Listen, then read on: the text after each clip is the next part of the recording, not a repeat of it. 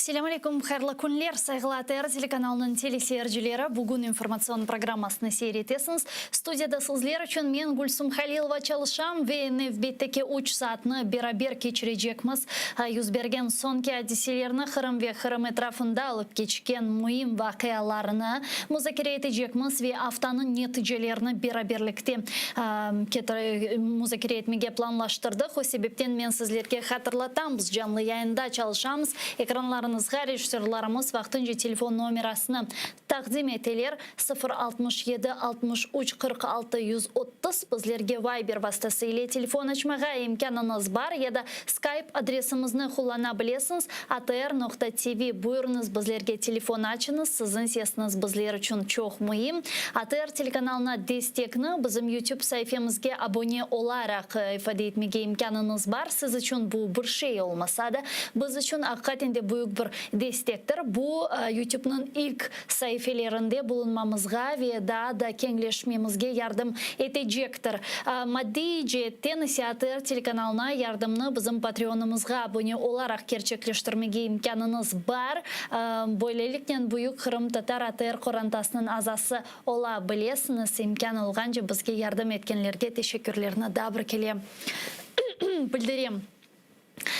Biz aytqaным ki bu haftanın neticeleri sırasında çok meselelerini laf etmege planlaştırdık ve elbette ki hafta devamında şimdi Kırım platforması yakınlaşkanın çeşit türlü haberler meydana kele. Endi Kırım platforması nasıl ötkerilecegi ile bağlı böyle detallar dep aytsam yanlış olmaz meydana keleler ve ne kadar devlet iştirak edeceği bu platformada hangi bir tedbirler ötkerilecegi, onun neticesinde hangi bir vesikalar ve ilahri kabul edilecegi meselelerini öğrenmege endi tavsiyatlıca başladı. Hususan bugün Ukrayna Dışişleri Naziri Dmitry Kuleba endi Kırım platformasına bundan evvel 31 dep aytgan, bugün endi belli olganına göre 33 memleket koşulacağını bildirgen.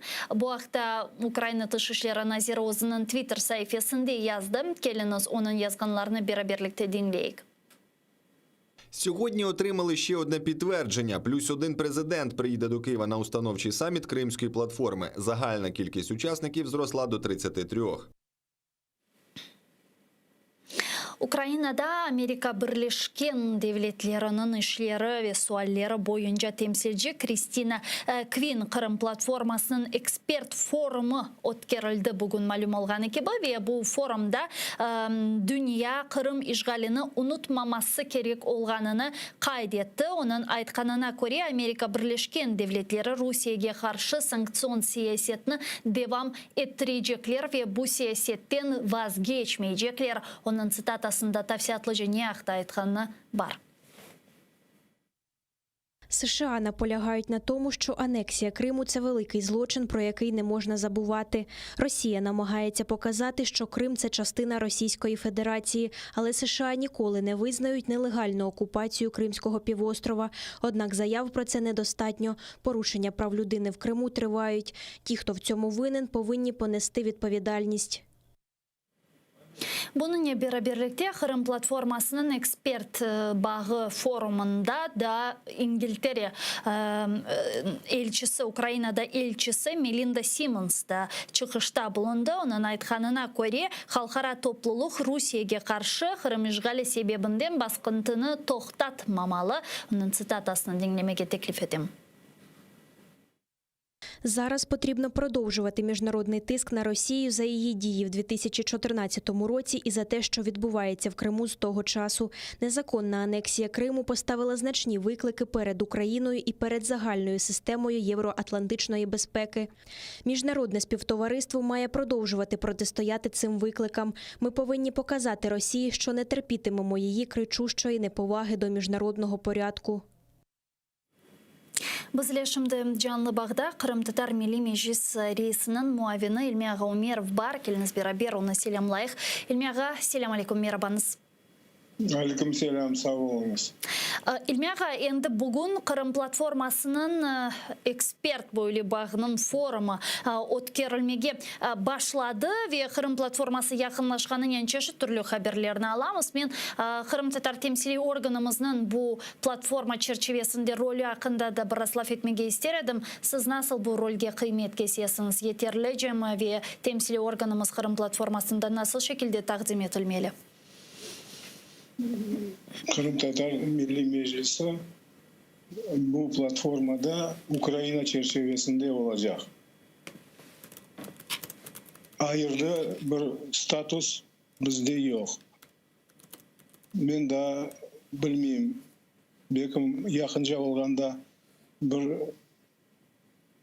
çaresini taparlar. Ama böyle Ukrayna delegasyasını ya da Ukrayna çerçevesinde olacağımız. Yani Ukrayna çerçevesinde derken Kırım platforması ötkörülgeni tedbirlerde Milli Meclis azalarımız mı iştirak edecek? Yani bu çeşit ötkörülecek uç seviyeli panellerde ya da bu nasıl olacak ya da ayrıca temsil etken insanlar teşrif buyuracaklar? Ben tabi o kadar çok bilmeyeyim. Nasıl olacak? Birkaç gün kalganda anlaşırıq. Bugün endi Ilmiyaga mına Kırım platformasını laf edecek olsak ve onun munderecesi hakkında laf edecek olsak, sizin malumatlarınızga göre bu munderece, yani Kırım platforması munderecesi neden ibaret olmalı, neden ibaret olacak? Nasıl meseleler esas ilk sıralarda duracak? Hepsinden Dülber ayıttı, Rusya'nın temsilcisi. Biz toplaşacağımız, laf edeceğimiz su hakkında, transport hakkında, deokupasya hakkında ya da Kırım işgal olganı ya da Kırım kaytacağı hakkında laf etmeyeceğimiz.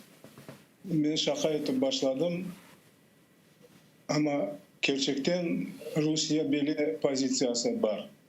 Kırım meselesi ortada yok. Kırım'ın yaşayışını yaxşılaştırmak için hareketler yapacak olsamız o koşulacakmış. Kalganları ise evet pek balaban влияние var. Kaysı devletten kim olacak? Birinci prezident olacağım, premier ministr olacağım, kansler olacağım ya da Dışişler Bakanı naziri olacağım. Ona bağlı. Ben başka bir intervyuda aytkan edim. İngiltere, Türkiye ve Amerika Koşma Ştatlarını delegasyonları ne kadar yüksek seviyede olsa o çok balaban tekstiri olacak. Kalganları şimdi son rakamlar 33 dedi Kuleba. Yeah. Bekim 33'te daha toktamaz. Ama kim olacağı pek tekstiri var. Kim temsil edecek devletin? Ya misal olarak Amerika Birleşken Devletleri'ni kim temsil edeceğini biz endi bilemiz. Bu Amerikan nakliye naziri Pete Buttigieg gelecek geçirken Kırım platformasının sizin fikrinizce bu yüksek seviye mi, yeterli seviye mi, yani bu beklentilerinizge ait olgan bir haber mi? Asıl o insan hareketi pek faal. Bu summit ona kelişedir. Ama ben bir kere sizin yayında aytıp taşlagan dedim. Şimdi de aytacağım.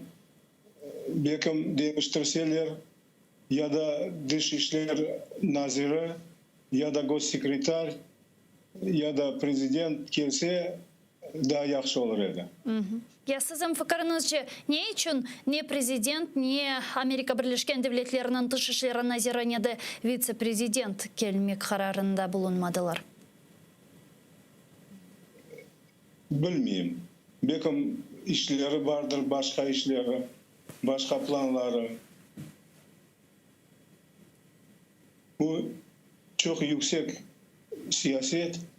Biz anda karışıp olamayız, yazıklar olsun. Ama herhalde bu yüksek siyaset içerisindeki alıngan ve yapılgan hareketler, alıngan kararlar ve ilahri bizlerge çok tesir eti. Bizim davamızga, bizim kuryaşımızga çok tesir eti. Herhalde Ukrayna'da bulungan bizler, yani sizler temsili organın Ukrayna siyasetine kenede bağlımız, onun alıp bargan siyasetine, hem dış siyasetine hem de iç siyasetine değil mi? Bağlımız. Aramız daha yaxşı olsa daha güçlü olur edi. Hem Ukrayna güçlü olur edi, hem bizim meselelerimiz daha tezce çözülür edi. Ne kadar aramız yaxşı olsa o kadar ves de Ağırlığımız. yüksekçe olur edi. Mına Ağırlık degeni teksirimiz çok olur edi. Zelenskiy endi iqtidarga kelgeni vaqt bu kimsege gizli olgan bir şey değil. Kırım Tatarlar, yani bizim temsili organımız böyle Poroshenko'nu destek etedi. Zelenskiyge ise böyle tenkiti bakışlar var edi. Siz de birçok kereler o'zining Facebook sayfasingizda Zelenskiyning ba'zi aytgan ya da aytmagan şeylerini tenkit etken ediniz de bazı yerlerde, bazı noktalarda tenkit etmege devam etesiniz. Ama herhalde Zelenskiy'nin bu algan teşebbüsü şimdi Kırım platforması, sonra algan Tamır Halklar ile bağlı kanunu ve sonki böyle Kırım etrafında yapkan çıkışları ve ilahri Zelenskiy'nin denişkeni hakkında aytamı ya da bu sadece işte biz eşitmege istegenimiz şeylerini aytamı. Siz neyle bağlaysınız böyle Zelenskiy'nin şahsi denişuvunu? Aslında adam 40 yaşını geçken son değişmiyor. Hep bir fikirleri var ve dünya bakışı var. Onu değiştirmek pek kıyın. Ama vaziyetke göre, baskıga göre değişmege ve o fikirlerini, o siyasetke bakan birkaç usullarını değiştirmege ya da doğrulamaga imkan var insanda. Ama bütünlüğü değişmek olmaz. Yani sizince o bakışlarını değiştirdi şimdi? Değiştirmedi de belliyim ben. Bakışlarını değiştirmedi ama aytkan laflarını açık doğrulap ayta. Bu İki yıl içinde bizim için güzel signal. iyi. Yaxşı yapkan şeyini yaxşı dep aytacağımız. Ilmiha, bu Kırım platformasına qaytacak olsak ve onun etrafında da bir demek biz Amerika Birleşken Devletleri'nden başladık. Siz de İngiltere'nin temsilciliği çok mühim olganını ayttınız. Türkiye Cumhuriyeti'nin temsilciliği çok mühim olganını ayttınız. Türkiye Cumhuriyeti'nden mına Recep Tayyip Erdoğan'ı beklemege mümkün mü sizince? Yani kelebilir mi? Öyle bir umutlar var mı? Ya da bu temsilcilik Dışişleri Nazırı belki seviyesinde olacak? Olabilir.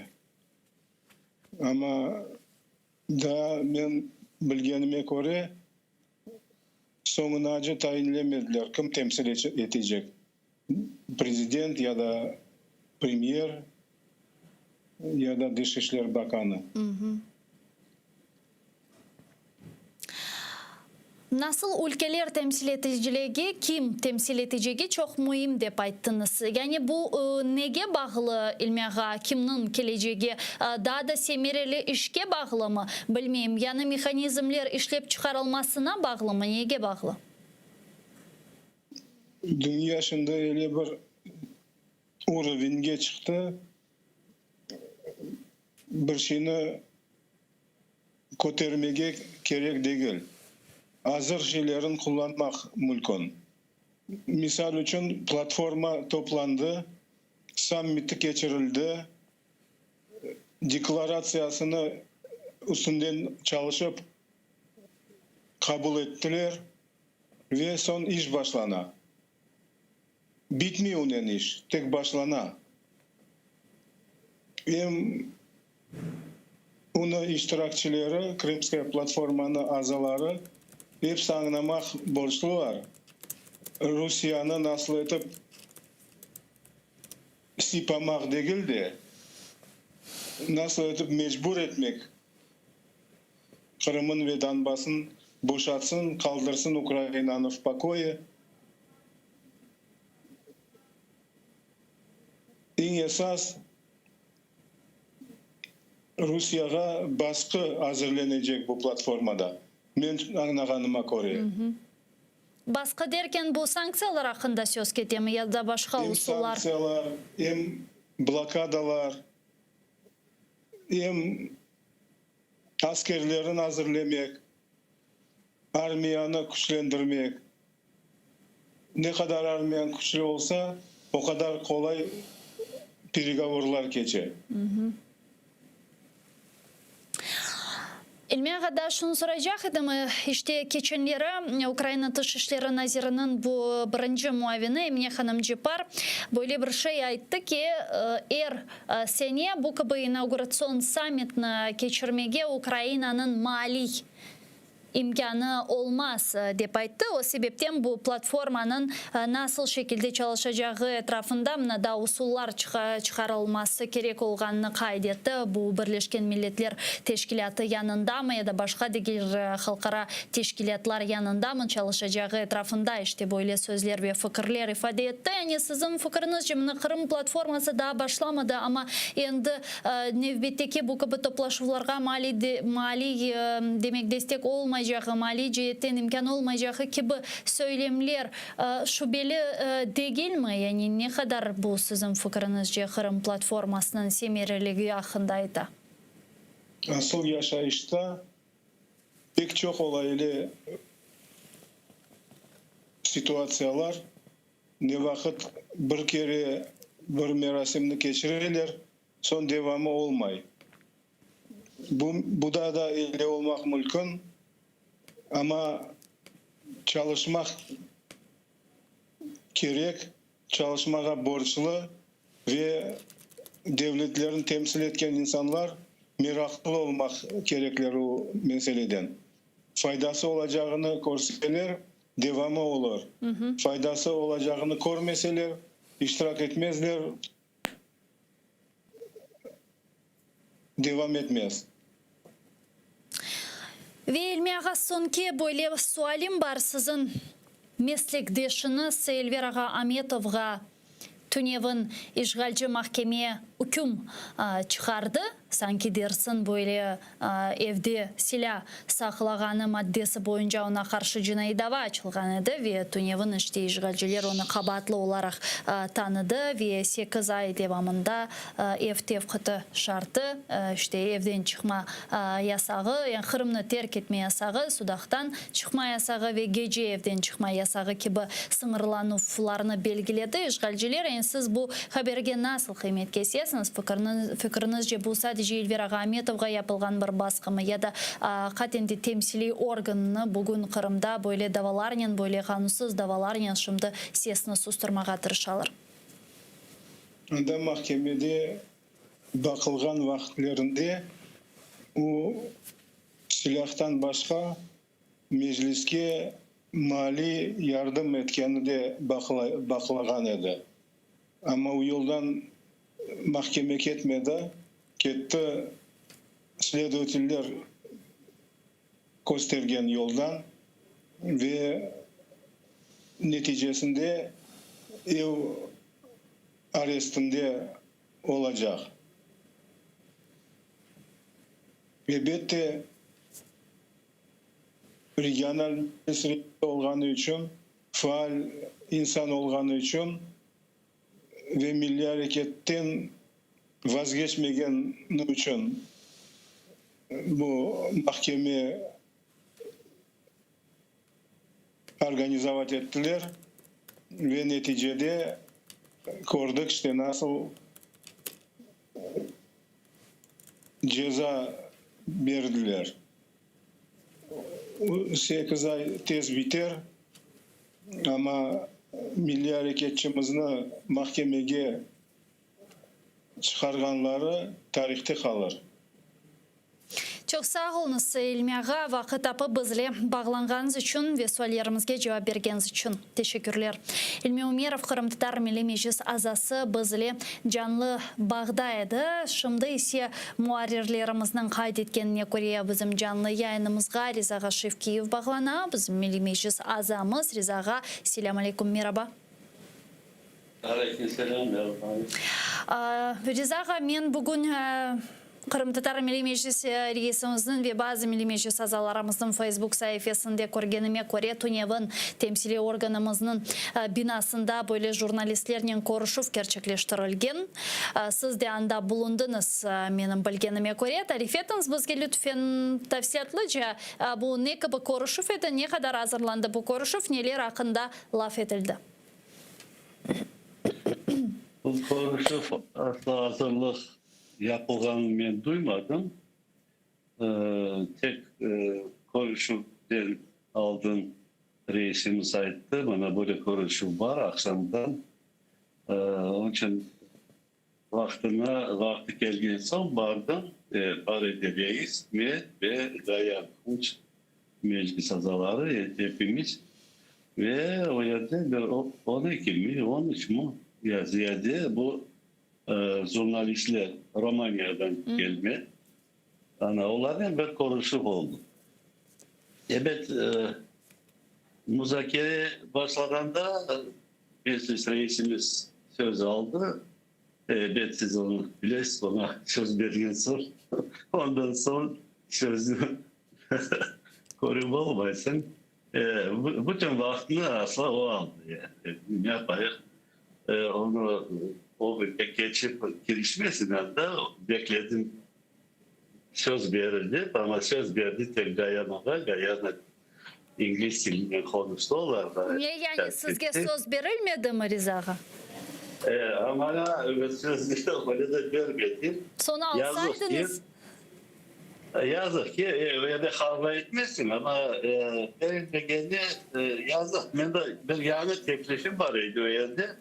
Mesela meclis reisimiz bütün bu 14 seneden başla tarihimiz niye başladı tarih bitmeye 14 senesi olgan başla ayıttı 1,5 saat kabardı o lafı ama bencasına bu kadar uzatmak bu lafları gereği yok etti. Ben mesela böyle bir fikrim var idi aytacak edim. Ama siz halkara jurnalistlersiz. Siz tek bizim tarihimizi yazmaya elde gerek de yok. O her yerde toğlu açın YouTube'da ya Facebook'ta her yerde bu aytılıp geçken laflar. Siz yani bir adımlar yapmaya çareniz olmak mümkündür. Mesela sizler başlasanız bu Romanya jurnalistleri bir diskusiyalar jurnallarda, gazetelerde, efirlerde nasıl edip Kırım'ı kaytarmak gerek. Nasıl edip Amerika ve Büyük Britanya'nı çağırtmaya özellikle 94 senesi vergen Budapest Memorandum vazifeleri becergeli. İnisiyatif yapıyla mesela bu Budapest Memorandum'unu o anda Sovyet Безопасность bölümüne dinlemeye ve niçin bu memorandum yerine getirilmedilerdi. Jurnalistler bu sualini koterseler ve duyan bir yaşlı olurdu. Onların ardından başka jurnalistler de koşulurdu. Biz her zaman bu sualleri koteremiz politiklere gelir çok su çinovnikler ve prezidentler başkaları ama jurnalistler bu taraftan tek işgallerin yazarlar ama o tarafta bir inisiyatif yok. Biz her zaman aytamiz, dünyada jurnalistler, gazetçiler bir hükümetlerin bir власть bölümüdür da. Hükümet. Tretye власть. Öyle deyimiz. Ama onlar bir tek deklarasyon yaparlar. Bizler aytkanın, politikler, ekspertler aytkanın onlar çıkararlar, onu da tutularlar. Özlerin taraftan inisiyatif çıkarsalar, özlerin taraftan jurnalist, bütün dünya jurnalistlerle konuşmalar başlasalar, niçin mesela bu Budapeşt memorandum böyle ağza geldi de niçin bu garantiler becermediler, niçin Ukrayna'nın taşladılar ve bugün de hani 7-8. yıl gitti. Tek sanksiyalarını tutularlar. O sanksiyalarda hem belirse na keskin biri dese de mesela o tekrar. Eğer o tesiri onun olmasa, eğer Rusya bir adım arka kaçmasa ne belirse o sanksiyaların faydası yoktur. Ondan başka biz göremiz Putin'in adımların o tek yetmeye arka kaçmaya değil, o adımlar şey yapmaya, o bekletmeyi. Bugünkü ekspertler, politikler, jurnalistler bütün lafları Rusya bu ay baskı yapacak mı Ukrayna'nı, gelecek ay baskı yapacak mı, bu yıl yapacak mı baskını, yapacak mı? Ya toktan. Biz bekleyip oturamız Rusya'nın yanında bir adımı yapar. O yapar o adımı. Ondan çok etmeye yapmaz diye sakınmaya gerekiyor. Rusya her zaman bir momenti tapanda bu işgallik Ukrayna'da işgallığın devam etti ve o gitti. Ama laflar etmek gerek nasıl etip toprakları kaytarmaya, nasıl etip Kırım'ı kaytarmaya Ukrayna'nın içine. Yani onun etrafına laf etmek Riza siz neticede bunu nasıl koruyorsunuz? Nasıl siz koruyorsunuz Kırım'ın kaytarılığını? İşte böyle yaptırımlar, baskılar neticesinde Rusya dayanamayıp ve Kırım'ı artık taşıp olamayıp mı kaytarması lazım? Ya da nasıl olmalı bu, siz bu prosesini nasıl koruyorsunuz? Ben bu prosesi göreyim, yeni bir adımlar çıkarmak gerek.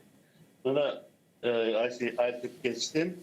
Sovet Безопасности bu sualler mutlaka çıkarılıp Ya nasıl Sovet Безопасности Rizaga siz menden yaxşı biliyorsunuz.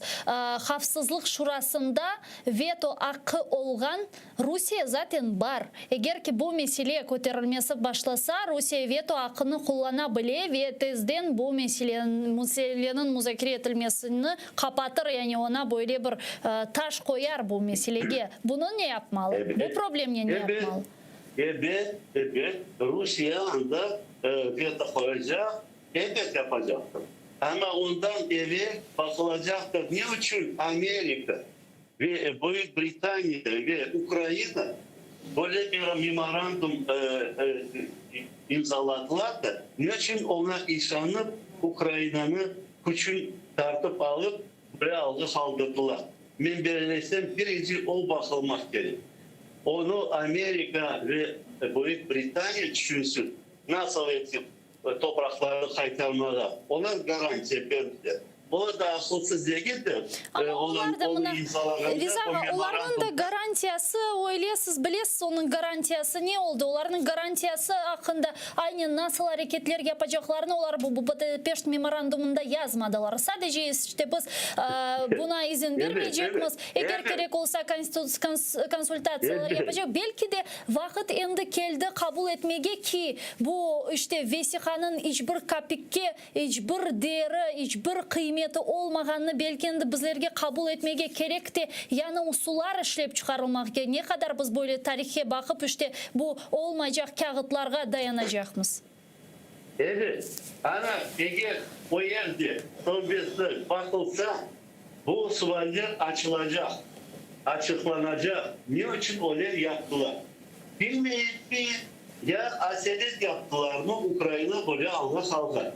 Ondan başka belki ben düşünüyorum Rusya veto koyacak ama Sovyet verecektir bunu halkara mahkemeye ve halkara mahkeme bu işi bakıp bir karar çıkarmak gerek. Hem Rusya'nın üstüne ve ondan başka Amerika ve Büyük Britanya'nın üstüne. Niçin onlar böyle bir uygunsuz memorandumla Ukrayna'nın kuvvetini aldılar. Onlar da biraz adresiniz olmak gerek. Biz her zaman sakınamız onlara karşı bir laf aytmaga. Ya doktan. Siz onu imzaladığında siz işandırdınız Ukrayna'nın çizgi biz horçalarız diye. Ama şimdi veto koyacak iken anda böyle iken ya doktan. Yani için aldattınız ya da siz aselet böyle işini yaptınız. Ama bu halkara mahkemede bakılsa bir boyun bir iş olurdu. Ondan sonra bu hükümetler bir adımlar yapardılar. Nasıl edip Rusya'nı Ukrayna'dan çıkarmalı. Ama belki Rizaga men bu böyle yani davranışlar böyle da aytkanınız gibi hakikaten akımız da var aslında. Onlar çünkü bu mesuliyetini özüne aldılar ama bu bizim zaten şimdi böyle bir çok güzel vaziyette olmayan halkara teşkilatlar, halka devletlerin yani bizni destek etken devletlerin münasebetlerimizni hususan Amerika Birleşken Devletleri ve İngiltere hakkında aytam. Zira onlar bizim yani Ukrayna'nın güçlü ittifakdaşları olalar. Bu bizim onların münasebetlerimizni yamanlaştırmaz mı? Daha beter olmaz mı? Zira herhalde biz canın ağırabilemiz işte aytabilemiz işte siz söz verdiniz yapmadınız ama herhalde real politik içerisinde bulunamız ve elbette ki anlayımız ki her devlet özünün menfaatini de düşünüyor. Belki de özümüz bir de bir usullar çıkarmak gerekmiz. Bu usullarını teklif etmek gerekmiz. İttifakdaşlarımızga Allah'a şükür olar bizlerini alida bu günge kadar destek eteler. Bu böyle davransak bu bizim vaziyetimizni daha da beterleştirmez mi? Bu vaziyette bana 58 yıl olacaktır yakında. Son onda ne gördük? Ben desem bizde bir laf var. Doğru aytan babasına da yaramaz. Öyle, evet, onlar da açıklanacaktır da. Ama açılan postersinde niçin böyle yaptılar? Doğru laflar olmak gerek. Biz her zaman sakınamız. Allah'ın canları ağırtır. Biz ondan bir şey yapmazlar. Canları ağırtsa da siz bellemeyin onlar derler. Ukrayna böyle bizge nedir prinsipal lafların aytanlar biz onlardan ona sırtımızı göstereceğiz. Ama Rusya ne yapsa yaptı. Yok. Rusya onlar yol elbette ki yani. onlar böyle aytmazlar. Elbette ki böyle hiç kimse bundan sonra Ukrayna bizge öyle yaptı demek ki biz Kırım işgalini kabul etemiz degen çıkışlar olmaz. Bunu biz anlayımız. Ama sözler bir, hareketler diğer. Misal olarak şimdi Şimali akım 2 meselesini alacak olsak bizlerini destek eteler. Ukrayna'nın energetik hafsızlığı hakkında aytalar bizim yanımızda bulunalar ama sözlerden son ne yapıla? Koremiz anlaşmalar tızılı. Yani bu sakıntılarda mevcut olabilir. Siz bunu görmeysiniz mi? Olmasa Gülsüm Hanım biz razı olmak gerekmez. İsrail gibi böyle kavga Kırım'da, Donbass'ta Huvan'ın yüreği. Hani onlar biz ya nasıl usullar ya başka nasıl usullar kullanmak mümkün? Ne var? Ben aytam belki de yanı usullarını gerçekleştirmek gerek. Gülsüm onlar düşünsünler. Onlar bilirler diye kullanmalar. Biz o kadar da bilmeyiz. Onlar bilirler nasıl kullanmalar. Onlar bilirler nasıl Rusya'nı akla kaytarmalar. Bilirsiniz. Biz onların geopolitik işlerinde girişim olmayınız. Ama onların gergin sözlerini tutmalı. Onlardan mecbur olmak gerek. O mecburlukta da Ukrayna yaptırmak gerek. Ben başka çare görmüyorum. Alo. Galiba Riza'ga birisi telefon açtı ya da Bahuzul. Riza'ga. Ya, ondan başka evet Ukrayna'nın Ukrayna'nı çekmek gerek. Ukrayna'nın militarizasyonu kotarmak gerek. Ukrayna içinde de çok sualler var. Ama topraklarını kaytarmak tez vakitte Ukrayna'nın koluna değildir. Yazık. Onun için şimdi bu neler politikler, ekspertler artık geçtim. Bütün lafları Ağustos ayına Rusya baskı yapacak mı? Ya sentyabr yapacak mı?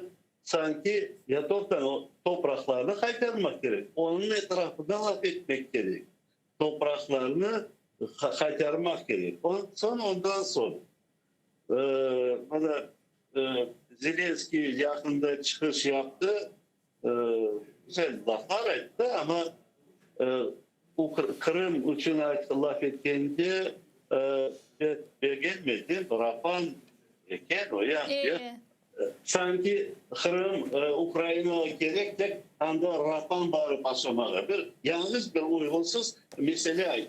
Ya Kırım kadar halkı, Tamurlu halkı karşı çıktı işgallarda.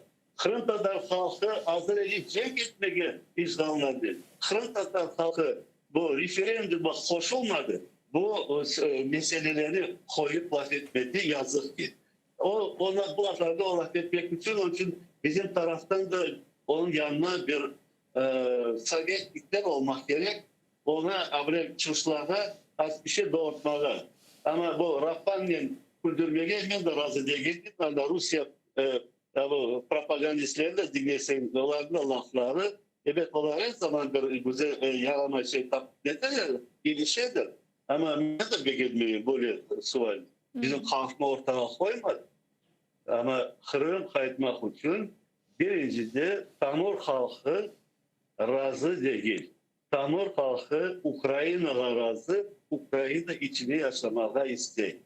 Bu birinci kozur olmalı. Bu gelecek platformalarda bu birinci основной путь, основная nitка hep laf olmak gerek, bağlamak gerek Tamur halkını. Rizan yukarıda aytıp geçkenlerimiz sizin aytıp geçkenleriniz men sizden razım. Nasıl düşünüyorsunuz yani bu meseleler Kırım platformasında kotarılması mümkün mü ve Kırım platforması yukarıda aytıp geçkenimiz meseleler etrafında Kırım kaytarılığı istikametinde ne kadar semereli bir teşebbüs olabilir? Nasıl şekilde semereli olabilir fikrinizce?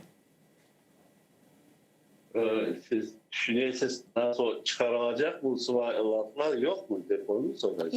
Yani nasıl sualler kotarılmalı de esas maksat yani Kırım kaytarılığı gerçekleştirilsin ve ne kadar Kırım platforması bu mesele etrafında semereli olabilir? Kaytarılığı meselesi etrafında. Ben istediğim birinci sualler Kırım kaytarılıp ortağa koyulmak gerek ve Donbass'tan Ruslar çıkayla. Birinci onun etrafı. Eğer Kırım platformasında ilinseler bu защита прав людей onun etrafına ilinseler onlar onu severler laf etmeye. Yardım da etmeye isterler. Çok laf etmeye de isterler. Ama Kırım işgallarından kurtulmadan kez ни о каких правах людей там речи быть не может.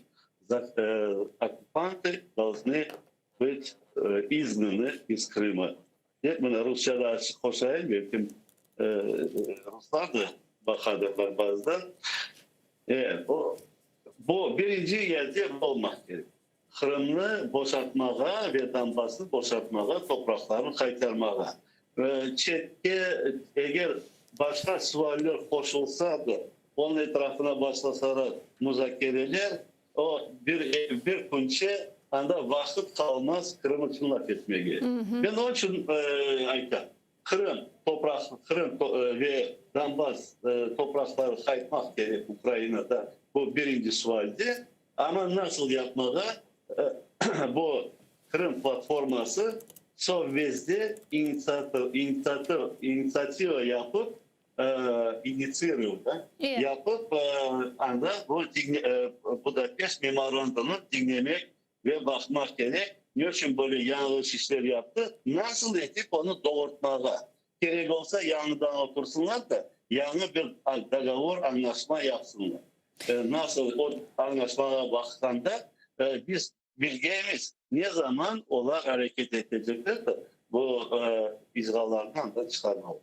Çok sağ olun Rizağa. Büyük teşekkürler yayınımızga koşulup kıymetli fikirlerinizni ifade ettiğiniz için. Milli Meclis azası Rizağa Şevkiyev bizle canlı bağdaydı. Bugün bu yayınımızda ve Tunev'in yayınlarımızda kayıt etkenimizge göre malum olğanı gibi işgal etilgen Kırım'da Sudak Regional Milli Meclis reisimiz Elvira Ametov'a işgalciler mahkemeye hüküm çıkardılar. Bu hafta bizlerge tavsiyatlıca özü Elvira Ametov tarif etmege hazır. Muayrirlerinin aytkanına göre o bizle şimdi telefon vasıtasıyla canlı bağda. Elvira, selamun aleyküm, merhabanız. Alo. Elvira. Aleyküm selam. İyi, selamun aleyküm. Elvira, sizge işgalci... Alo. Alo. Eşitiz? Aleyküm. Elvira, men sizden küçük bir ricada bulunacağım. Ekranınızın, televizorunuzun yanınızdan çekiliniz. Lütfen sesimiz farklı gelebilir. Sizge siz bizni eşitmeyebilirsiniz ya da böyle beklemek gerek olacak.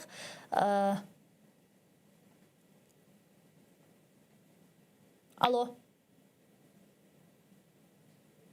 Alo.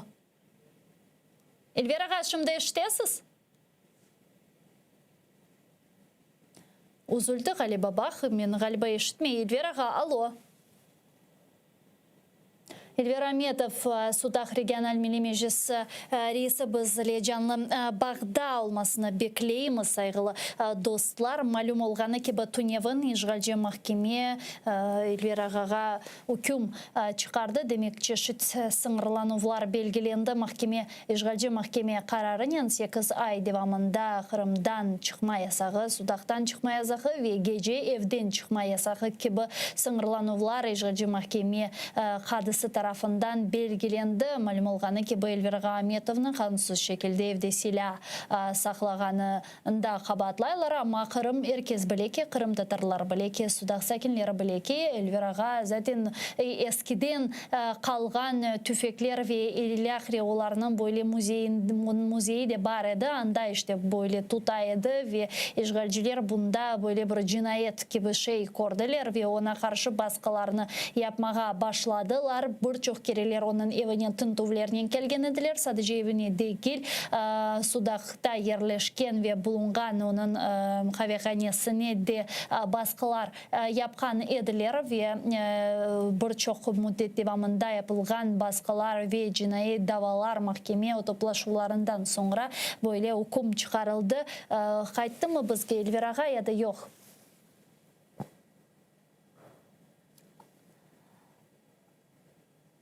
Yok galiba. Alo Elvira'ga.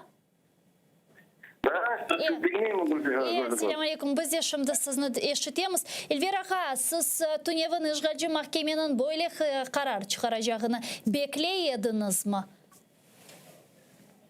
Ben ona verdim o.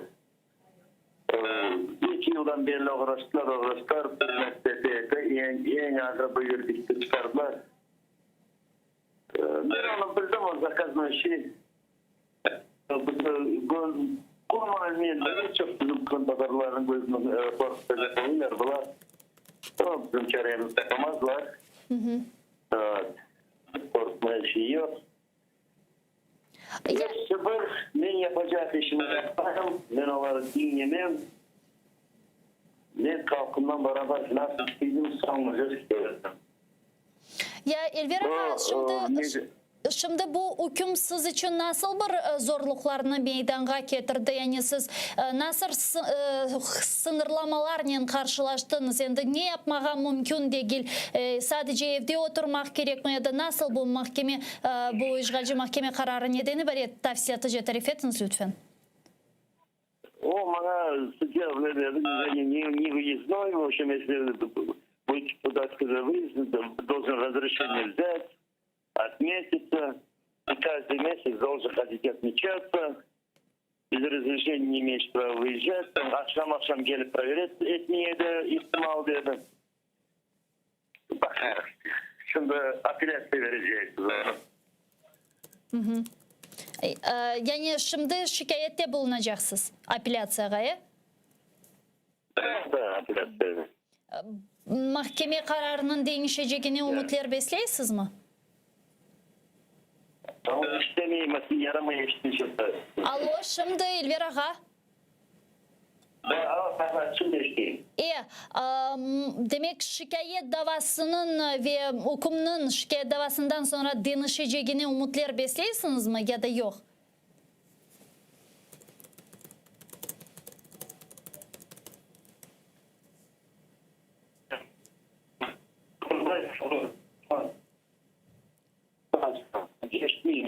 Çok yaman bağ ne yazık ki biz de eşitmeyimiz sizni Elvira Ahmetov Sudak Regional Meclis Reisi bizle da canlı bağda edi.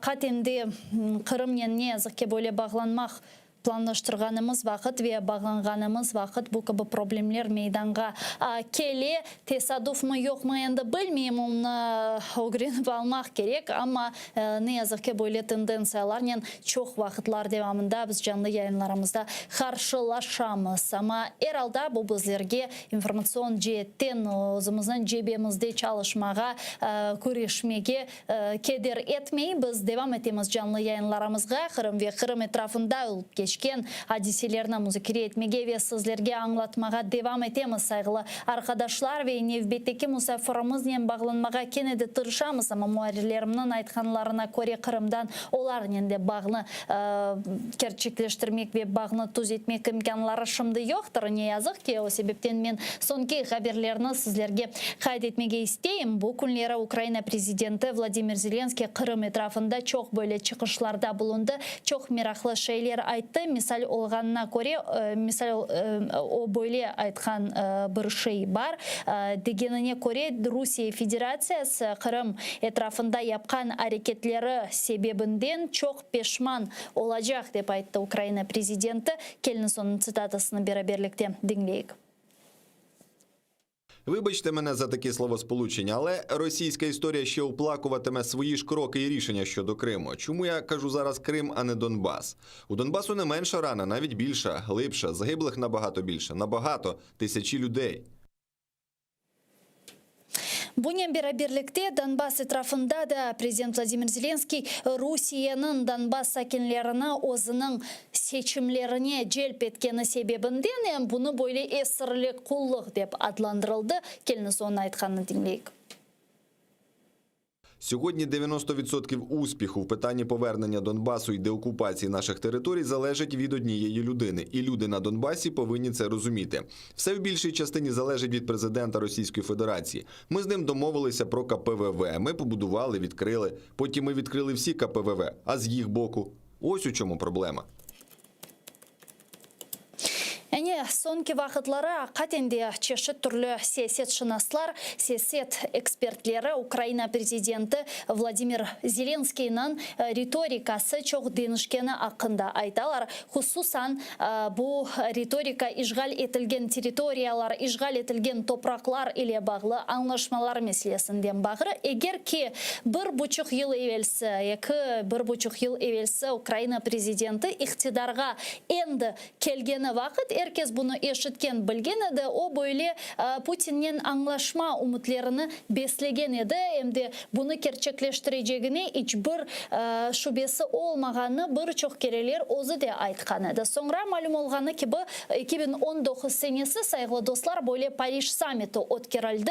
Büyük bir teneffüsten sonra 4 lider Frankistan, Almanya, Rusya ve Ukrayna liderleri Normand formatında toplaştılar 2019 senesi ve o vakit Putin'in böyle şahsi tete-a-tete konuşumundan sonra Ukrayna prezidenti Vladimir Zelenskiy Оның көзлерінде барышыққа истек көргенні айтқан еді ве бұл кібі сөзлер ақатенде Украина içerisinde çok büyük tenkitlerге maruz kaldı. Erkes Zelenskий'nin bu айтқан sözleri sebebinden açıklanған еді. Zira normal formatı gerçekleşmezden evvel malum olğanı gibi Donbas meselesinde çok büyük ve böyle mühim уступка деп айталарда ki bu hareketler gerçekleştirilgen еді. İşte Arabiylerinin çekilüvü olsun, sonra mühim şartlarının diğer siyasi mabuslarının azat edilmesine berilüvü ve ilahri gibi hareketler yapıldı. Sonra bu formula Steinmeier'a imzalanması elbette ki birçok şüphelerini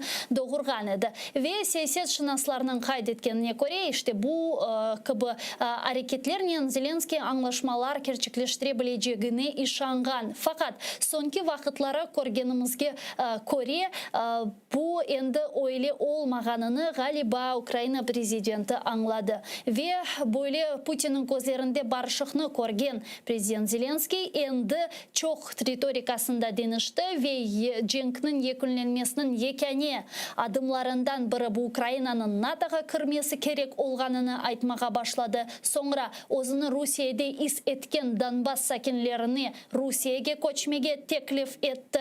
Eğer ki Ruslar ve Ukraynalar bir halk olsa Kreml'de Ukrayna bayrağı dalgalanır degen böyle çok sert, katı sözler ve çıkışlarda bulunmağa başladı Ukrayna prezidenti Vladimir Zelenskiy. Çok siyaset şinaslarının aytkanına göre 1,5 yıldan sonra Zelenskiy endi hakikaten Putin'le bir anlaşma imkanı olmağını anlağanı sebebinden endi açık ve sert şekilde özünün fikirlerini ve bu doğru olğanını anlağanını kaydetilir.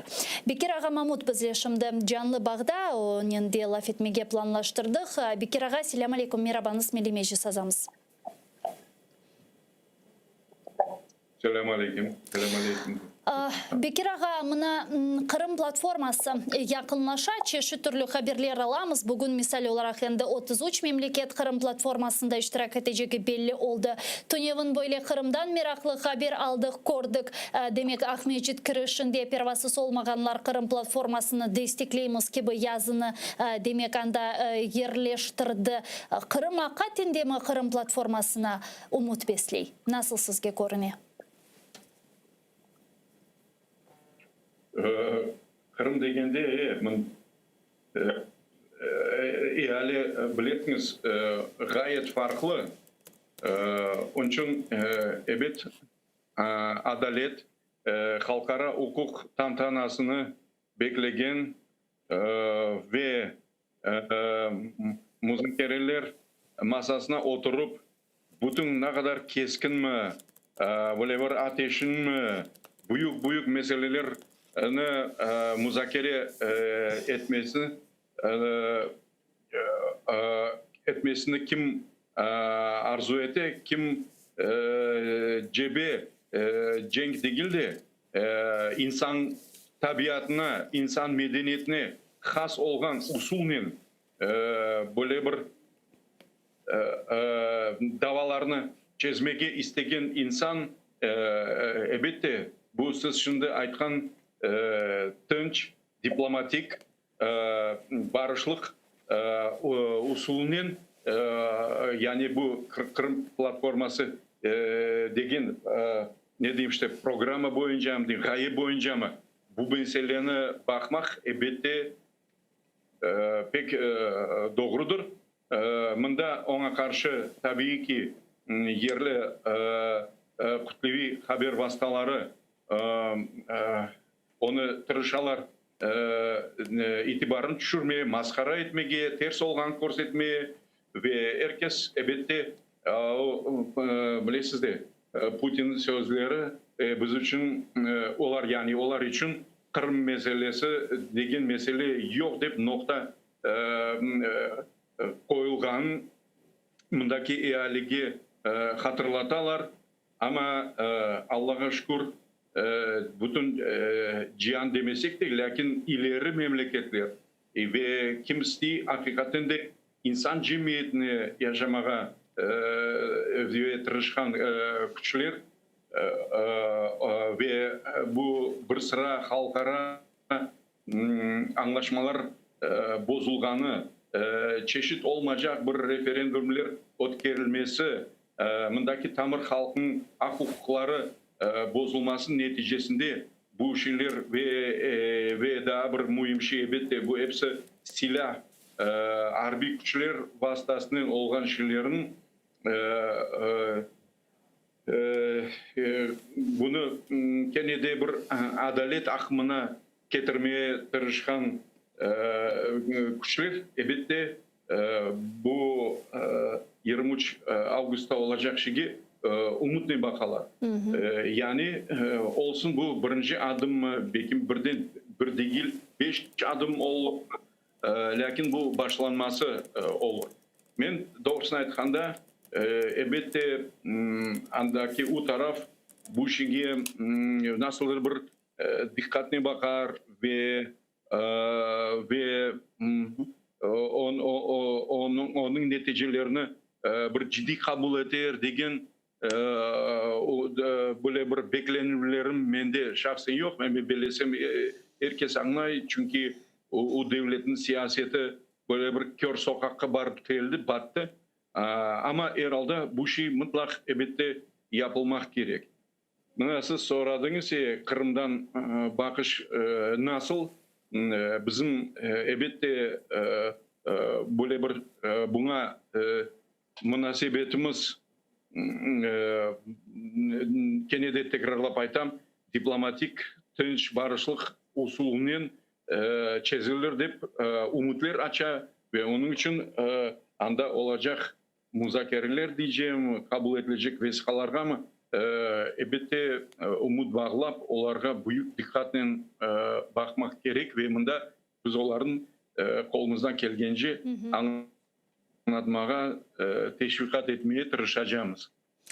Bekir ağa, emde bu günleri Tünev'in sizin de malumunuz olğanı ki bu Sudak Regional Meclis Reisi Elvir ağa Ametov'a böyle hüküm çıkarıldı. Siz bu hükümge nasıl kıymet kesiyorsunuz? Bu temsili organımızını böyle susturma ıntılıvları mı işgalciler tarafından ya da belki de şahsen Elvir ağa Ametov'a yapılgan bir baskı siz bu meselege nasıl bakasınız, nasıl kaydetirdiniz? Bu vaziyette bir yanı bir şey yok. Onu mümkün biz hepimiz bilesiniz Sovet mektebinde, üniversitelerde kim filologiyada okudu. Onlar böyle bir belli Rus böyle bir basnya yaratıcısı var. Ivan Andreyevich Krylov.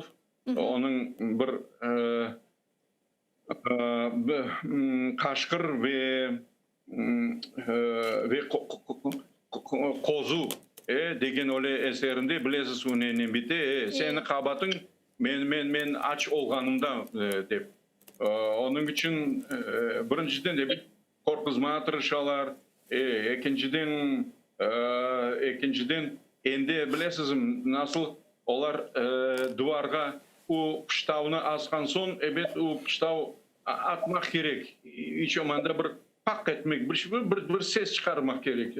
Çünkü olmasa onların asılganı maskara olacak. Onun için onlar İlber Ağa üzerinde bu mahkemeyi çıkarıp endi bilirler. Keskin karar alsalar o ne diyeyim işte pek itirazlar olacak ve ona bütünlüğü adaletsiz olganlık görülecek bu kararın. Onun için işte böyle karar aldılar. Bu da işte bir elbette tabii baskın bir şekilde ve daha bir kere bizge endi bilmeyeyim kaçıncı kere milyoncu kere bekim көрсетmeye istiyorlar. Demek Kırım'da sahip kim olgan ve bizim yerimizin көрсетmeye tırışalar. O yerçike, o koşeçikte sesinizin çıkarmayıp oturunuz demeye istiyorlar. Biz bilemiz İlber Ağa'nı böyle bir grajdan meramı pozitsiyası hareketleri o bizim milli hareketin çok yıllar bağlı olup ve o özün yolundan taymadı, korkmadı, fikirlerini ayttı. İşte bir mania, bir mana açık yani bir mana açık tapıp işte істеділер. Sen ойлайсың, маса бірінші кере бұдыр. Сон бақарық деп, бұл mahkemenin mantığı böyledir. Bunun beraberlikte Bekir Ağa laf etmege istegenim daha bir mühim mesele var. Bu koronavirüs meselesi zira Ukrayna ana kıtasında kunde binge yakın hastalanganlar mevcut ola. Kırım'da da bu gibi miktarlarını görüyoruz. 300, 400, 500 insan hastalanganı hakkında haberler alamız. Ölgenlerinin miktarı oskeni haberlerini alamız. Yani sizin gözlemlerinizge göre, bakışlarınızga göre, etrafınızda alıngan haberlerge göre bu neden sebep, neden bağlı Kırım'da şimdi koronavirüsünün böyle tarqalğanı, bu insanların bu meselege çok dikkat etmegenleri ya da sözde hükümet ve hakimiyet temsilcilerinin yeterlice faaliyetler alıp barmağanı sebebinden neden?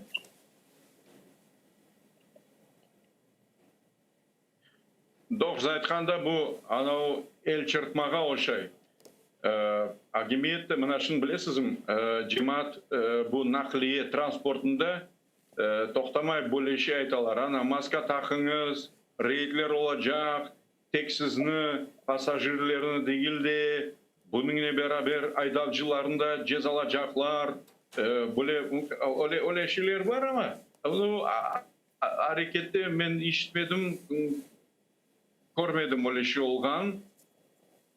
Ve insanlar ne diyeyim, beni gözetime göre bu maskaga kelgende ya da başka bir böyle bir gigiyena, mıkaytlık alametleri kararının bir yarıga yarıdır da.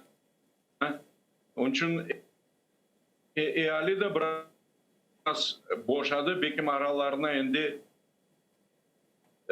hastalığın başından geçirip bekim böyle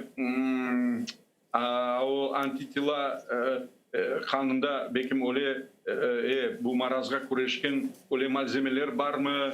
Buna işanalar mı? Ne olsa da hakimiyet tarafından da etkileri yok. İkinci taraftan eyali de. Neticede evet biz bilemiz ve bu sırada resmi malumatlarga de çoktan 1,5 yıldan beri işanmakta kalmayı. Son insanlarda o bilmiyorum işte bu aşılama degende de böyle sıranın nöbetine dizilip barıp bu fırsattan faydalanmakında çoksu doğru görmüyor. Çeşit sebepler var. Bana iştemiz bazı memleketlerde hastalananlar var ama ölüm statistikası aşılamanın evet onu da pek muhayyerlikle doktorun, hekimlerin tavsiyesini yapmak gerek tabii. Ama sapıp da bu marazdan özün saklamak stüdyo. Çok sağ olunuz Bekir Ağa, anladım. Bizle bağlanıp suallarımızga cevap bergeniz için. Elbette ki çok da laf etmege mümkün olur ama ne yazık ki bağ böyle uzun ve çok yaxşı etme imkanları ne yazık ki yoktur. Çok sağ olunuz bizle bağlanğanız için. Kırım Tatar Milli Meclis Azası ve Kırım gazetasının baş muharriri Bekir Ağa Mahmut bizle canlı bağda edi. Saygılı dostlar, biz yayınlarımızı yekunlemeyimiz. Şimdi 5 dakikalık teneffüske keçemiz, sonra bu studiyaga qaytacaqmız. Nevbetdeki mühim haberlerini, Kırım platforması hadiselerini, sonra dünyada olup geçken ve bu dünya hadiselerinde Ukrayna'nın rolü meselelerini müzakere edecekmiz. Elbette ki bizim yayınlarımızda laf etkenimiz esas mesele bu Kırım meselesi ve Kırım meselesi etrafında neler yapılğanı, Kırım qaytarılığı yönelişinde hangi hareketler alıp barılğanı ve onların ne kadar semereli olacağı. O sebepten siz de bizim yayınımızga hoşsunuz. Bizim yapkan bütün işlerimiz siz için, Kırım için ve sizin sesiniz bu meselelerde bizler için çok mühim. Böylelikle Ukrayna devlet temsilcileri de Ukrayna hükümet temsilcileri ve yolbaşçıları sizin sesinizni eşitip olurlar. Bizim vasıtamız ile kelin sesimizni duyurayıq saygılı dostlar. Men sizden sağlıklaşmayın. 5 dakikadan sonra görüşkence adırlı olunuz.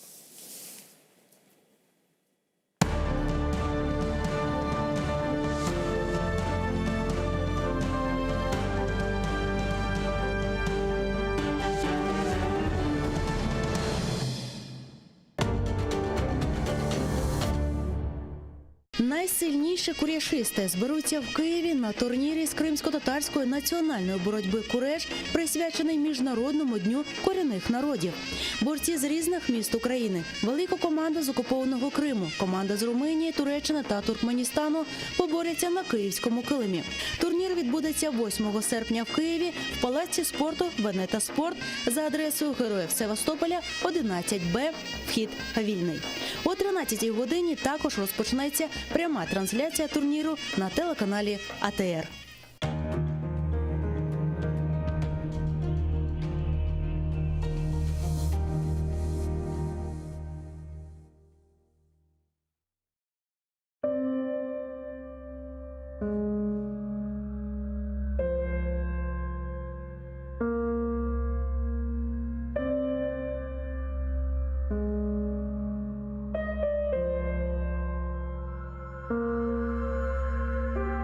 Насыл бір күнлерге қалдық, қардашлар. Бұл ұзын yollarda талдық, қардашлар. Аман-аман бітіп яндық, қардашлар. Көзіміз огынде сәбейлер оле. Дүния бізге бақып, бір көзнен ағылай, бір көзнен күле. Дүнияға нам берген бір миллет едік. Асырлар түбінден тіріліп келдік. Ватанға көз тікіп құрбанлар бердік. Бізні кене болелер бір шына еле. Дүния бізге бақып бір көзнен ағылай, бір көзнен күле. Қалмады арамызда бірлік кеңеші. Шуның чүн қыздырмай ватан күнеші. Шуның чүн юрушме ей халқым ишім. Шуның чүн бағырыңны ханжерлер тіле. Дүния бізге бақып бір көзнен ағылай, бір көзнен күле. Эпіміз хабардық менген қамырдай, қарышып қалмайық бір топ чамырдай. Кесіліп башладық құрған тамырдай. Яшаймыз бұларны біле. Дүния бізге бақып бір көзнен ағылай, бір көзнен күле.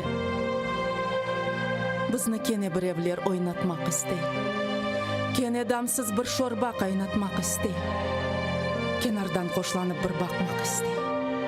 Бар, ойна көз яшыңны сіле-весіле.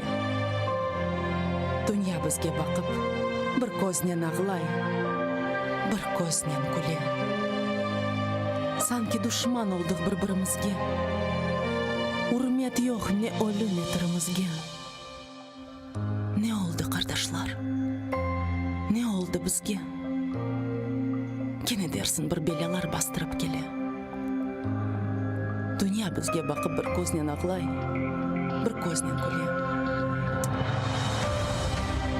Алладан берілген güzel бұ топрақ, көзлеріміз кібі корланған чоқрақ, тереклерімізде сарарған япрақ, бізі кібі чекмекте ферият венале. Дүния бізге бақып бір көзнен ағылай, бір көзнен күле. Ей фелек, ішіңе ақыллар етмей, татарның башында düşünce бітмей. Бір күчік арзым бар, ақылымдан кетмей. Өмірлер біте, ве өмірлер келе. Демесінлер, дүния бізге бақып, бір көзнен ағылай, бір көзнен күле.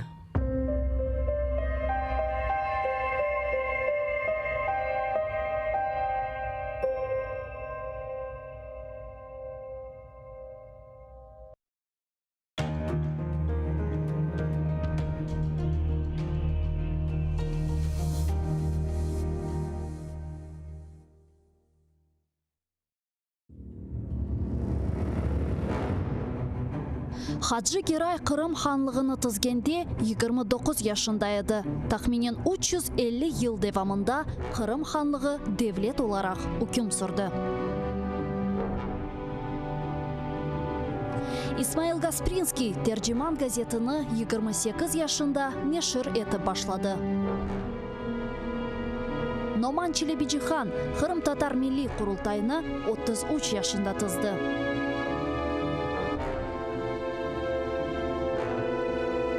Бекир Чобанзаде 27 yaşında профессор olarak Latin әліпбесini Түрки devletlerге teşviqat etті.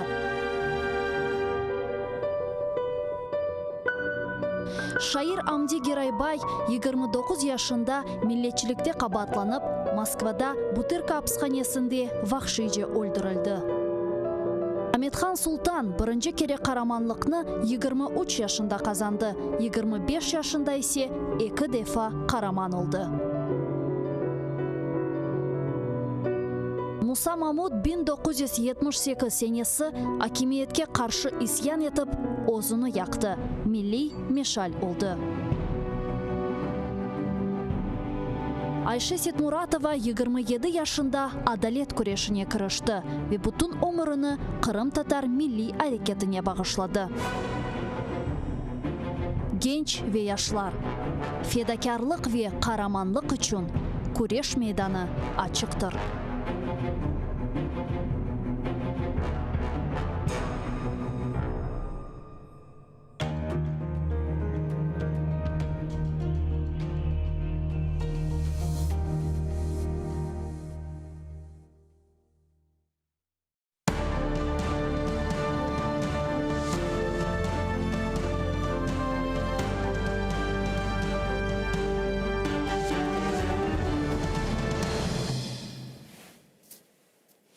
Ассаляму алейкум, хайрлы шамлар. Добрый вечер. В эфире телеканала АТР. Вы смотрите информационно-аналитическую программу «Бугунь». В студии для вас работаю я, Гульсум Халилова. Следующие 45 минут в этой студии с гостями мы обсудим основные новости и события сегодняшнего дня. Я напомню, что мы работаем в прямом эфире. На экраны ваших телевизоров режиссеры периодически выводят номер телефона. Звоните к нам абсолютно бесплатно по Вайберу +3 80 67 63 46 130. Можете присоединяться по скайпу atr.tv. Это наш адрес. Звоните, задавайте ваши вопросы по обсуждаемой нами теме. Нам важен ваш голос. Не забывайте подписываться на наш YouTube-канал. Там мы вещаем как в онлайн-режиме, так и выкладываем самые интересные фрагменты из наших эфиров. Выкладываем практически все наши программы в записи. Ну а поддержать телеканал АТР вы можете, подписавшись на наш Patreon. Таким образом вы станете частью большой крымско-татарской семьи АТР. Ваша поддержка помогает нам продолжать нашу работу на информационном фронте. А этот блок я бы хотела начать со следующих информационных сообщений. Временная поверенная в делах Соединенных Штатов Америки в Украине Кристина Квин на форуме экспертной сети Крымской платформы указала на то, что мир не должен забывать о российской аннексии Крыма. По ее словам, США продолжат использовать санкционную политику в отношении России. Ее цитируют наши корреспонденты. Давайте послушаем. США наполягають на тому, що анексія Криму – це великий злочин, про який не можна забувати. Росія намагається показати, що Крим – це частина Російської Федерації, але США ніколи не визнають нелегальну окупацію Кримського півострова. Однак заяв про це недостатньо. Порушення прав людини в Криму тривають. Ті, хто в цьому винен, повинні понести відповідальність. Посол Великобритании в Украине Мелинда Симмонс также считает, что мировое сообщество должно продолжать давление на Россию из-за аннексии Крыма. Об этом она также заявила, выступая на форуме экспертной сети Крымской платформы. Подробнее в ее цитате. Зараз потрібно продовжувати міжнародний тиск на Росію за її дії в 2014 році і за те, що відбувається в Криму з того часу. Незаконна анексія Криму поставила значні виклики перед Україною і перед загальною системою євроатлантичної безпеки. Міжнародне співтовариство має продовжувати протистояти цим викликам. Ми повинні показати Росії, що не терпітимемо її кричущої неповаги до міжнародного порядку. Сегодня еще два государства подтвердили участие в саммите Крымской платформы. Теперь их 33. Об этом в своем твиттер сообщил министр иностранных дел Украины Дмитрий Кулеба. Давайте его послушаем. Сьогодні отримали ще одне підтвердження. Плюс один президент приїде до Києва на установчий саміт Кримської платформи. Загальна кількість учасників зросла до 33. Крымская платформа предусматривает выработку стратегического видения относительно деоккупации Крыма и консолидацию международных ресурсов для освобождения полуострова. Об этом заявила первый заместитель министра иностранных дел Украины Эмине Джипар, открывая учредительный форум экспертной сети Крымской платформы. В частности, очерчивая задачи Крымской платформы, Джипар отметила, это стратегическое видение, оно у нас появилось, когда мы приняли как государство стратегию деоккупации и реинтеграции Крыма. Теперь наши наши усилия вокруг консолидации международных ресурсов, международного внимания и национального внимания. Мы искренне верим, что только такой подход может привести к синергии. Первый заместитель также проинформировала, что на саммит «Крымская платформа» будет делегирован человек, который озвучит идеи экспертной сети. Также на саммите слово будут иметь представители гражданского общества, подчеркнула она. С нами сейчас на прямой связи Григорий Перепелица, политолог, директор Института внешнеполитических исследований. Пане Григорию, витаем вас. Селям алейкум. Добрый вечер. На ваш взгляд, насколько эффективной будет работа Крымской платформы? От чего будет зависеть ее эффективность в первую очередь? Ну, при очевидним, що готуються відповідні передумови, щоб ця робота була ефективною. І я скажу, що в цьому сенсі Кримська платформа є однією з найбільш конструктивних і просунутих проєктів по деокупації Криму. І це, власне, заслуга Зеленського, пані Джапарова і в цілому Міністерства закордонних справ. Тому що, незважаючи на те, що пройшло вже майже 6 років після окупації Росією Крима, в силу того, що проблема окупації Криму була відділена від окупації Донбасу, про Крим почали забувати. І всі ці роки у нас не було зрозумілої і, головне, конструктивної стратегії деокупації Криму. Сьогодні президент Зеленський об'єднав ці дві проблеми в одну, як проблему не просто анексії чи окупації Криму, а як проблему російсько-української війни. І таким чином Росія в цьому сенсі вже постає не як країна, яка анексувала Крим, а як країна, як агресор. Країна, як воююча сторона у цій війні. А це вже значно більша міжнародна кримінальна відповідальність і міжнародна увага. І от якраз кримська стратегія, вона і спрямована на те, щоб зробити цю проблему не просто локальною проблемою України, а щоб зробити цю проблему міжнародною, щоб робити це міжнародною проблемою. А щоб про це не забували ні в ООН, ні в інших міжнародних організаціях, щоб про це не забувала міжнародна спільнота. І таким чином Кримська платформа, в чому її перевага, що вона дає можливість консолідувати цю міжнародну спільноту.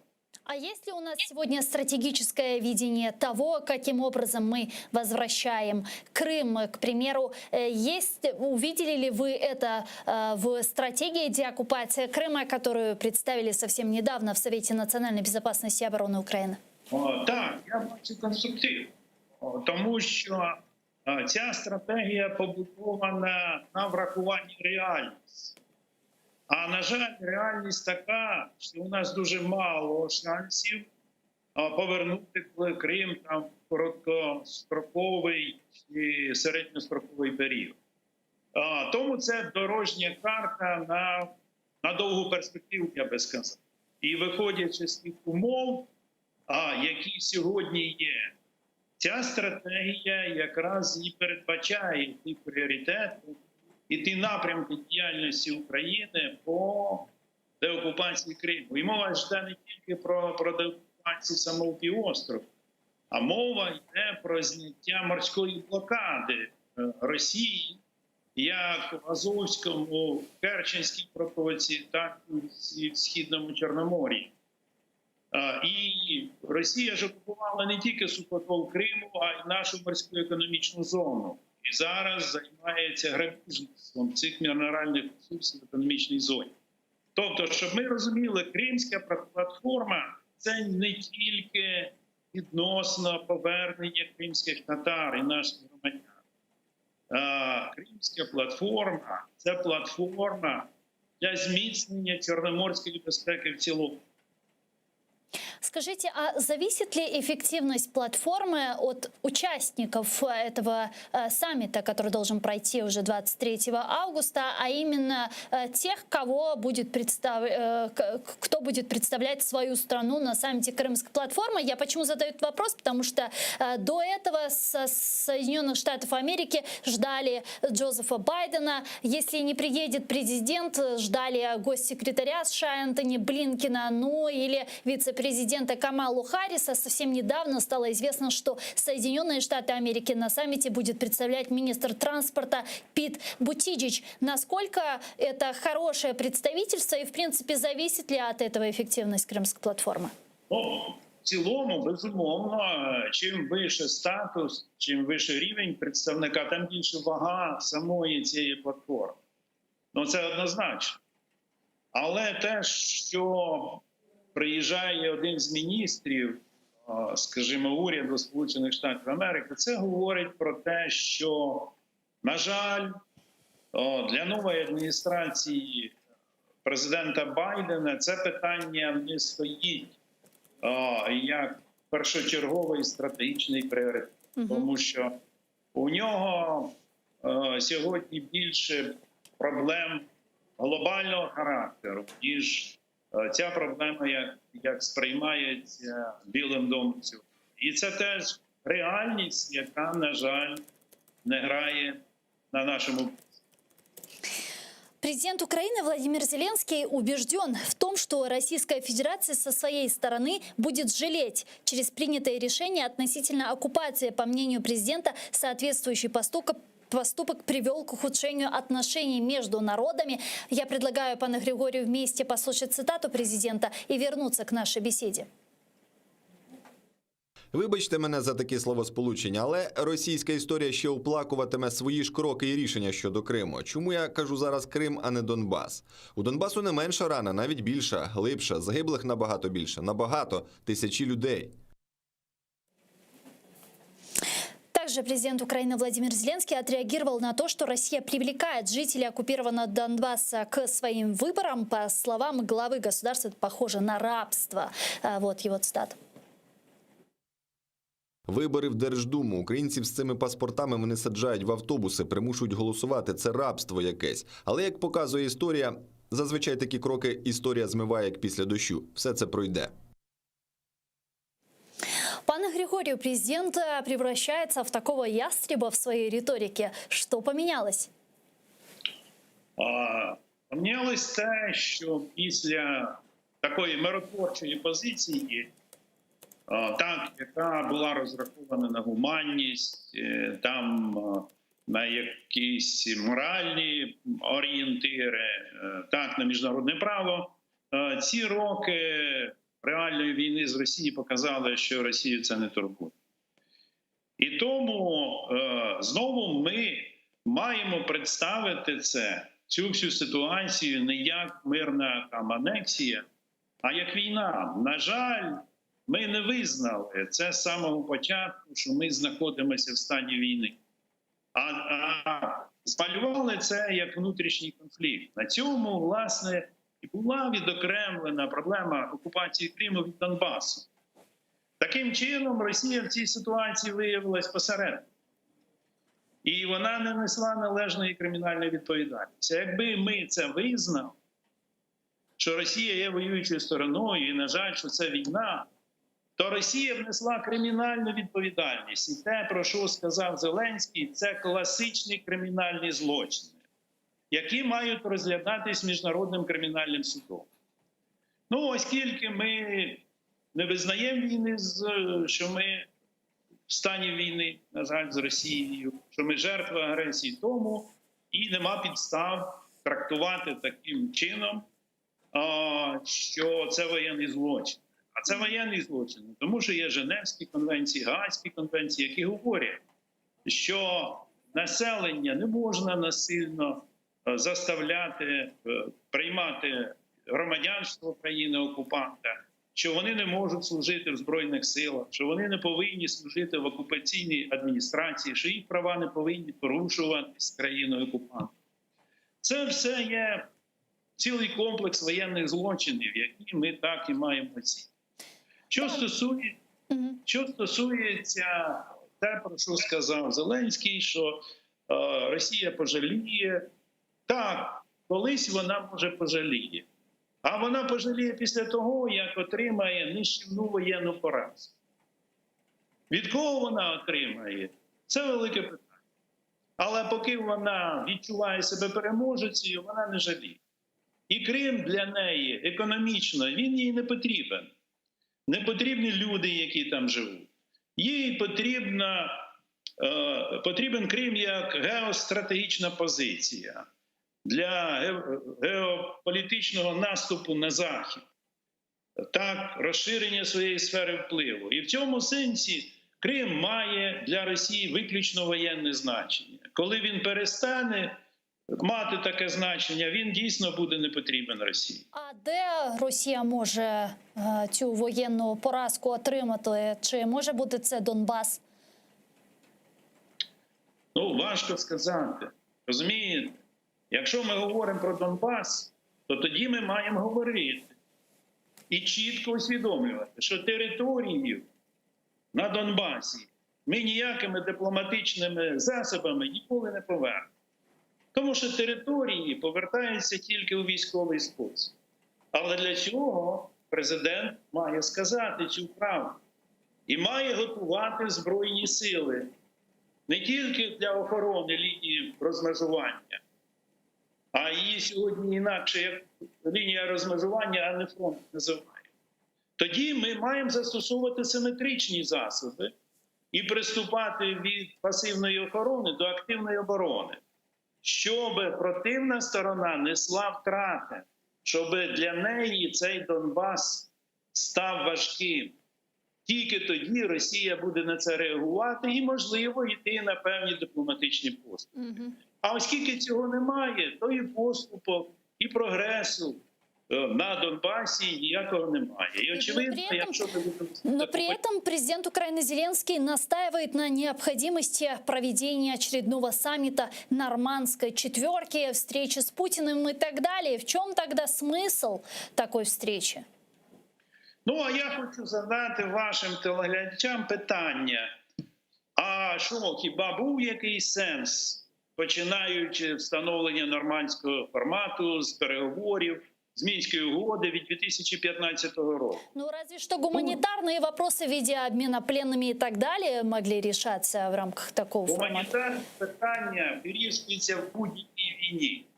І вони не вирішуються не в рамках нормандського формату, а в рамках бойових командирів, які ведуть бойові дії, мають втрати, і вони мають комунікувати між собою. І це відбувається при будь-яких бойових діях, в тому числі і обмін полонених. Угу. То есть разговаривать с Путиным смысла нет? Ну, дивіться, яка ситуація зараз? Ситуація така, що нормандський формат нам нічого не дасть. Більше того, ви ж бачили, яку позицію зайняла Ангела Меркель. Вона зайняла виключно російську позицію. Те ж саме натякає на таку позицію і Макрон, що давайте виконуйте політичну угоду і не згадують про безпекову частину Мінських угод. А чому зараз, якщо Путін до цього був категорично проти, щоб американська сторона приєдналась до нормандського формату, то чому зараз він підтримує?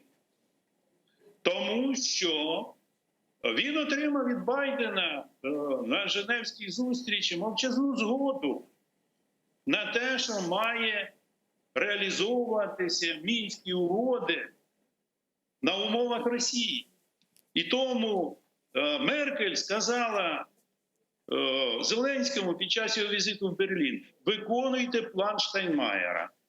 А що значить виконуйте план Штайнмаєра без безпекової частини? Це значить проводьте вибори. Так. Є там умови, нема там, проводьте вибори. А тим більше, що зараз 700 чоловік вже паспортизовано. На якому законодавстві ви будете проводити, якщо там половина російських громадян? Тільки на умовах російського законодавства. Як іноземні громадяни можуть голосувати за українськими законами? Це нонсенс.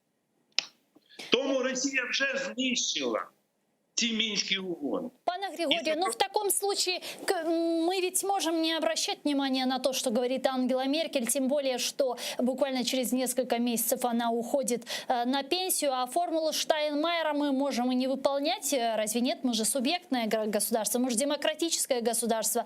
Даже если будет вынесена в парламент формула Штайнмайера о внесении изменений в украинское законодательство и так далее, парламент ведь может не проголосовать, и кто нам что скажет? Ні, нам нічого не скажуть, але ніякого просування не буде. Росія потім буде заявляти, що там наші російські громадяни, чому вони будуть голосувати за українським законодавством. Ну і дійсно це нонсенс. Но получается, в таком случае вот нынешний статус-кво, его сохранение наиболее выгодно сейчас для нас? Ну, бачите, якби був статус-кво. Ну, статус-кво немає. Росія проводить паспортизацію, і вона сама руйнує Мінські угоди. Уже статус-кво після такої паспортизації не існує. На жаль. Тому і нормандський формат – це буде зустріч, коли навіть якщо приєднається американська, Байден, то це буде гра трьох в одні ворота проти одного Зеленського. Сьогодні геополітична ситуація змінилась кардинально. І ми бачимо, що вже питання ставиться про розподіл сфер впливу в Європі. Північний потік-2 рішення, це все підтверджує, що вибудовується геополітична вісь Москва, Берлин, Париж. А могла бы Украина, на ваш взгляд, возглавить союз стран новой Европы и создать некую коалицию со странами Польши, Балтии, тех стран, которые не поддерживают строительство Северного потока-2, даже те, которые являются странами, которые хотят вступить в Европейский Союз. Я говорю о Грузии, возможно, Молдова. Ну так Україна активно це й робить. Зеленський запроваджує такий напрямок зовнішньої політики. І ми бачимо по активності наших українсько-литовських стосунків, українсько-польських. Люблінський трикутник – це прекрасний приклад такої регіональної конфігурації. Тому що цей Люблінський трикутник побудований в тому числі і на безпекових питаннях, тому що не тільки Україна зіткається з безпосередньою воєнною загрозою Росії, але й країни Балтії, і Польща, всі сусіди Росії в Європі. Тому, безумовно, це правильний крок. Якщо ми втрачаємо, власне, цих наших глобальних стратегічних партнерів, хоча не всіх, ви щойно привели позицію Британії. Британія готова підтримувати нас навіть у цих, власне, регіональних союзних конфігурацій. І тому Україна якраз цим шляхом, як ви сказали, і має.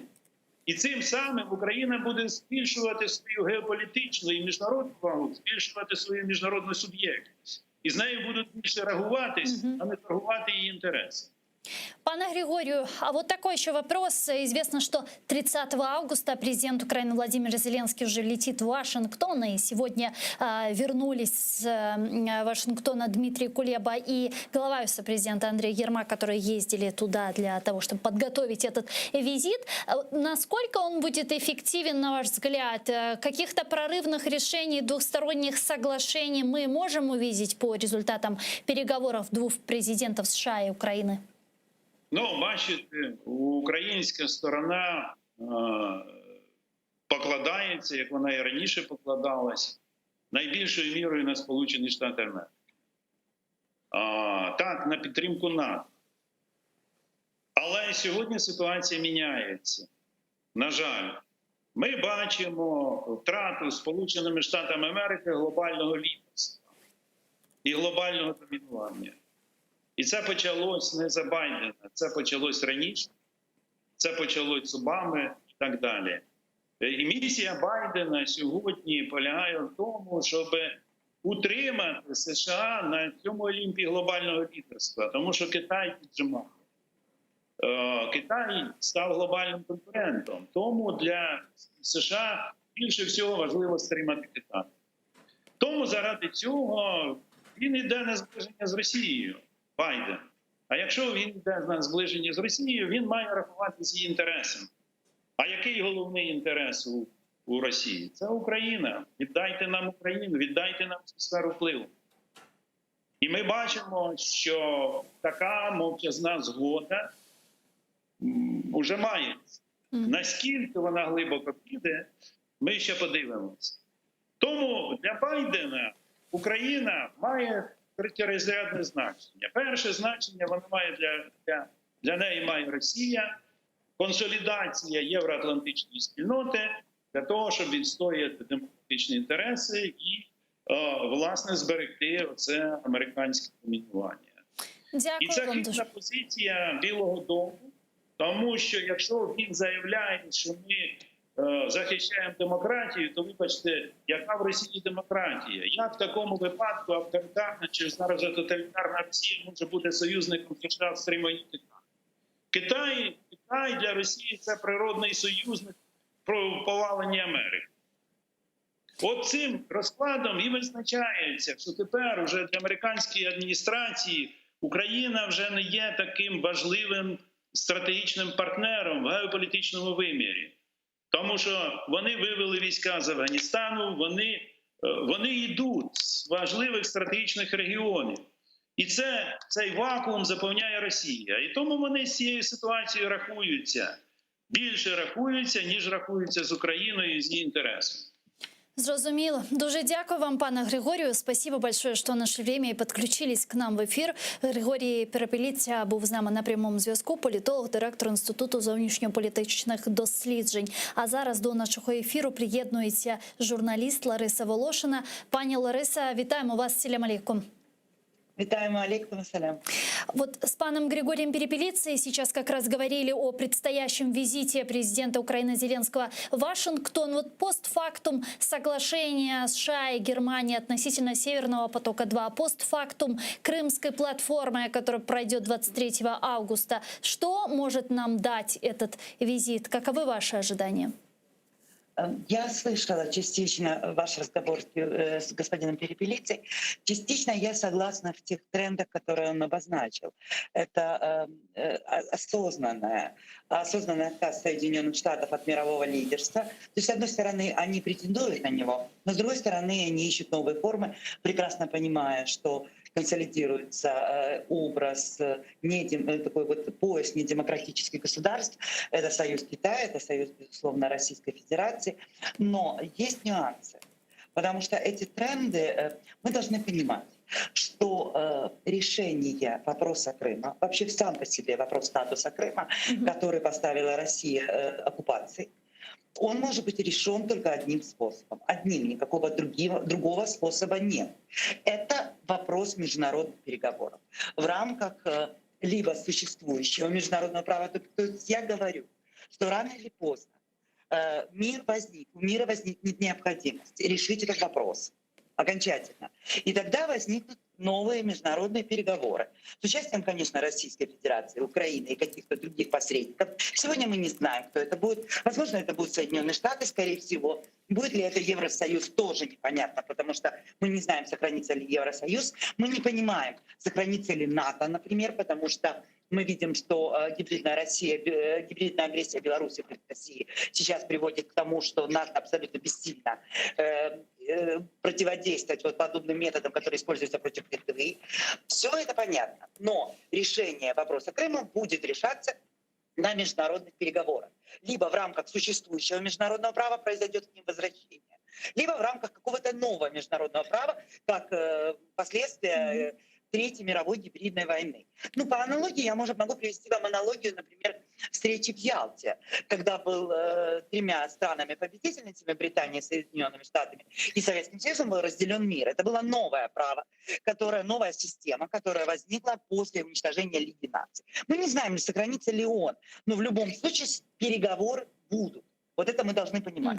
И в рамках этих переговоров Украина должна прийти туда, во-первых, субъектной, то есть иметь возможность говорить за себя, Во-вторых, и это было очень интересно, потому что я вчера была на форсайте подготовки к Крымской платформе, Да. это в рамках Кабинета министров. Это было очень интересно, когда эксперты, представители МЗС, общественники, профессура, когда из многих факторов того, каким мы видим Крым в 2050 году и что самое существенное повлияет на то, каким будет выглядеть Крым в 50-м году, из многих экологических проблем, экономических проблем, кстати, военных, кстати, Китая и его фактора, из многих факторов большинство экспертов, все, в общем-то, сошлись к тому, что в 50-м году то, как будет выглядеть Крым, зависит от того, будут ли иметь на моменты оккупации Украина международную субъектность и будет ли иметь политическую субъектность крымско-татарский народ. Фактор крымско-татарского народа выделили все. Это было очень показательно для меня, потому что, смотрите, что я заметила в рамках этого обсуждения. Так. Это важно, потому что, во-первых, когда наша группа работала над разработкой сценария, когда Украина приходит к международным переговорам по статусу Крыма в субъектной форме, то есть она принимает участие в этих переговорах и имеет право принять решение, а крымские татары субъектность не имеют. И большинство экспертов стали говорить о том, что это невозможно. Потому что как это крымские татары потеряли субъектность? Они всегда субъектны, они все равно будут что-то говорить, они все равно будут к чему-то стремиться. То есть это вот невозможный сценарий. И в этом огромная ошибка. Это тот мыслевирус, которым заражено сегодня украинское общество. Потому что на самом деле, с точки зрения определений, классических определений субъектности, субъектность — это понимание и возможность реализации человеком, группой, государством и так далее своих реальных возможностей в рамках поставленных задач в наявной ситуации. То есть, понимаете, в чем суть? Крымские татары и их голос, и их протест каждый раз, и их попытка влиять на любое решение, принятое по Крыму, это не субъектность крымских татар. Они не имеют возможности принять законодательное решение по Крыму. Это их борьба за субъектность. Поэтому сценарий, где Украина может принять решение по Крыму, и мы не знаем, каким будет это решение, но крымские татары могут только бороться за свою субъектность, они ее не имеют, это сценарий сегодняшнего дня. Я заметила эту ошибку. Это было очень интересно. Такое ощущение, что большинство экспертов, понимая значение крымско-татарского народа, не осознают, в каких условиях происходит эта борьба. Что это огромное унижение для украинского государства, когда на протяжении 30 лет коренной народ не имеет возможность влиять на принятие решения своей исторической родины. И да, действительно возникает огромная опасность, когда Украина... Пани Лариса, о каких экспертах идет речь? Это эксперты различных организаций, гражданских организаций, научных организаций Украины, либо есть международные какие-то эксперты? Там были украинские эксперты, мы разрабатывали сценарии, которые пойдут на стол для президентов, приехавших на эту платформу, и для западных политиков. И вот я просто поняла, что есть огромное непонимание вообще того, что все понимают значение крымско-татарского народа, но мало кто понимает положение крымско-татарского народа в украинском государстве. Что принятие закона о коренном народе и так далее, этого недостаточно, потому что крымские татары не могут влиять впрямую законодательно, они не имеют этого права на решение по Крыму. И вот когда мы подойдем к моменту переговоров, они неминуемо будут, я повторяю, они будут в рамках существующего права или нового, Украина, возможно, может принимать решения и что-то соглашаться на что-то, в каком она будет положении, проигравшим или выигравшим, какие у нее будут союзники, мы не знаем. Но крымские татары к этому моменту, если они сегодня не получат вот эту субъектность, к сожалению, понимаете, не смогут участвовать в этих переговорах. И это вот то, что единственное и самое основное повлияет на то, каким будет выглядеть Крым через 30 лет. Вот это было для меня таким серьезным открытием. Поэтому мы говорим о том, и это очень интересно, когда в результате, когда это стало понятно, большинство экспертов просто сошлись на мысли, что право крымско-татарского народа на Крым, автономия — это необходимое условие, которое должно быть реализовано здесь и сейчас. Потому что это позволит крымским татарам, потому что есть очень еще одна опасность. о которой мы должны говорить. О том, что, ну давайте представим себе, что эта деоккупация может произойти, вот эти переговоры, да? Деоккупация может произойти раньше, но переговоры по Крыму могут произойти действительно лет через 30 или 40, как это было с странами Балтии, включение которых в Советский Союз не было признано западным сообществом, нигде в мире это считалось оккупацией. Но тем не менее, вот эта бесконечная борьба за свои права мы не знаем. Будет ли способно крымско-татарское сообщество, крымско-татарский народ, сохранит ли он эту динамику и способность постоянно бороться за свою субъектность? Вполне возможно, что нет. Потому что условия оккупации могут нести коррективы. Мы не знаем, какой будет Украина, и мы не знаем, каким будет народ, который, возможно, проведет десятилетия в рамках оккупации. Поэтому субъектность должна быть получена сейчас. Вот это такой вывод, который мы определили. И, конечно, мы понимаем, что это не задача, и это не какой-то посыл не Америки, понимаете, не Европе. Это решение, которое должна принять Украина. Вот такое вот резюме. Дякую вам дуже, пані Лариса. Спасибо большое за змістовну відповідь. Лариса Волошина, журналіст, була з нами на прямому зв'язку. А зараз до нашого ефіру приєднується пані Ганна Гопко, народний депутат України 8-го скликання. Пані Ганна, вітаємо вас. Вітаю вас також. Да. Пани Ганна, с каждым днем все больше и больше новостей относительно Крымской платформы. Сегодня стало известно, что 33 страны уже выразили свою готовность и приедут на саммит Крымской платформы. Насколько это высокий уровень, насколько это достойный уровень, на ваш взгляд, 33 страны на сегодняшний день? Ну, насправді мені хотілося б бачити хоча б 100 країн, а це ті, якраз які голосували у 2014 році за резолюцію про територіальну цілісність і суверенітет України і не визнали взагалі незаконну спробу анексії Криму. І тому, очевидно, я хотіла побажати Міністерству закордонних справ України продовжити свої зусилля і, незважаючи на підступність дій Росії, яка зараз шантажує наших партнерів і країн Європейського Союзу, і в Центральної Азії, взагалі, щоб не їхали, не брали участь, чи відтерміновували свої візити, а приїжджали до Києва десь там в вересні, пізніше, але не на Кримську платформу, теж для нас не має бути запорукою. Ще трохи часу є, і ми маємо докласти надзусиль, щоб країн було значно більше. І, зокрема, всі напрацьовані рішення. Я теж вчора брала участь в підготовці документу стратегії «Форсайт Крим 2050», про який говорила пані Лариса Волошина. І дуже добре, що Україна представить ці сценарії. І дуже важливо говорити про суб'єктність. Нашу суб'єктність, суб'єктність кримських татар. І щоб це посилювало нас у поверненні Криму. А есть ли сегодня четкое понимание у руководства Украины, каким она видит Крым после деоккупации Крыма? Ну, поки що, ви знаєте, напрацьовується це бачення. От різні звучали версії, ідеї, думки, але дуже добре, що нарешті активно задіяли в рамках і експертного майданчику фахівців, і представники посольств, які теж готують візити високопосадовців своїх країн до Києва на Кримську платформу. І тут я вважаю, що теж важливо задіювати наших партнерів, теж співвідповідальних за відновлення міжнародного права і відновлення територіальної цілісності України і повернення Криму.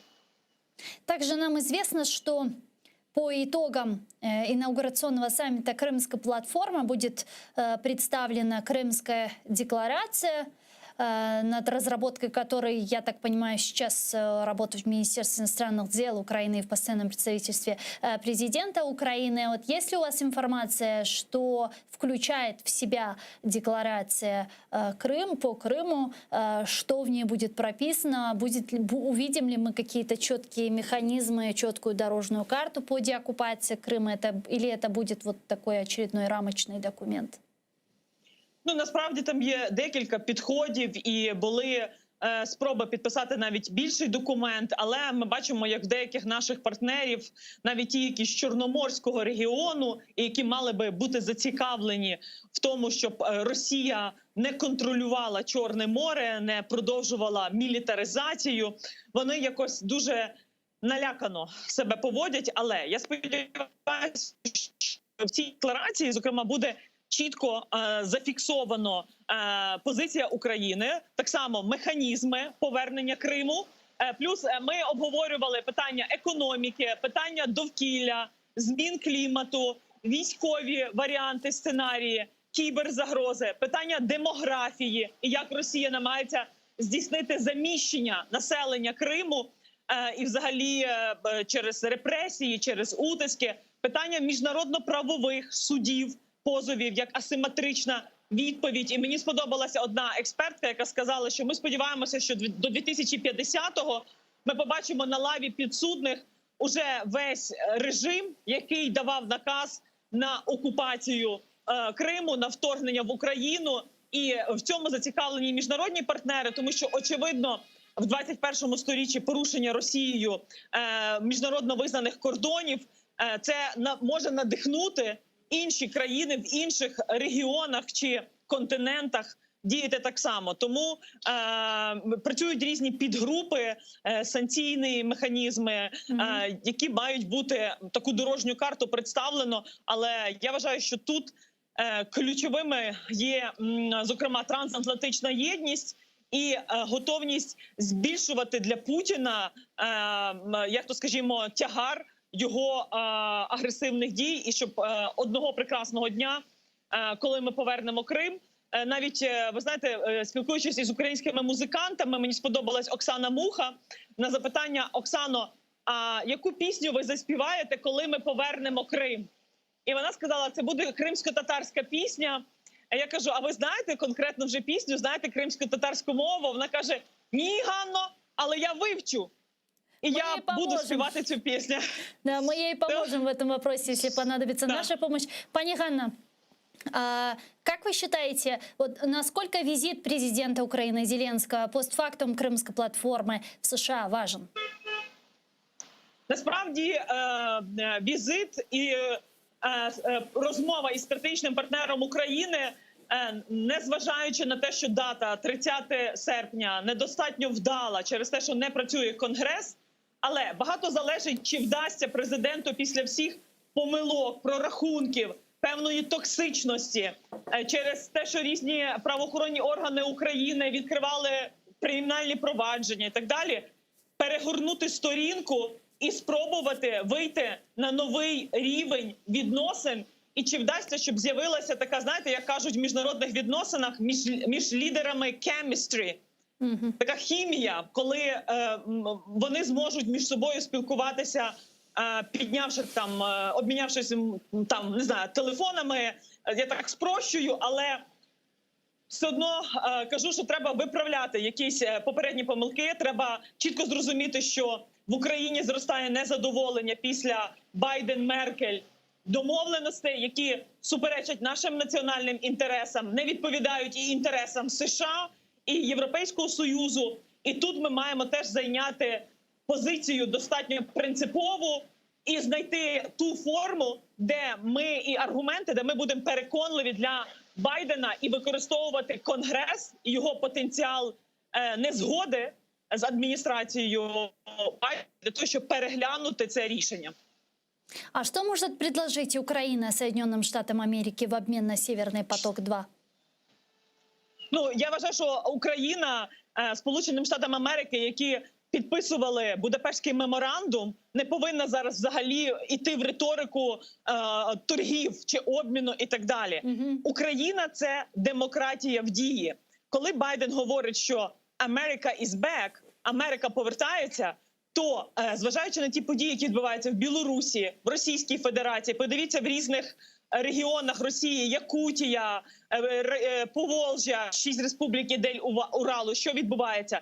Загроза Китаю. Тому, очевидно, для США успіх України може стати таким, скажімо, надихаючим успіхом зовнішньої політики, яких давно в Сполучених Штатів Америки не було.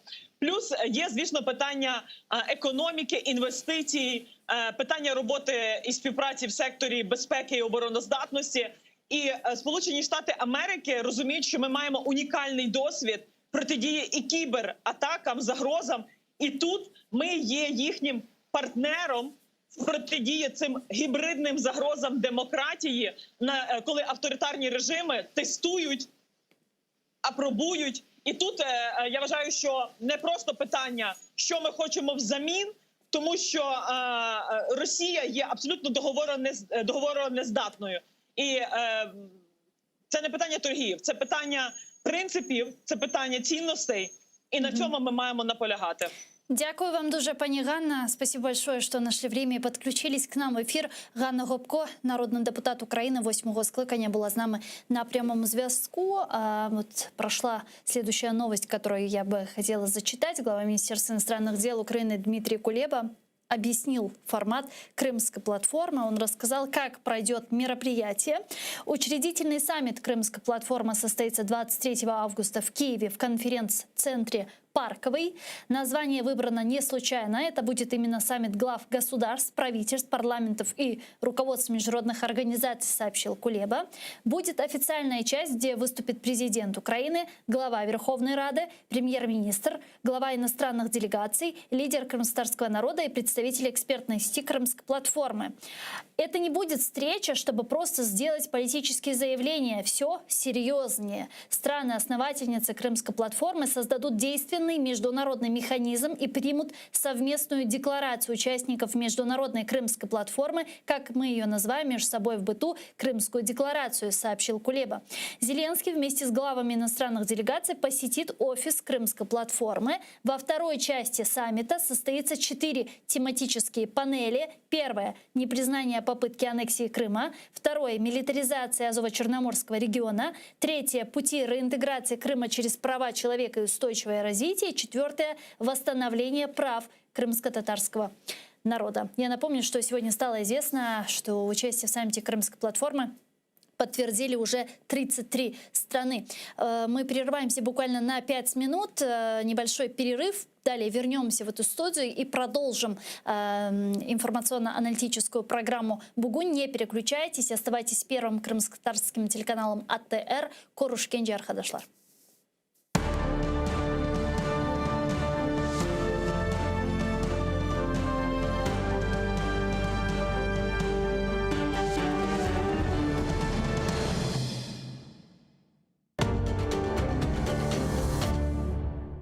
Найсильніші куряшисти зберуться в Києві на турнірі з кримсько-татарської національної боротьби «Куреш», присвячений Міжнародному дню корінних народів. Борці з різних міст України, велика команда з окупованого Криму, команда з Румунії, Туреччини та Туркменістану поборються на київському килимі. Турнір відбудеться 8 серпня в Києві в Палаці спорту «Венета Спорт» за адресою Героїв Севастополя, 11Б, вхід вільний. О 13-й годині також розпочнеться пряма трансляція турніру на телеканалі АТР.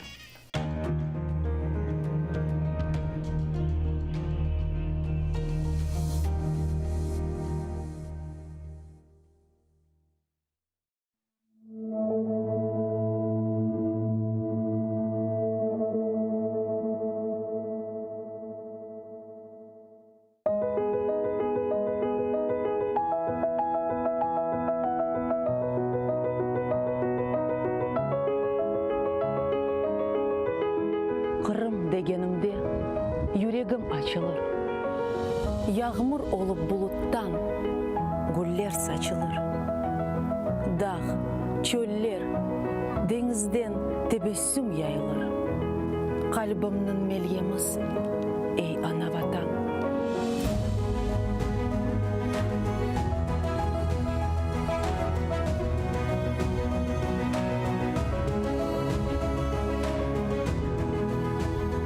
Adını aytım, yırlay bağlarda kuşlar, sümbüller dağlarında takar sırgalar. Deniznin tılsımı ruhumnu sıylar, gönlümnün tacısın.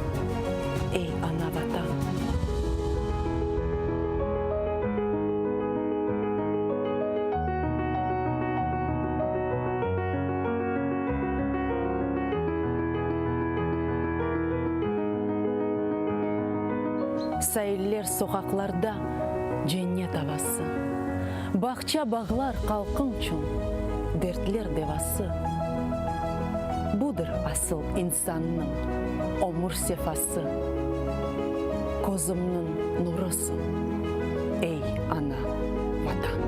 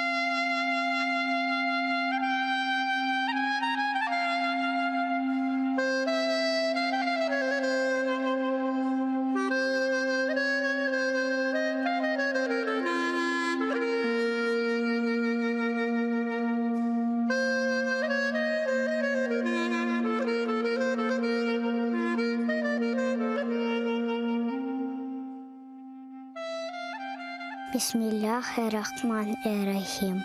Яратаным, Аллахым, 99 исмин бар. Я Раббым, хырымларға истеклеріні бер ютында дәвлетлеріні. Сенден хайры yok кімсеміз. Ветан için dua etemiz. İmdad bekle, hırım hürmette. Rahim eyle açsın hizmette. Bizni hırımda yarattın, yardımın ile. Sürgünden hayttık. Endi halkımız Kırım'ında. Devletli olsun vatanımızga. Biz için aziz Kırım'ımız. Takmında açsın bahtımız. Senden hayrı yok anlayacak. Yaratanım aç bizge uçak. Kırımlarga elini uzat. Yardım ver ya Rabbim. Bir bizge imdat. Bu aziz toprak ecdadım yeri. Kırımlarının tükenmez yeri. Adda bizlerini vatanımızga. Sahip olayı Kırım'ızga. Kırımlar kalbi tek sana eman. Ecdatlar yerini bağışla. Amin.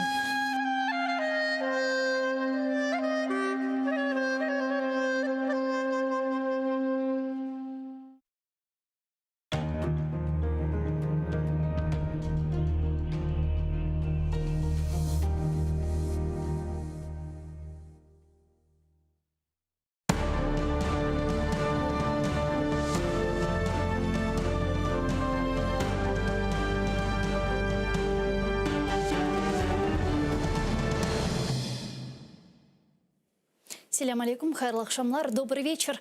В эфире телеканала АТР. Вы смотрите информационно-аналитическую программу «Бугунь». В студии для вас работаю я, Гульсум Халилова. Следующие 55 минут в этой студии с гостем мы обсудим основные новости и события сегодняшнего дня. Вы также можете присоединяться к нашему эфиру. Мы работаем в прямом эфире. На экраны ваших телевизоров режиссеры периодически выводят номер телефона +3 80 67 63 46 130. Присоединяйтесь к нам абсолютно бесплатно по Вайберу. Можете присоединяться по скайпу atr.tv, это наш адрес. И не забывайте подписываться на наш YouTube-канал. Там мы вещаем как в онлайн-режиме, так и выкладываем самые интересные фрагменты из наших эфиров, выкладываем практически все наши программы в записи. А я рада представить гостя нашей студии Леся Яхно, политолог, директор Института национальной стратегии Украины. Витаю вас, пані Лесь. Добрый вечер. Наш эфир я предлагаю начать со следующих новостей, касающихся Крымской платформы. Временная поверенная в делах США в Украине Кристина Квин на форуме экспертной сети Крымской платформы сегодня указала на то, что мир не должен забывать о российской аннексии Крыма. По ее словам, США продолжат использование санкционной политики в отношении России. Ее цитируют наши корреспонденты. Давайте ее послушаем. США наполягають на тому, що анексія Криму – це великий злочин, про який не можна забувати. Росія намагається показати, що Крим – це частина Російської Федерації, але США ніколи не визнають нелегальну окупацію Кримського півострова. Однак заяв про це недостатньо. Порушення прав людини в Криму тривають. Ті, хто в цьому винен, повинні понести відповідальність. С Кристиной Квин также солидарна посол Великобритании в Украине Мелинда Симмонс, который считает, что мировое сообщество должно продолжать давление на Россию из-за аннексии Крыма. Зараз потрібно продовжувати міжнародний тиск на Росію за її дії в 2014 році і за те, що відбувається в Криму з того часу. Незаконна анексія Криму поставила значні виклики перед Україною і перед загальною системою євроатлантичної безпеки. Міжнародне співтовариство має продовжувати протистояти цим викликам. Ми повинні показати Росії, що не терпітимемо її кричущої неповаги до міжнародного порядку. Сегодня еще 2 государства подтвердили участие в саммите «Крымск-платформа». Теперь их 33 участника. Об этом в своем твиттер сообщил глава украинского внешнеполитического ведомства Дмитрий Кулеба. Давайте послушаем его цитату. Сьогодні отримали ще одне підтвердження. Плюс один президент приїде до Києва на установчий саміт Кримської платформи. Загальна кількість учасників зросла до 33. Пані Олеся, 33 страны. Есть ли у нас понимание, какие это страны?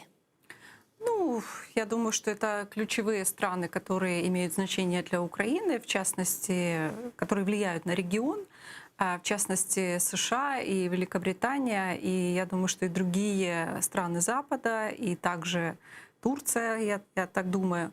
Но важно даже не просто там количество или даже представительство, как говорят. Я думаю, что тут будет достаточно много стран, и с этим нет проблемы, с тем, чтобы публично Украину поддержали в вопросах Крыма, тем самым показав, что, на мой взгляд, очень важно, что эти страны не соглашаются с законностью аннексии Крыма России и не согласятся. И это очень важно. Но мне кажется, что не менее важно, если мы говорим вообще о Крыме, или это касается применительно к Крымской платформе, или это касается вообще к теме Крыма, возможно, других форматов. Это постановка прикладных вопросов, конкретных, потому что на уровне просто поддержки, ну, все поддерживают Украину, да, ну, никто, я не знаю, там, ну, может быть, есть там Осетия или кто-то, да, кто выйдет и скажет, что да, мы считаем там аннексию Крыма законной. То есть публичная поддержка Украине есть, ну, практически со стороны всего мира. Но важно ставить действительно конкретные прикладные вопросы. Можно назвать там, например, несколько. Да? Вот как сделать свободным прохождение через Керченский пролив, через в акваториях Черного и Азовского морей, потому что тенденция это наблюдается. Мы вот видели недавнюю историю с британским эсминцем, с реакцией со стороны России, и как могут страны Черноморского бассейна или страны, которые активно поддерживают Украину, например, Британия, да, повлиять на то, чтобы действительно это судоходство было свободным и чтобы Россия, да, действовала в рамках международного морского права. Второе — это, например, как прекратить нарушение прав, ну, в частности, крымских татар в Крыму, например, да, или там других там, да, жителей других национальностей. Потому что то, что действует, там, допустим, в рамках суда ООН, когда были приняты предварительные действия, Россия их не выполняет.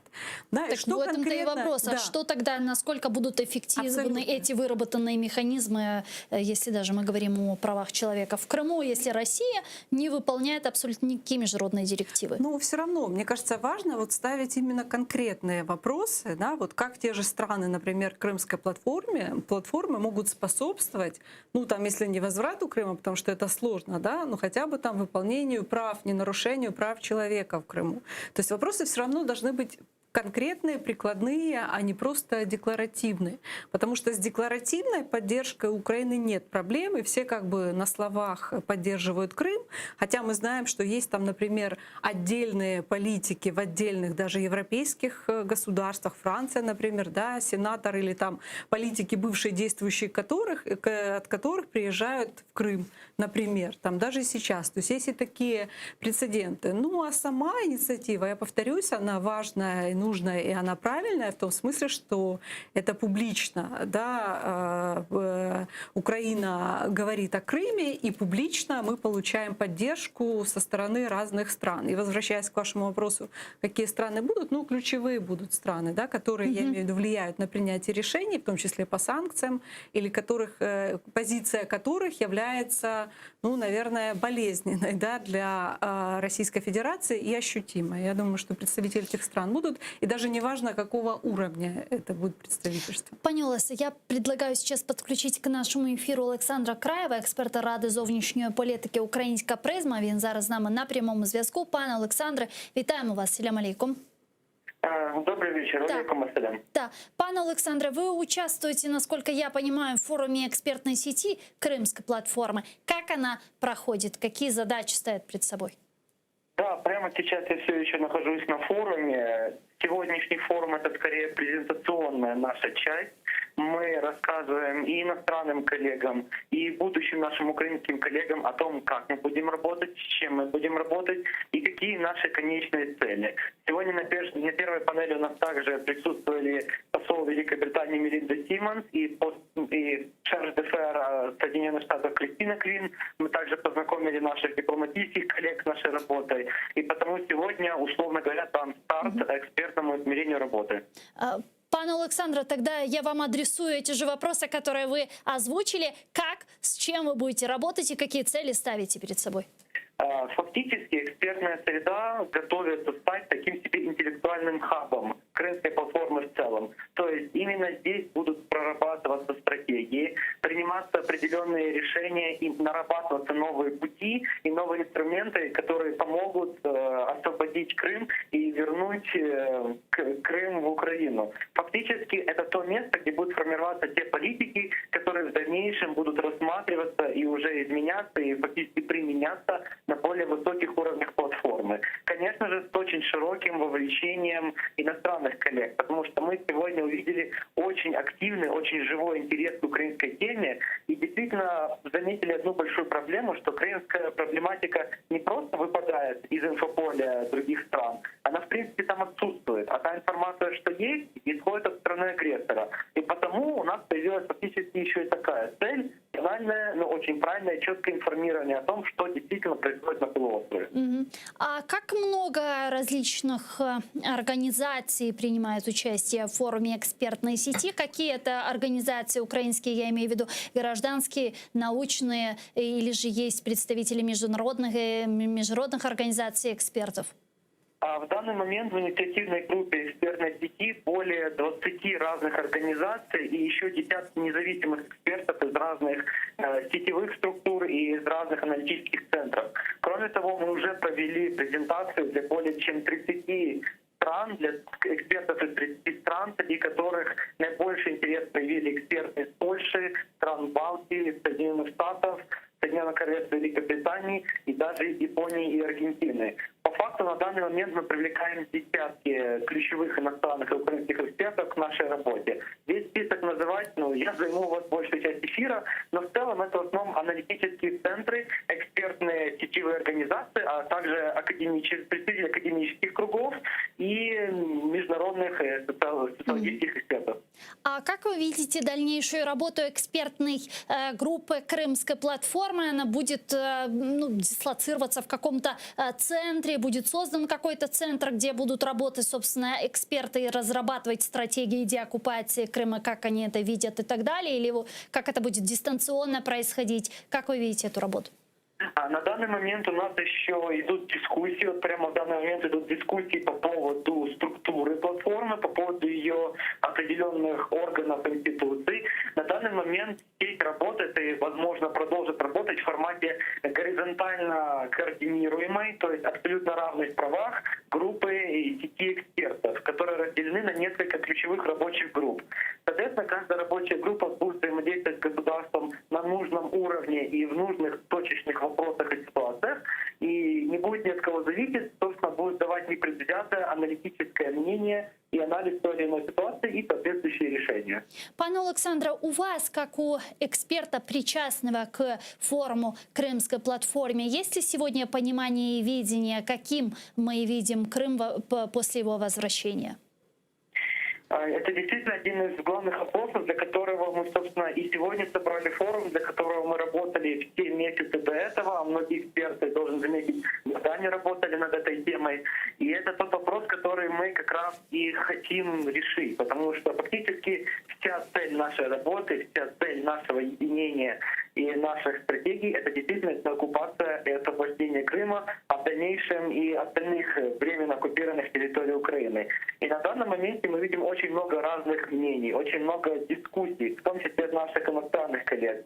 Но я верю в то, что именно в этой дискуссии родится определенная истина, и за эту истину мы возьмемся и будем имплементировать. Да, а какое ваше видение, что бы вы предложили другим экспертам? Я бы другим экспертам прежде всего предложил, как бы это ни звучало, начать с нами сотрудничать, потому что именно мы тут собрали гигантский конгломерат знаний, экспертизы и очень важных контактов. А в целом главная проблема, которую мы сейчас видим на экспертном уровне, это действительно непонимание иностранных коллег, а очень часто даже непонимание украинских коллег о том, что следует делать, где применение нашей экспертизы будет наиболее эффективным, и как наши усилия сконцентрировать в достижении одной цели. И фактически вот эта концентрация усилий, как я уже говорил, и станет одной из целей нашей экспертной сети Крымской области. Дякую вам дуже, пане Олександре. Тогда не будем вас долго задерживать. Александр Краев был с нами на прямой связи. Эксперт Рады зовнішньої політики «Украинская призма». Пани Олесо, действительно, есть ли сегодня, на ваш взгляд, у руководства Украины четкое понимание того, каким мы возвращаем Крым? Какой он будет после деоккупации Крыма? Или же как раз это понимание и будет сформировано на Крымской платформе? Ну, мне кажется, четкого понимания нет, даже не потому, что кто-то хочет или не хочет, а потому что это действительно очень сложные вопросы. С одной стороны, есть Российская Федерация, которая, как мы знаем, всегда и везде говорит, что исторически вопрос Крыма закрыт, и Россия отказывается, в принципе, в любых форматах обсуждать тему Крыма. Она говорит, что это якобы исключительно внутренний вопрос России. А с другой стороны, ну, мы знаем, что вопрос возврата Крыма, вообще темы Крыма для Украины, он многокомпонентный. И здесь я согласна с тем, что надо как бы работать по горизонтальному направлению, потому что тема Крыма, она не может включать только что-то одно. И мне кажется, здесь вот что может и что должна сделать украинская власть, ну, при помощи там и там центра, и, возможно, там просто экспертов, и вообще просто политиков, вне зависимости от их взглядов политических, будь то власть или оппозиция, это действительно выделить вот эти важные приоритеты, по которым нужно работать в долгую, потому что понятно, что быстрого решения не может быть. Ну, например, есть одно направление, которое считается, является международно-правовым. Да, это суды, они длятся, да, там есть суды, которые длятся годами, например, там Международный суд ООН, который согласился по существу рассматривать два больших дела, одно по Крыму, второе по Донбассу. Есть суды отдельные, которые касаются собственности, как собственности государства, так и частной собственности. Есть иски, которые касаются нарушения прав и так далее. И очень важно, чтобы это направление, как самодостаточное, его вело государство, и чтобы здесь ничего не выпадало. Есть отдельная тема, это действительно вот публичная, да, когда мы говорим о Крыме, вот как, например, как Крымская платформа, где важно действительно, чтобы постоянно в публичном пространстве звучала тема Крыма, и чтобы сюда привлекались представители разных стран, тем самым оказывая Украине поддержку. Есть третье направление, которое касается всей морской составляющей. Даже кроме аннексии Крыма, Россия по сути осуществляет сейчас шаги, чтобы монополизировать, да, вот, акваторию Черного моря, и чтобы таким образом продолжать Украину, ну, скажем так, оттеснять, да, как морское государство, и это касается и Черного моря, и Азовского моря. И здесь очень важно, ну, как бы участие и выработка совместной политики стран Черноморского региона, и там стран, которые являются подписантами, да, и участниками морского права. Здесь важно, чтобы была их позиция.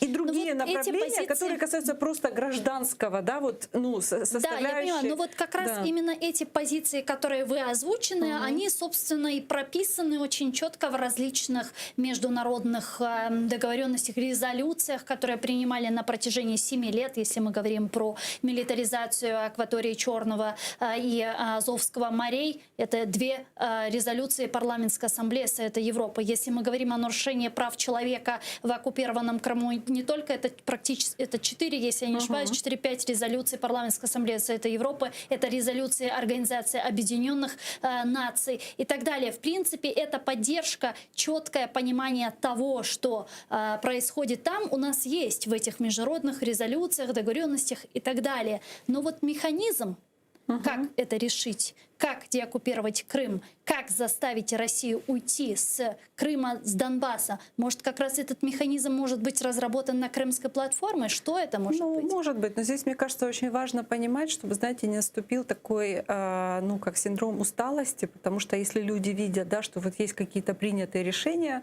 на международном уровне, но они не выполняются, значит, это неэффективно. И мне кажется, очень важно, чтобы этого не было, вот такого мнения, потому что, я думаю, что все понимают, что это в долгую, да, вот такая тема, все, что касается Крыма.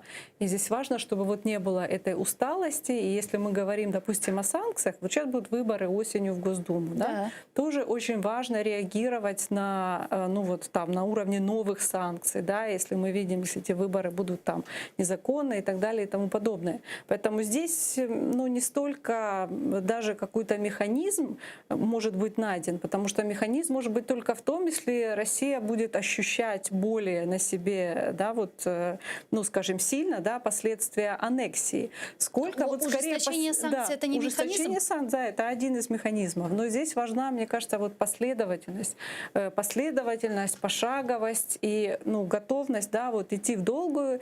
И, конечно, информационная составляющая. Если у нас там по-прежнему, да, дискутируется, например, вопрос воды время от времени, мы знаем, что это время от времени возникает, что там про воду Украина должна поставлять воду, но мне кажется, в таких вещах тоже надо все-таки дорабатывать по ряду тем внутри самой Украины, чтобы внутри Украины была абсолютно целостная, абсолютно понятная, недвузначная позиция, которая бы не позволяла, да, даже там закрадываться мысли в России, да, российской власти, что вот здесь можно, если, например, додавить или там дошантажировать, да, то можно там как-то на что-то менять. Но одного такого механизма, какого-то, мне кажется, его не может быть. Здесь важно как раз с разных сторон.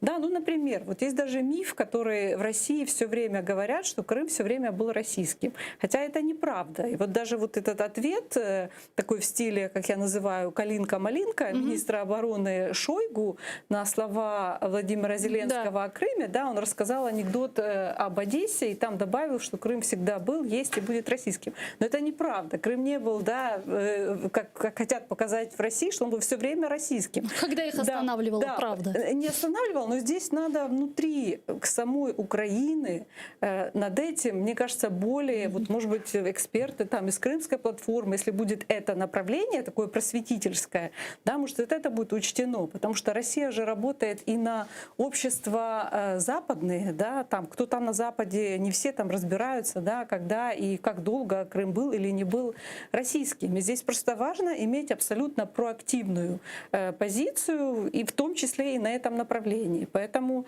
мне кажется, главное, что нужно сейчас делать, это понимать, что есть много разных направлений, их там 3, 4, 5, и надо по всем работать, не избирательно. И завершая тему Крымской платформы, один из важнейших вопросов: а что дальше? Пройдет инаугурационный саммит Крымской платформы. А как будет она работать дальше? Видите ли вы какую-то институциональную модель Крымской платформы? Как она может функционировать? Она не обязательно должна иметь институциональную модель. Мне кажется, ее функция — это именно такого координирования, да, как точка сборки определенная. Как правильно, я тут согласна с экспертом, который участвовал у нас в эфире, о том, что это такие горизонтальные, да, скорее связи. Просто мне кажется, не надо путать форматы. Есть там Крымская платформа, есть форматы там двусторонние, например, важно там отношения Украина-Турция, там Украина-Великобритания, Украина Украина, США, это не отменяет одно другое. И здесь, кроме вот Крымской платформы, должна проводиться и другая работа. Как я считаю, вот есть две темы на сегодня главные. Это акцент на нарушении прав, независимо даже если Россия не выполняет свои обязательства, акцент на нарушение прав крымских татар в Крыму. И второе — это то, что происходит вот действительно в Черноморском бассейне, потому что здесь Россия, она будет дальше, да, любую, ну как бы такое попустительство или нейтральную реакцию будет воспринимать как возможность, да, для дальнейшей монополизации, да, и для, ну вот, дальнейшего своего большего присутствия в Черноморском регионе. Это такие, ну как бы темы, которые есть уже сейчас. И я не знаю, но, может быть, прозвучат какие-то предложения, как нужно, да, вот, работать по этим темам. Может быть, корабли должны все время проходить, не только там британский эсминец, да, с какой-то регулярностью. Может быть, вот еще какие-то предложения. Но и вот важно, поэтому чтобы... здесь важно участие Турецкой Республики. Ну, безусловно, и не только поэтому, потому что это одна из активных стран в регионе в целом. Пани Олеся, давайте еще обсудим тему оккупированного Донбасса. Президент Украины Владимир Зеленский отреагировал на то, что Россия привлекает жителей оккупированного Донбасса к своим выборам. По словам главы государства, это похоже на рабство. Вибори в Держдуму. Українців з цими паспортами вони саджають в автобуси, примушують голосувати. Це рабство якесь. Але, як показує історія, зазвичай такі кроки історія змиває, як після дощу. Все це пройде. Также президент Украины Зеленский заявил, что на сегодняшний день возвращение Донбасса на 90% зависит от президента России Путина. Сьогодні 90% успіху в питанні повернення Донбасу і деокупації наших територій залежить від однієї людини. І люди на Донбасі повинні це розуміти. Все в більшій частині залежить від президента Російської Федерації. Ми з ним домовилися про КПВВ. Ми побудували, відкрили. Потім ми відкрили всі КПВВ. А з їх боку? Ось у чому проблема. Ну, а вот в Госдуме России отреагировали на слова президента Украины Зеленского о том, что жители Донбасса, которые считают себя россиянами, могут ехать в Россию. Говорят, что Украина никогда не войдет ни в ЕС, ни в НАТО, а без России на территории Украины цивилизации не будет. Так, цитату Толстого давайте послушаем. Большая ошибка людям оставаться жить в Украине, если они вот так хотят в Европу. Ну, конечно, я не про то, что кто-то кого-то куда-то выгоняет. Я просто хочу, чтобы всем это было понятно. Украина в нынешнем виде, в оккупированном, в отрезанном от России, не имеет никаких перспектив. Ну, как вы это прокомментируете? Не, ну стандартная реакция, собственно, в той же статье Путина, да, которую многие обсуждали, там тоже все выглядит, как будто, знаете, все вокруг плохие, вот все хотят зла. И там Польша, и Литва, и вообще, а только одна Россия, якобы, да, за всю историю вот только и думала, да, как мне сделать интересно, в России что-то хорошее для... вот эти вот заявления? Не, ну многие верят, конечно, если там нон-стоп идет российская пропаганда, многие верят. Но на самом деле, касаясь самого интервью, я считаю, что это первое такое реалистичное интервью о том, что происходит на Донбассе Владимира Зеленского, несмотря на то, что он говорил раньше про то, что там в глазах Путина есть мир, да, там где-то видно, или о том, что вот если прекратить там в головах войну, то война прекратится. Да, сейчас мы вышли на ту позицию, которая, ну, была просто объективна, вне зависимости от фамилии президента, будь то Порошенко или будь то Зеленский, о том, что прекращение войны действительно в большей степени зависит от желания Российской Федерации, которое она не демонстрирует, это желание. И я считаю, что очень правильно, что сказал об этом Зеленский, хоть на него там я уже вижу там истерика, да, на уровне реакции в Российской Федерации, но это очень правильно с точки зрения, прежде всего, вырабатывания позиции внутри страны и того, как это выглядит и на Западе, и в России. Вот просто когда делать вид, что якобы все хорошо, и выдавать желаемое за действительное, а по факту все происходит иначе, то это, ну, в каком-то диссонансе выглядит и внутри страны, да, причем между разными, да, людьми, и выглядит в диссонансе вовне, потому что Запад может воспринимать это как слабость, что значит, раз все хорошо, то да, а Россия это воспринимает как возможность давления дальше. Поэтому очень хорошо, что прозвучала эта реалистичная оценка. Почему Зеленскому понадобилось для этого 1,5 года? Ну, вот здесь человека-пацифиста, который там пытался увидеть мир в глазах Путина, который говорил о том, что ну, какая разница. Вот что произошло, что через 1,5 года президент Зеленский вот превратился в такого ястреба, который сейчас делает такие заявления? Пока в ястреба он не превратился, но где-то да.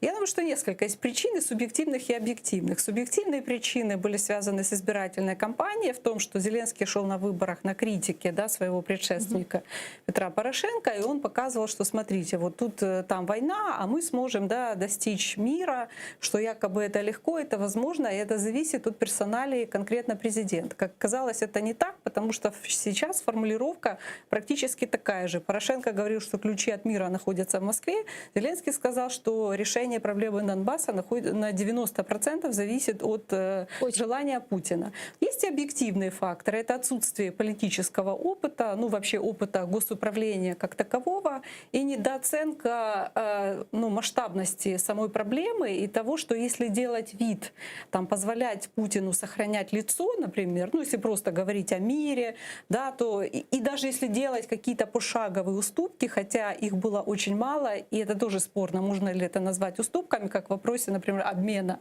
Разведение войск. Да, но их было очень мало. И иллюзия, что таким образом можно прийти к миру. А таким образом нельзя прийти к миру, потому что у России есть четкая цель и задача, и она касается не только Донбасса, она касается всей Украины, судя по тем высказываниям. Поэтому, ну вот и субъективно стремление как бы отличаться, хотя это невозможно, и объективно недооценка проблемы, да, вот через 2 года стало понятно, что легкого и быстрого варианта и там сойтись посередине, как говорил вначале Зеленский, не может быть, потому что вы говорите о разном. Если Зеленский думал, что он будет говорить о мире с Путиным, то Путин тоже будет говорить о мире, то это не так. Знаете, это как разговор глухого с слепым. У России нет задачи говорить о мире, и они ничем не демонстрируют, что они хотят там какой-то действительно нормализации и готовности к компромиссам. Хотя Украина, мне кажется, со своей стороны неоднократно показывала, что она готова к компромиссам. И даже в 2015 году, когда были приняты изменения в Конституцию, да, и был принят закон, но не работающий, да. Но Россия никак и ничем не показывала, что она готова вообще хоть к каким-либо компромиссам и к реальному разговору о мире.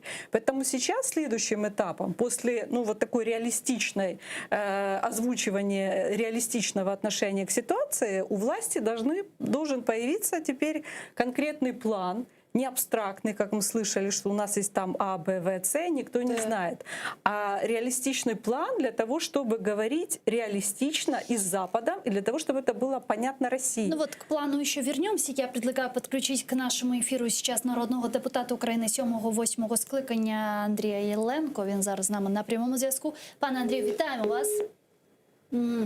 Сорвался, я так понимаю, пан Андрей Еленко. Попробуем с ним связаться еще раз. Действительно, про план А, Б, В, С, Г, Д говорили очень много. Если не удастся имплементировать Минские соглашения, имплементировать план А, реализовать Минские соглашения и так далее. Потом появились такие модные слова, треки различные. Потом появились еще более модные кластеры и так далее. Но вот пока что никаких продвижений нет. Так что же будет? Ну, это все была видимость, как бы, да, видимость процесса, хотя по факту мы имеем политически замороженный конфликт, не на военном уровне, а политически, потому что встреча на уровне лидеров Нормандской четверки была в декабре только 2019 года, уже прошло достаточно много времени. На мой взгляд, есть только 2 варианта. Есть один вариант при желании России, чего она не демонстрирует, потому что туда уже официально приезжают политики российские. Вот недавно там было одно собрание, да, которое инициировал самопровозглашенец Пушилин в середине июля, куда приехали вот депутаты от России, и они говорили, что вот это часть России и так далее и тому подобное. То есть туда заходит российский бизнес, там сейчас Курченко сменил другой человек, российский бизнесмен, и ничего не говорит о том, что Россия хочет, да, такого диалога. Но если бы Россия действительно хотела, то мы бы вернулись опять к соглашениям минским, другим, к подходу, да, что есть вот безопасность, есть политика, да, вначале должна быть безопасность, потом политика, и давайте как-то двигаться в этом направлении. Если этого не происходит, а мы видим, что этого не происходит, то на какое-то время действительно речь идет о замороженном конфликте. Но это не стена, как сказал в одном интервью президент, потому что нам не надо выносить ни на какие референдумы вопрос статуса Донбасса. Это не вопрос статуса территории, это вопрос состояния войны.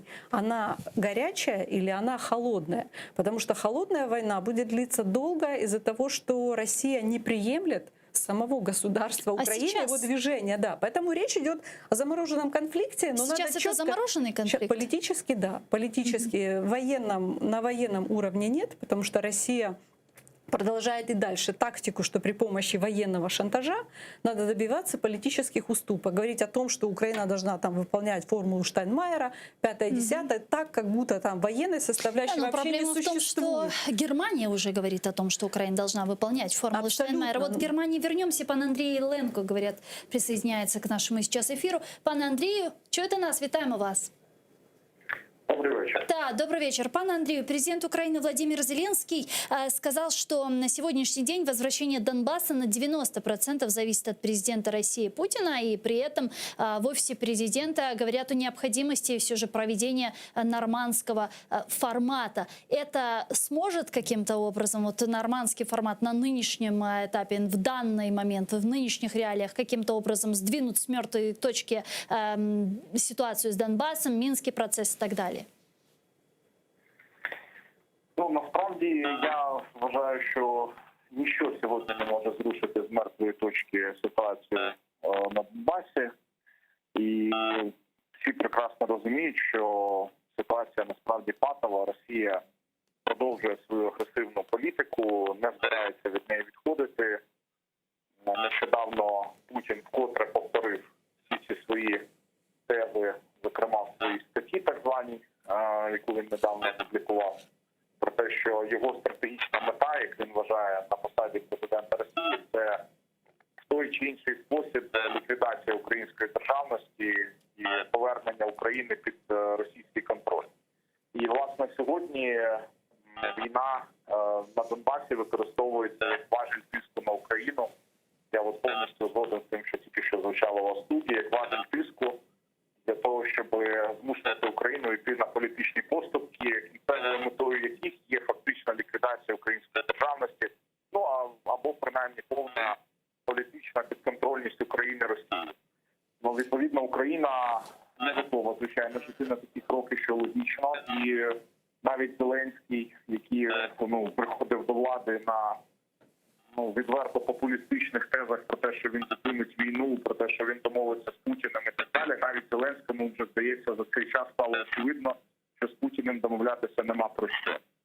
Тому так, от наразі. Сейчас говорят о возможном привлечении Соединенных Штатов Америки к нормандскому формату или, возможно, создание некого другого формата с участием США по вопросу регулирования конфликта на востоке Украины. Как вы думаете, может ли быть отрегулирован этот вопрос во время визита президента Украины Зеленского в Вашингтон? Я вважаю, що це питання треба піднімати весь час, і Україна повинна апелювати до Сполучених Штатів. Перш за все, також до Великобританії, як до країн, які, по-перше, є нашими гарантами по Будапештському меморандуму, по-друге, є нашими в значно більшій мірі союзниками і партнерами, ніж Франція і Німеччина. Тому, звичайно, нам Україні, це вигідно. Ми маємо постійно про це говорити, ми маємо це пропонувати, вимагати, як завгодно. Інша справа, що очевидно, що тут має місце і позиція Росії, тому що якщо Росія скаже, що ми в такому форматі не хочемо проводити перемовини, відповідно, цих перемовин не буде. І тому я, звичайно, підтримую будь-які ініціативи по залученню Сполучених Штатів і Великобританії. Вважаю, що це абсолютно правильний напрямок, але я теж думаю, що навряд чи це буде реалізовано в якийсь спосіб, бо Росія буде це саботувати, це теж очевидно. Дякую вам дуже, пане Андрію. Андрій Ленко, народний депутат України 7-8 скликань, був з нами на прямому зв'язку. Пані Олеся, а как вы думаете, присоединение Соединенных Штатов Америки к нормандскому формату или создание какого-то другого формата с участием США смогут вывести Минский процесс, нормандский формат с того анабиоза, в котором они сейчас находятся?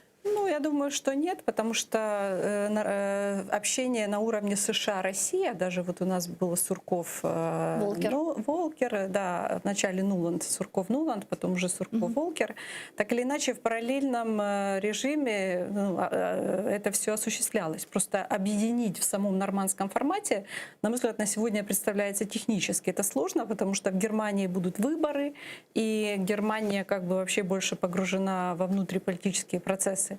В следующем году будут выборы во Франции, и Макрон, как мне кажется, на текущем этапе хочет лидировать, да, и как бы вхождение Соединенных Штатов, оно покажет прежде всего самой Европе, что она не справилась с этой проблемой. Поэтому не факт, что, ну, как бы технически это правильно объединять. Но в параллельном режиме участие и Соединенных Штатов, и там Великобритании на своем уровне, но мне кажется, оно уже есть. Это просто вопрос того, насколько оно будет большим или меньшим. Потому что действительно инициатором и активным, ну, таким провайдером многих санкций являются Соединенные Штаты. Как я сказала, Великобритания занимает очень такую последовательную позицию в части там Черного моря, да, участие. Германия долгие годы Меркель мотивировала, да, принятием санкций, но сейчас, как мы видим, там выборы, и там тоже такая непростая как бы внутриполитическая ситуация. Так почему же Германия, почему же Германия в лице Ангелы Меркель перед уходом, вот перед пенсией, так настаивают на имплементации формулы Штайнмайера? Разве они не понимают, что это противоречит нашим национальным интересам? Я думаю, что понимают. Тогда зачем? Ну, вы знаете, я не склонна все-таки обвинять кого-то, потому что возникает вопрос... Так это не обвинение, да, это что? Не, ну как бы говорить, что вопрос. почему, Зачем? да, возникает вопрос тогда, зачем украинская сторона подписала в 2019 году коммюнике в Париже, где вторым пунктом есть пункт о том, что мы обязуемся имплементировать формулу Штайнмайера в украинское законодательство. Хотя в Минских соглашениях нигде нет формулы Штайнмайера, точно так же, как и плана Мореля там, или еще-то чего, что обсуждалось за эти годы. Другое дело, что если звучит от Меркель или от кого-то другого о том, что мы должны выполнять эту формулу Штайнмайера, украинская сторона должна отвечать более активно, что в этом коммюнике политическая часть и формула Штайнмайера, подписанная в Париже в 2019 году, это второй пункт. А первый пункт все-таки касается безопасности. И он касается не только прекращения войны и разведения войск, но он касается и разминирования территорий. Он и касается допуска Красного Креста на эти территории и обязательств России этому способствовать. Это уже в пункте 3. Но поскольку не выполняется базовый первый пункт, опять же, который касаются безопасности и вопросов гуманитарных, там, извините, если у вас не разминирована территория, что же вы хотите переходить к политическому регулированию, выборах и так далее. Поэтому Украина должна об этом говорить, что любые претензии по поводу формулы Штайнмайера, они вторичны, потому что есть первый пункт, который касается безопасности и гуманитарной составляющей, и если Россия его не выполняет, то Украина не будет выполнять никакой политической части, потому что это не что иное, как военный шантаж, и под давлением военного шантажа стремление изменить, да, вообще государственное устройство Украины, так по большому счету. Украина не будет этого делать, потому здесь, ну, мне кажется, мы тоже должны, не боясь, то есть не надо впадать вот в этот тон, что, знаете, там обвинять, да, вот там, и там сдали Украину по Северному потоку, и, то есть не обвиняя, но говоря о том, почему мы что-то делаем или не делаем. А что мы не сделали не так по Северному потоку? Ну, вы знаете, это все-таки большая проблема, и я тут разделяю на две части. Одна часть — это, ну, скажем так, определенная вина всех украинских элит.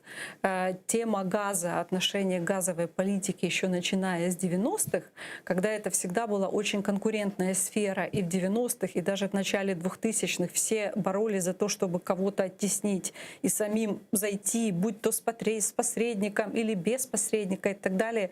вместо того, чтобы думать над тем, как действительно делать это направление, усиливать это направление для государства, и на каком-то этапе, вот мне кажется, Украина должна была быть проактивной в предложениях своих Европе, не там России. Да? Вот если мы говорим о газовом консорциуме и инвестициях, то предлагать это западным компаниям для того, чтобы это было им выгодно. И тогда бы, в принципе, не возник вопрос того, что надо вот искать какие-то альтернативные, это если мы говорим о Европе. Кроме того, Украина, мне кажется, пропустила, если Россия воспользовалась президентством Трампа, а они воспользовались, несмотря на то, что Трамп вводил санкции по Северному потоку, у Трампа начались расхождения, в принципе, с Европейским Союзом по другим вопросам. То есть Меркель нормально не общалась, там были вопросы о сокращении роли безопасности Штатов в глобальной системе безопасности, там выход из климатического соглашения и так далее, и отношения ухудшались. И Россия этим воспользовалась, несмотря на санкции, предлагая свою инициативу. И это для Украины наглядный урок, что мы должны были быть более проактивны в разной истории, в том числе, когда вот вся началась эта история, у нас до сих пор были даже после войны России отдельные политические силы, которые вносили законопроекты о том, чтобы вообще запретить допуск любого инвестора. Хотя после войны речь шла, естественно, о европейском инвесторе, а не о российском. Но у нас и даже сейчас есть такие политические силы. Но и в целом уже на этом этапе, мне кажется, надо более смотреть на перспективу. И вот, когда обсуждалось это соглашение между Штатами и Германией, Украина, может быть, тоже там участвовала, как заявил Блинкен, но публично мы этого нигде не обсуждали, и это тоже ошибка. Россия сигнализирует, что будет использовать газопровод «Северный поток-2» как инструмент политического шантажа Украины. Такую оценку дал министр иностранных дел Польши Збигнев Рау. Давайте послушаем его цитату. Росія сигналізує про те, що вона буде використовувати газопровід Nord Stream 2 як інструмент політичного шантажу проти України та Центральної Європи. Зараз з нами на прямому зв'язку Павло Кухта, ВО міністра економіки у 2020-му та керівник з політпитань Київської школи економіки. Пане Павло, вітаємо вас. Есть ли еще у Украины какие-то шансы по Северному потоку-2? Есть ли вероятность того, что на этапе сертификации Северный поток-2 компании могут столкнуться с некими проблемами, и введение в эксплуатацию этого газопровода будет невозможно? Вероятность есть всегда, я думаю, что она небольшая. Скорее всего, его ведут в действие, и он будет работать. Вопрос в том, на каких условиях он будет работать, будут ли даны какие-то рабочие, реальные гарантии, механизмы обеспечения безопасности Украины в условиях его работы. На это, наверное, шансы еще есть. С другой стороны, я предполагаю, что он небольшой. То есть теоретически может что-то появиться, скажем так, после переговоров Зеленского и Байдена в Вашингтоне. Но гарантии этого нет, и, честно говоря, я думаю, что вероятность этого, вероятность скорее нет, чем да. А какие это могут быть гарантии? К примеру, можно ли заставить Россию придерживаться норм третьего энергопакета, заставить Европу придерживаться норм третьего энергопакета? Собственно, это самый, наверное, рабочий вариант того, как это обеспечить, чтобы Nord Stream 2, а также Nord Stream 1, которые сейчас, по сути, имеют исключение из правил европейского рынка, они работают по другим правилам. Это позволяет «Газпрому» демпинговать и злоупотреблять своей монополией. То есть, по сути, применение европейских правил к «Газпрому» могло бы позволить, в принципе, спасти ситуацию. Потому что в равных условиях... Как это сделать? Как заставить Россию выполнять нормы? Это очень просто. Нет, это достаточно несложно, это уже юридический сугубо вопрос. То есть просто у них есть исключение из правил. Если Европа, ЕС, Германия отберут законным образом это исключение, Nord Stream и «Газпром» работают на общих основаниях, на тех же, на которых работает наша газотранспортная система. Наша газотранспортная система сейчас работает по правилам Европейского Союза. Соответственно, мы становимся конкурентоспособны. В равных условиях мы можем с ними конкурировать. Конечно, когда они, по сути, могут демпинговать дешевым газом в огромных объемах, и к ним не применяются нормы антимонопольного законодательства, которые они в принципе нарушают, конечно, они выигрывают у нас конкуренцию.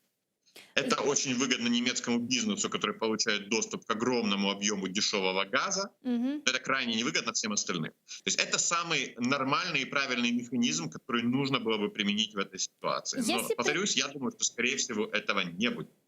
Так а что делать потом нам после 2024 года, когда у нас заканчивается контракт с «Газпромом»? Не превратится ли наша газотранспортная система в индустриальную руину? Как мы ее можем переориентировать? Ну, собственно, нам технологически нужно будет готовиться к этому. Нам нужно будет понимать, как обеспечить объем давления в системе. То есть, соответственно, газ, скорее всего, должен будет идти с западной границы в нее в необходимых объемах, плюс наша внутренняя добыча. Это технические вопросы. Это вопрос к энергетикам. Нам нужно будет понимать, как заместить $2 миллиарда доходов, которые мы потеряем. Это финансовый вопрос, он не смертельный. Это не гигантская сумма, хотя большая, но это неприятно. Но самый страшный вопрос, вопрос безопасности, вопрос того, что пропадает рычаг давления на Европу в случае открытого конфликта между Украиной и Россией, пропадает страх, что они замерзнут зимой, они могут просто сидеть и смотреть на русские танки, которые переходят нашу границу, и выражать глубокую обеспокоенность в это время. Этот вопрос мы снять не сможем, потому что действительно этот механизм в виде зависимости их от газовых поставок через нашу территорию есть сейчас, и если Северный поток заработает в нынешнем виде, этот механизм исчезнет. Пане Павло, и еще один вопрос, который я хотела с вами обсудить. 23 августа стало известно, что Украина получит особый транш помощи от МВФ в размере $2,7 миллиарда. Насколько я понимаю, это МВФ выделяет всем странам-участницам такие суммы в зависимости от их доли в организации, и цель ставят они глобальную перед собой, это стабилизация финансовой системы разных стран. Понятно, что пандемия коронавируса очень сильно повлияла на экономику различных стран. Но вот все же интересно, что это за транш? Это беспроцентный кредит или подарок? Как нам на это смотреть? Это кредит без тут четких сроков возврата со стоимостью 0,05%. Ну, то есть, по сути, бесплатный кредит. Это выгодно, это, в общем-то, подарок судьбы для нас. Этот подарок судьбы позволяет нам беспроблемно пройти пиковые выплаты по внешнему долгу в этом сентябре, без проблем для бюджета.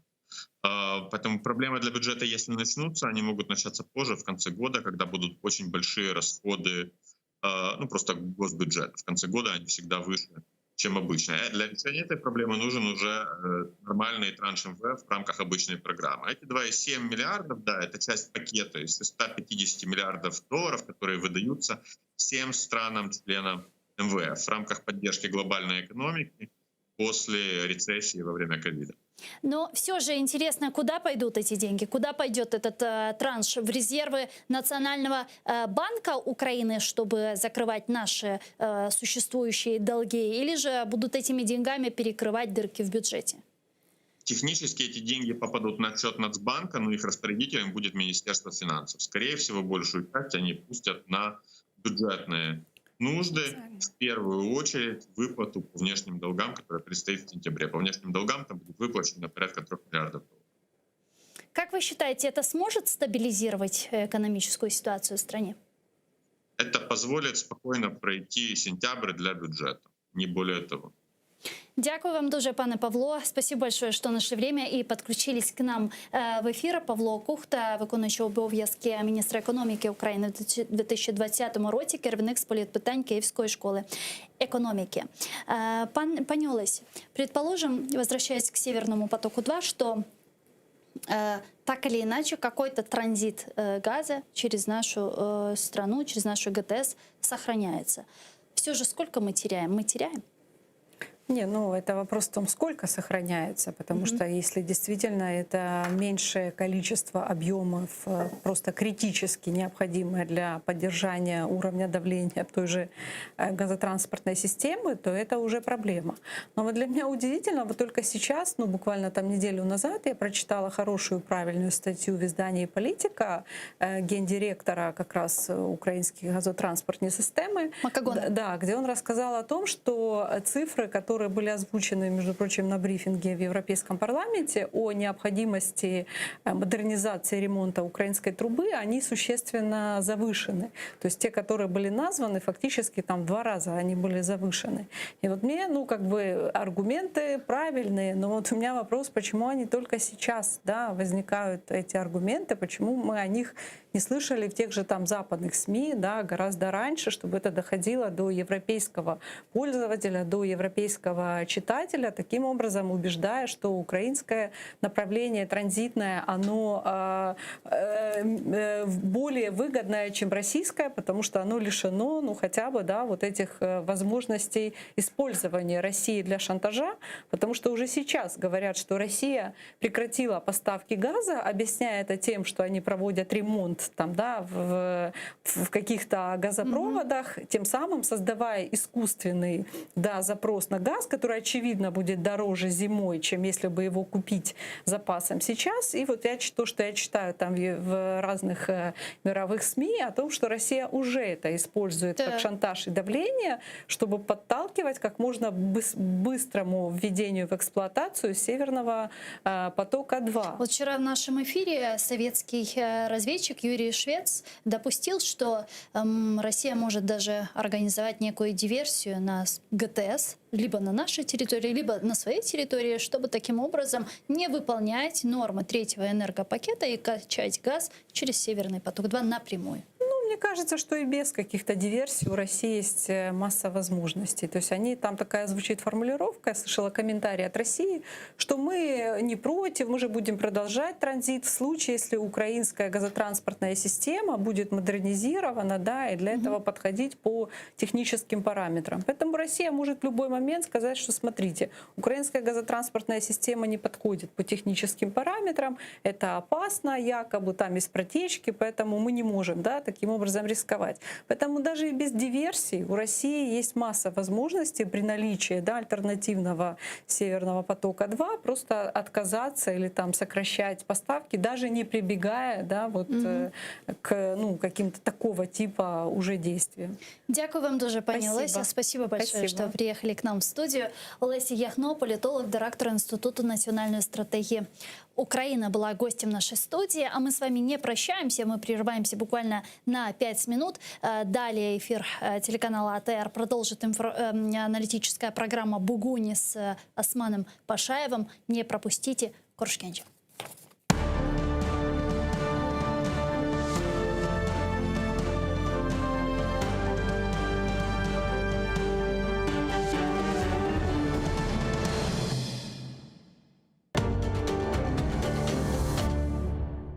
Найсильніші куряшисти зберуться в Києві на турнірі з кримсько-татарської національної боротьби «Куреш», присвячений Міжнародному дню корінних народів. Борці з різних міст України, велика команда з окупованого Криму, команда з Румунії, Туреччини та Туркменістану поборються на київському килимі. Турнір відбудеться 8 серпня в Києві в Палаці спорту «Венета Спорт» за адресою Героїв Севастополя, 11Б, вхід вільний. О 13-й годині також розпочнеться пряма трансляція турніру на телеканалі АТР.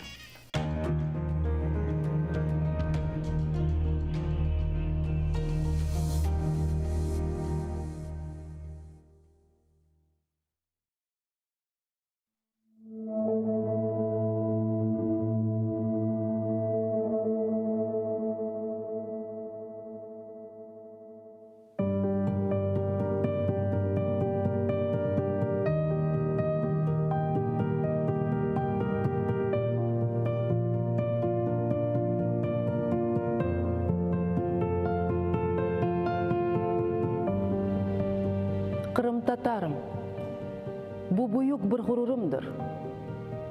Кырым-татарым, қатырам әждадымдан мирас олған ғайрет. Қырым татарым.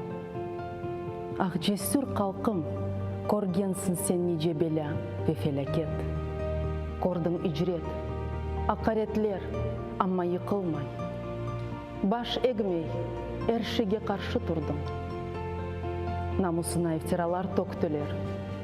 Ләкін теміз ве пактыр, Қырым татар адым. Қырым татарым, юрегім күнештір. Бұл тортсе біле, севем қалқымызны. Қорқу білмес, сав көңіллі, жесаретлісіз. Мен теменна етем оғымызде. Сорары семенден бірі, сен кімсің? Сөйле қалқын тәртіп низам виадетні. Айтырым, бұ бұйық бір ғұрырымдыр. Шүкір, Қырым татардыр, миллетім.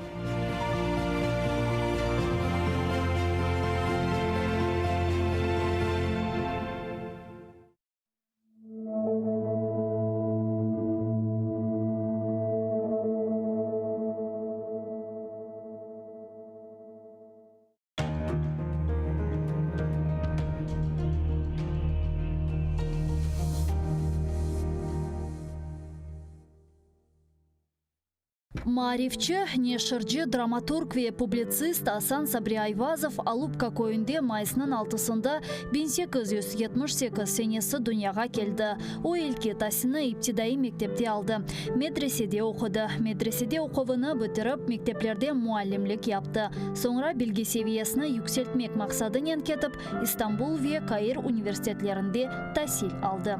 Асан Сабри Айвазов çetel memleketlerden qaytıp kelgen son, başta Baku şehrinde neşir etilgen Hayat adlı gazetada muarir olup çalıştı.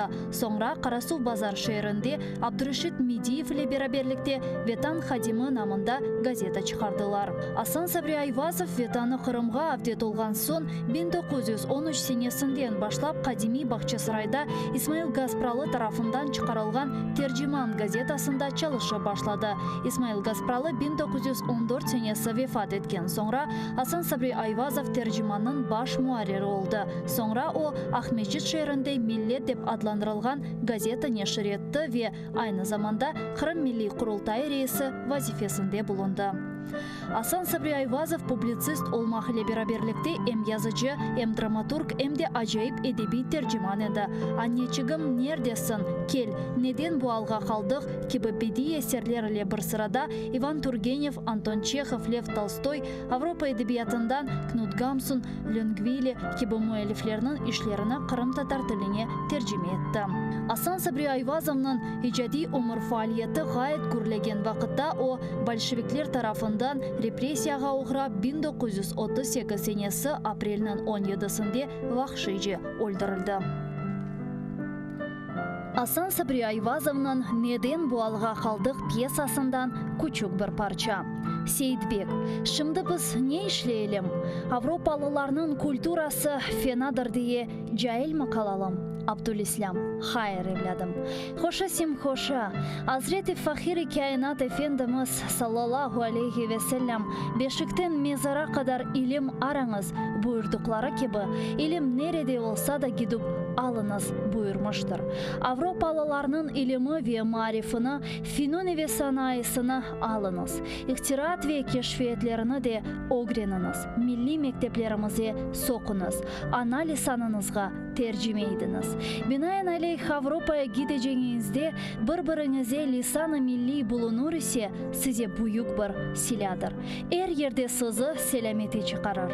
Elinizde İslamiyet, lisan gibi bir kuvvet olur ise Avrupa'nın ateşi sizi yakamaz.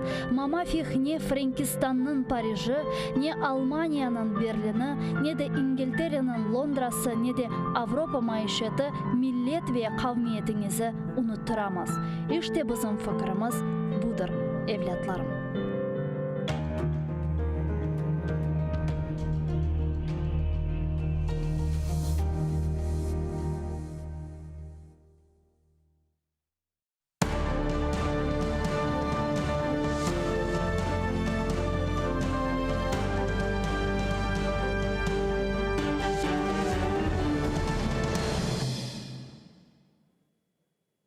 Доброго вечора, hayırlı akşamlar.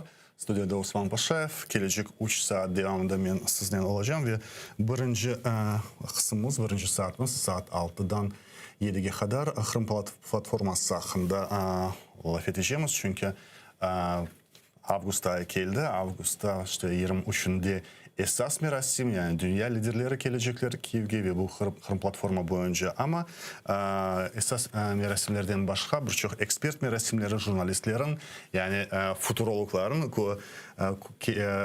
2050 senesine kadar Kırım nasıl olacak diye konuşup toplaşmaları endi Kiev'de başlana ve bu yaz, sıcak yazda Kiev'de ötkirli. Şimdi biz bu yayın devamında birkaç misafirimizni bekleyiz. Bağlantı kuracağımız Skype esasının Kırım'dan Kurultay azası, Kurultay Milli Vekili Edem Dudakov bizden bağlanacak. Sonra Eskender Bariyev, Milli Meclis azası ve programın sonunda kısmet olsa Rifat Çibarov'un Milli Meclis'in reisinin bağlantı kuracağımız birkaç sitatalar. Amerika'nın geçici, Ukrayna'daki geçici elçisi Kristin Quinn 6 Ağustos günü, yani bugün Kırım Platformu Ekspert Şurası'nda iştirak etti ve seslendirdi. Dünya Kırım işgalini unutmamak gerek ve Amerika yaptırım politikasına Rusya'ya karşı devam edeceğini bildirdi. Цитата Мусар. Я прошу українською кажу для наших режисерів показати цитату Крістін Квін з приводу її виступу на Кримській платформі щодо продовження Америкою санкцій по відношенню до Росії через окупацію Криму. США наполягають на тому, що анексія Криму – це великий злочин, про який не можна забувати. Росія намагається показати, що Крим – це частина Російської Федерації, але США ніколи не визнають нелегальну окупацію Кримського півострова. Однак заяв про це недостатньо. Порушення прав людини в Криму тривають. Ті, хто в цьому винен, повинні понести відповідальність.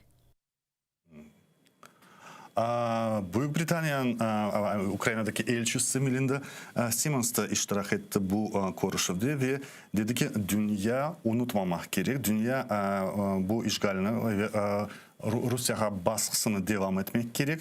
Bunu o bildirdi aynı Kırım Platformu Ekspertler Şurası'nda.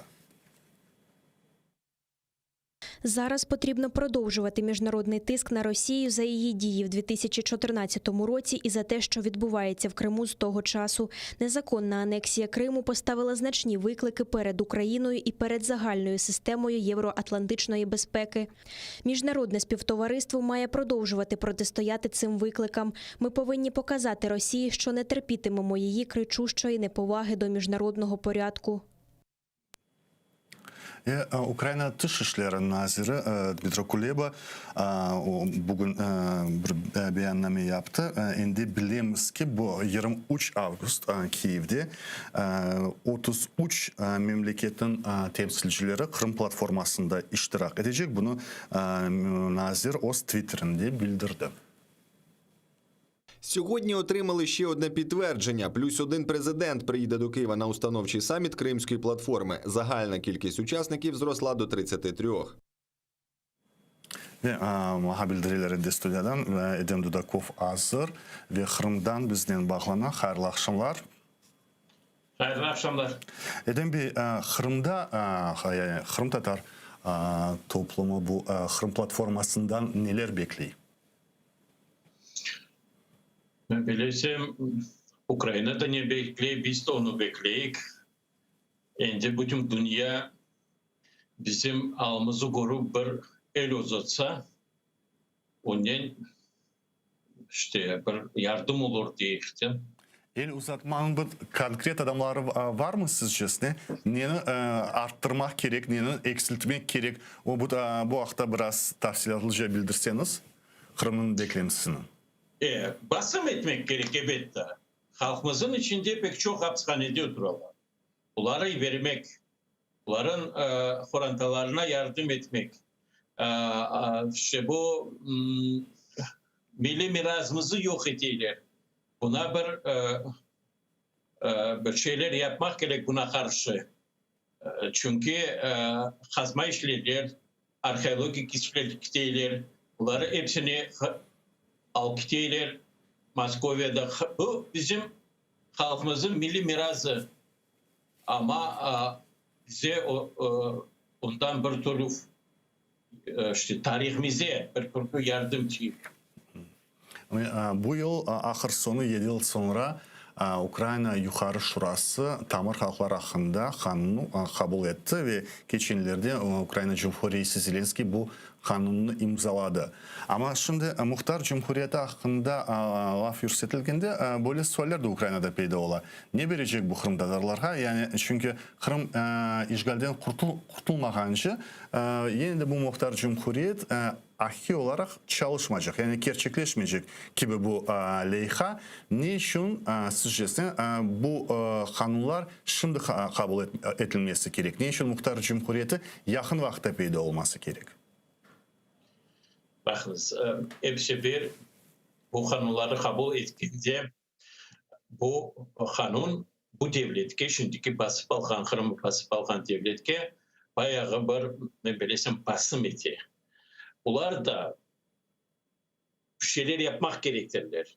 Bir düşünceler olmak gerektirler diye umut eteyim. Elbette hıyna etmeye böyle totaliter rejimlerge bir şeyler bir fayda olur mu yok mu, ama emin ki onların bana bu prezidentin reaksiyasına görkende onlar pek açılandılar. Pek öyle bir onlara bir tesir etti bu şey. Lakin umut eteyim ki belki bir bu basımlar azca olur. Belki bu hapishaneye alınganlar azca olur. Peki bu taraftan hiç olmadı, yardım etirdi. Şimdiki zaman. Evet de Kırım devletimize kayıtsa bunun işi başka. Onu bilemeyiz ne olacağını. Biz umut etkenimiz olur inşallah. Ama şimdiki vakitte de ben belirlesem onlara basım eti, onlara bir dünyada bir ben belirlesem dünyadan bir karşılık bekliyorlar.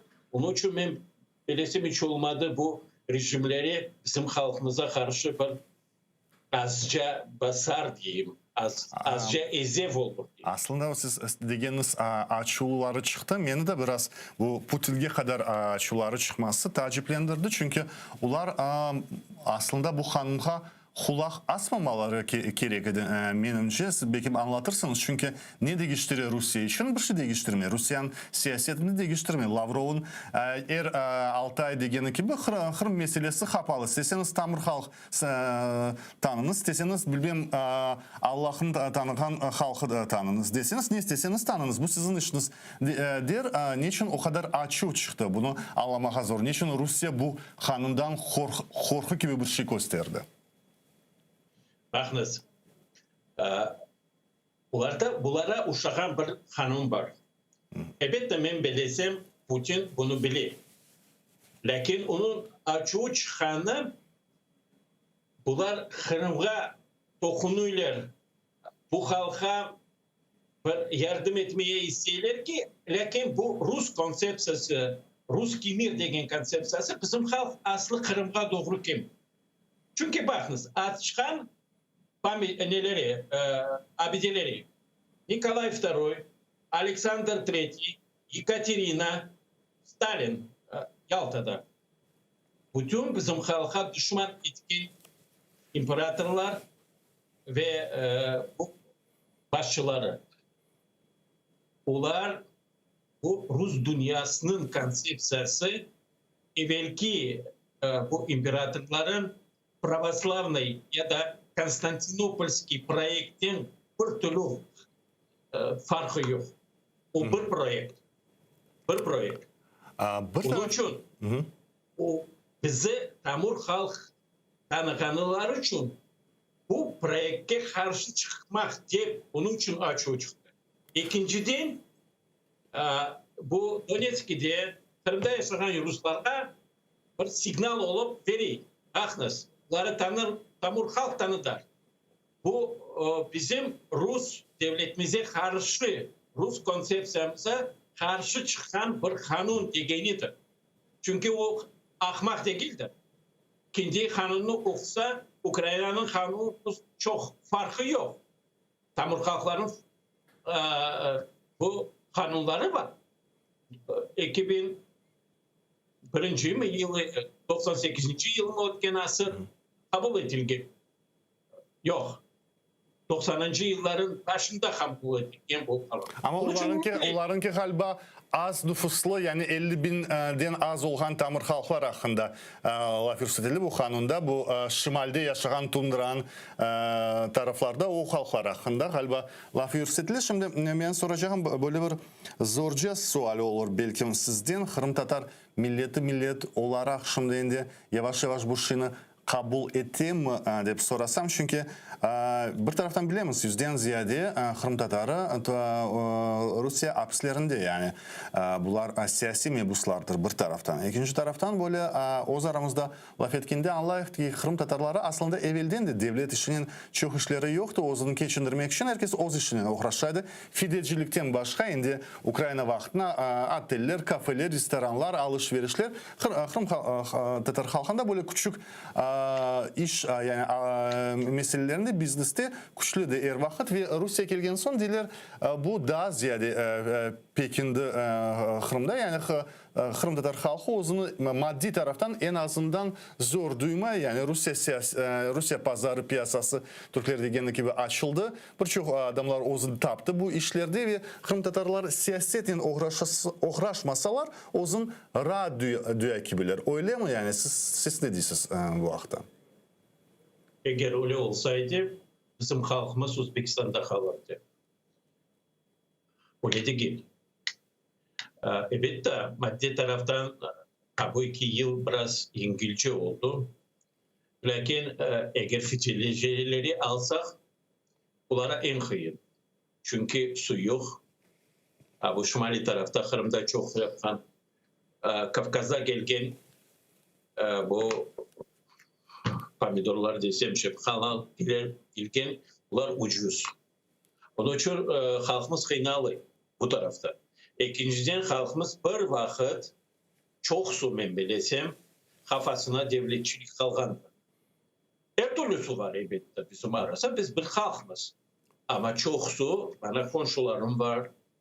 Eğer ben Kiev'e varıp gitsem ya da bir yanılık çıksa 50 karşıma gelenler ya da evde gelenler sorayanlar çok olur. Komşularımız. Onun için ben öyle duymayayım ki hepsi bir, hada yaşasan yaşayık da madde yaxşı olsa kalanı bir şey değil.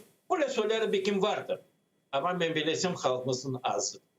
Ben belki şimdi o sualımı tavsiyelerce anlatırım. Ukrayna zamanında idarelerde, hakimiyetlerde az olsa da binde ziyade Kırım Tatarı işte köy şuralarında, şehir, rayon şuralarında vardı. Yani işgalden son Kırım Tatarlar o siyasi görüşünü bildirdi ve en çoğu galiba 200'e yakın Kırım Tatarını tapıp oldular. İşte bu Rus işgalci hakimiyeti bu şuralara en azından 5'ten biri yapı Ukrayna'nın zamanlarının kıyaslaganda, ama bunda Ukrayna'ya gelgen bizim sebedeşlerinin laf etsek, yani Ukrayna taraftarı ziyade olganlar, Rusya'ya temelden de can gönülden karşı olganlar bilediler.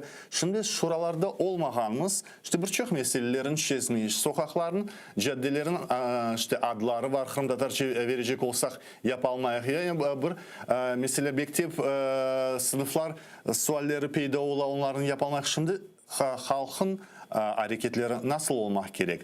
Devam etmek gerek mi? Bu boykot biraz Rusça degende böyle samoizolasiya yoksa köy şuralarına, şehir şuralarına gitseler, en azından yerel hakimiyetlerde peyda olsalar bu korkunçlu değil mi?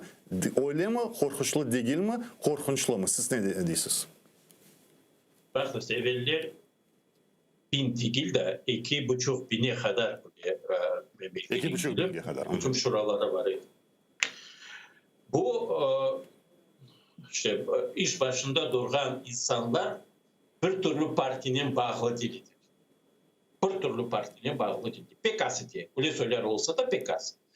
Esas meseleleri kurultayla böyle bağlı olmasalar, lakin halkımız milli hareketinin ne olsa da bağlıdırlar. Şimdiki zamanda partiye girmesin, bu Yedin Rusya'ya girmesin, bir türlü bir yerge girip olmasın. Ama onda giren son kolunda bir şey yok. Onlarda böyle bir demokratik sentralizm degen bir şey var. Parti ne dedi? Öyle de ki. Bana alayık Usiyinov degen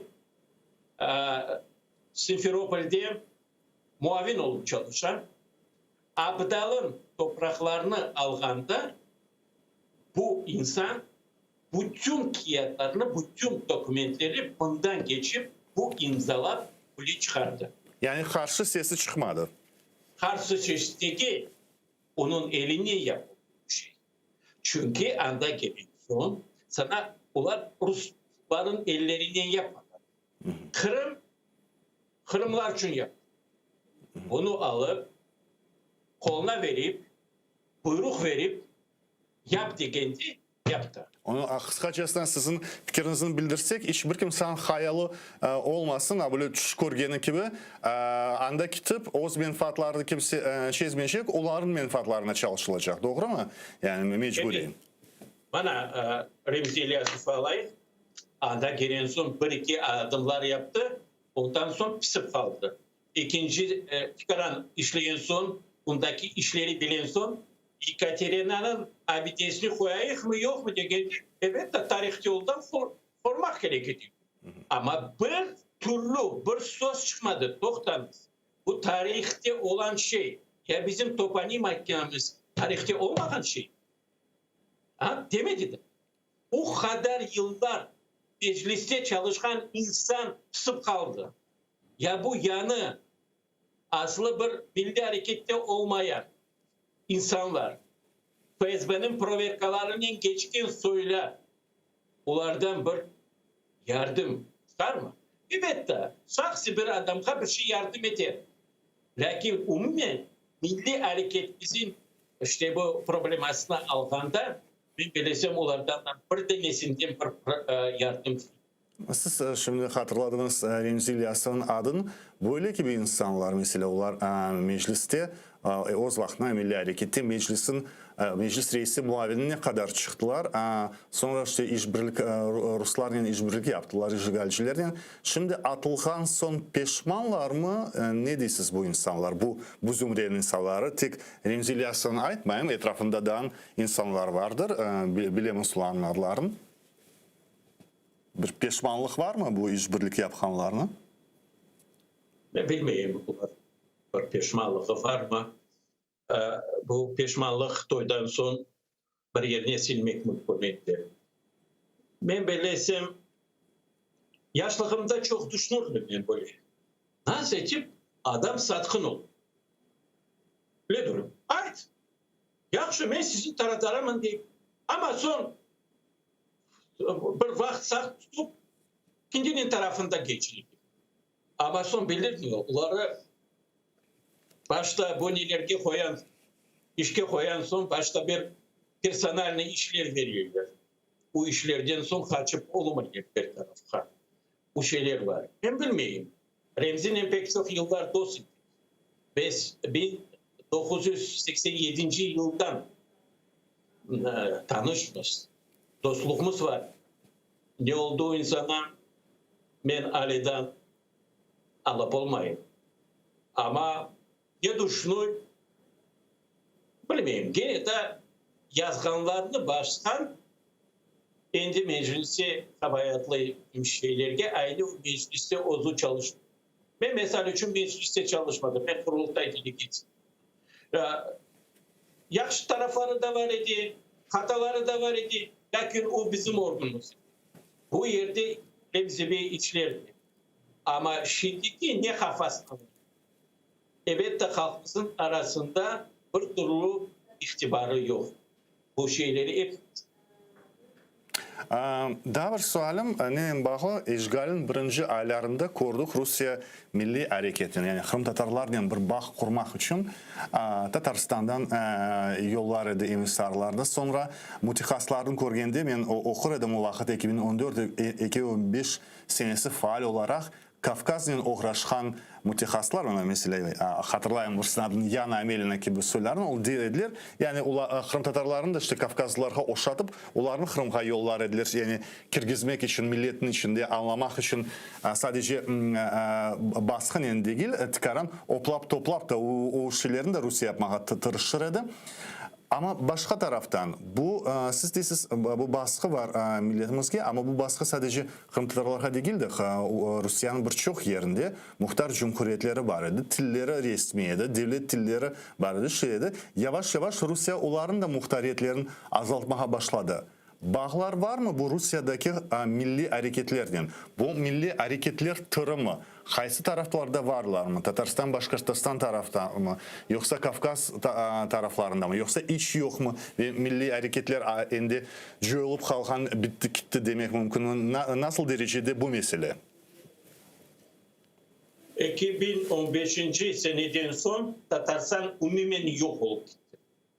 Ben belesem ularmada gelip bazı şeylerini korup, kurultayımızı korup, abidelerimizi korup, saklankan abilerini biz ular düşüngen, Moskva düşüngenliğe göre biz ulara bir ters, yaman bir işte bu örnek gösterdik. Ben belesem onun için ular yok olup gitti. Tatarstan, Kafkas bir şey mende kalmadı. Şimdi tek Moskova ve Rus devleti. Başka bir şey yok. Tatarstan'dan gelen misafirler oluyor. Benim sınıftaşlarım var. Var geliyorlar. Anlayırlar mı, anlamayırlar mı? Etmeye kıyın. Yakin biz ne laf etkende pek çok düşünüp gidiyor. Ben anlatayım. Siz dilinizi 20 yılın içinde doysak, siz de bu 20 yılın içinde doyacaksınız. Ama biz 300 binlik halkız. Siz tamam bir 6-7 milyonluk halkız. Siz saklap olmayısınız. Bu sizin avtonomiyanız, bu uydurma. Fakat prezidentiniz kalanlar bütün siyasi Moskva'dan gitti. Çünkü 2008 yıldan son ben bilsem işte bu Rus hükümetin rehberi bu milletçilik tarafına çekiyor. O anlay ki eğer avtonomiyalar kalsa, bu avtonomiyalar güçlü olsa bu devleti saklamak kıyın olur. Onun için onların siyasetleri içinde asimilasyası. Şimdi bizim mekteplere de tekrar işte bu 14 tane mektebin içinde de 8 mektebin içinde tek Kırım Tatar dili alan bir şey yok. Onu yavaştan aklına çevirilir. Biz 90. yılların sonunda o mektepleri aldık. Ondan da aşağı düştük. Ballar bahçeleri şimdi Kırım Tatar bu yerini bir Rusça'da Tatarskим языковым режимом olgan Kırım Tatar grupları şimdi yaptılar bilgiler. Onu Rusça verilir. Bütün programmaları, bütün учебный процесс Rusça, только kirlamak, aytmak o kadar Kırım Tatar şeyleri kaldı. Bu asimilasya olmamayı нет. Asimilasya bu birinci onların şimdi programması birleşti. Var tek Kafkaz'a dokunup olmak. Yakin Tatarstan, Başkirtistan bu tarafları pek basar yaptılar. Siz bu profesör, Ozozustu yapan profesör. Siz ne bilirsiniz? Ne için Ozozustu baktı? Bu şeyler, bu kanunlar çıkartsın.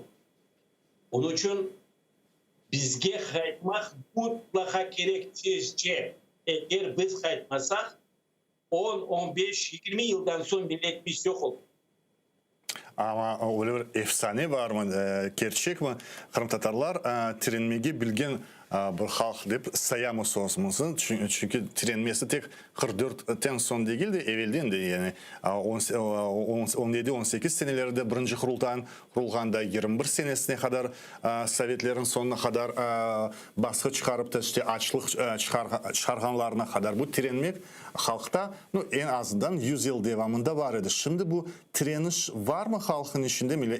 En azından böyle irade var mı? Mektepler olmazsa o aramızda Kırım Tatarca laf ettik, ballar Kırım Tatarca laf ettik, toplağında Kırım Tatarca laf ettik, yoksa Ruslaşma devam ete til hayep ola. Sizce bu 7-8 yılda ne olup geçti bu vaktan?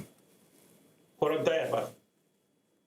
Biz alakattan çıkan dedelerimiz, bizim evde hepsi Tatarca. Bağlarımız, bana kızım Mercan, torunlarımız hepsi ana tilde laf ediyor. Kıyın Kiev'deki torunlarımızla. Ular bana geliyorlar, parayı oturuyorlar, çıkaran Tatar tiline öğrenmeye başlarlar, geri gidiyorlar o tarafa. O kıyın. Evet de Harbabanın hatanana ne baklı? Analar ne baklı? Her türlüsü var. Bakaysın bir denesi tırışı, kendi bilmesi, bala doğay, balanın Tatarca laf edip kendisi de öğrenip gidiyor. Öyle söyleri var. Başkaları nasıl geliyor? Rusça başlayırlar laf etmeye, bu ballar başka dili bilmeken söyler. Öyle söyleri de var. Şimdi mektebe gelenler evvelden yarı sınıf Tatar dilini bilse, şimdi 2-3 adam bilir. 2-3 bala bilir. Kalanları bilmiyor. Gene de o mekteplere çıkaran bunlara öğretilir. Lakin evde laf etmeseler, evet de hayır. Ana dili bala doğuldu mu? Birinci lafını ana diline işitmek gerek. 5 yıl acez ana dilden başka bir türlü dil bilmemeslik gerek. O zaman bizim Mercan kızımız 5 yaşındayız Rus dilini bilmez. Ama şimdi bunda tapşırdığı egzamenleri Ege dillerinde bana altın İtalyan. Evet. Şimdi Rus dilini biliyor, Ukrayna dilini biliyor, Türk dilini biliyor. Türkiye'nin filmlerine bakayım. Çünkü Tatar dilini bilse büyük Türk dünyası açtı. Azerbaycan filmlerine bakın. Bu bakınız ne kadar bayılık. Bunu halkımız anlamak değil. Sağ olun. Çok sağ olun Sedim Bey. Bizden Kırım'dan Canlı Bağ'da Milli Kurultayının milli vekili Edem Dudakov bağladı. Ve şimdi canlı efirimizde beklediğimiz Milli Meclis'in azası Eskender Bariyev'den, Eskender Bey'iminde Kiev'de yaşay ve faal olarak bu Kırım platformasının merasimlerinde iştirak etti. Hayırlı akşamlar Eskender Bey. Akşam şerifleriniz hayırlı olsun. Selamun aleyküm. Eskender Bey, Kırım platformasından siz ne bekliyorsunuz ve sizce en mühim meydanlar haysıdır? Siyasi meydanlar mı yoksa mütehassıs ekspert meydanlar mı? Haysi meydançıklardan ziyade iş bekliyorsunuz ve ne bekliyorsunuz umumi olarak? Birinciden biz başından, işgalin başında başladık. Bu işgalsiz ya da Kırım'ın serbest etmeye çalışmaya ve biz şu türlü bu levhalarını gösterdik ve bu yıllar devamında çalıştık. Allah'a şükür bizim böyle levha 2014 sene çünkü biz söyleyendik. Tez bu Tamır halkının kanunu kabul etmek gerek. Onun için bakınız 7 yıl geçti. Allah'a şükür bu Tamır halk kanunu var. Ama bu kanunun hakkında da çalışmaya gerek. Bu platforma Allah'a şükür platforma hakkında bu yüksek seviyede lastikte hazırlıyoruz gitti. Bana tünevin biz beraber iştirak ettik. Bu Foresight. Bu bir böyle program bu management taraftan bu nasıl strateji ve ahire strateji program bugün bir açılış oldu bu expert platforma. Bu expert platformada 7 birinci grup bu insan hakları hakkında, ikinci grup bu güvenlik hakkında, üçüncü grup bu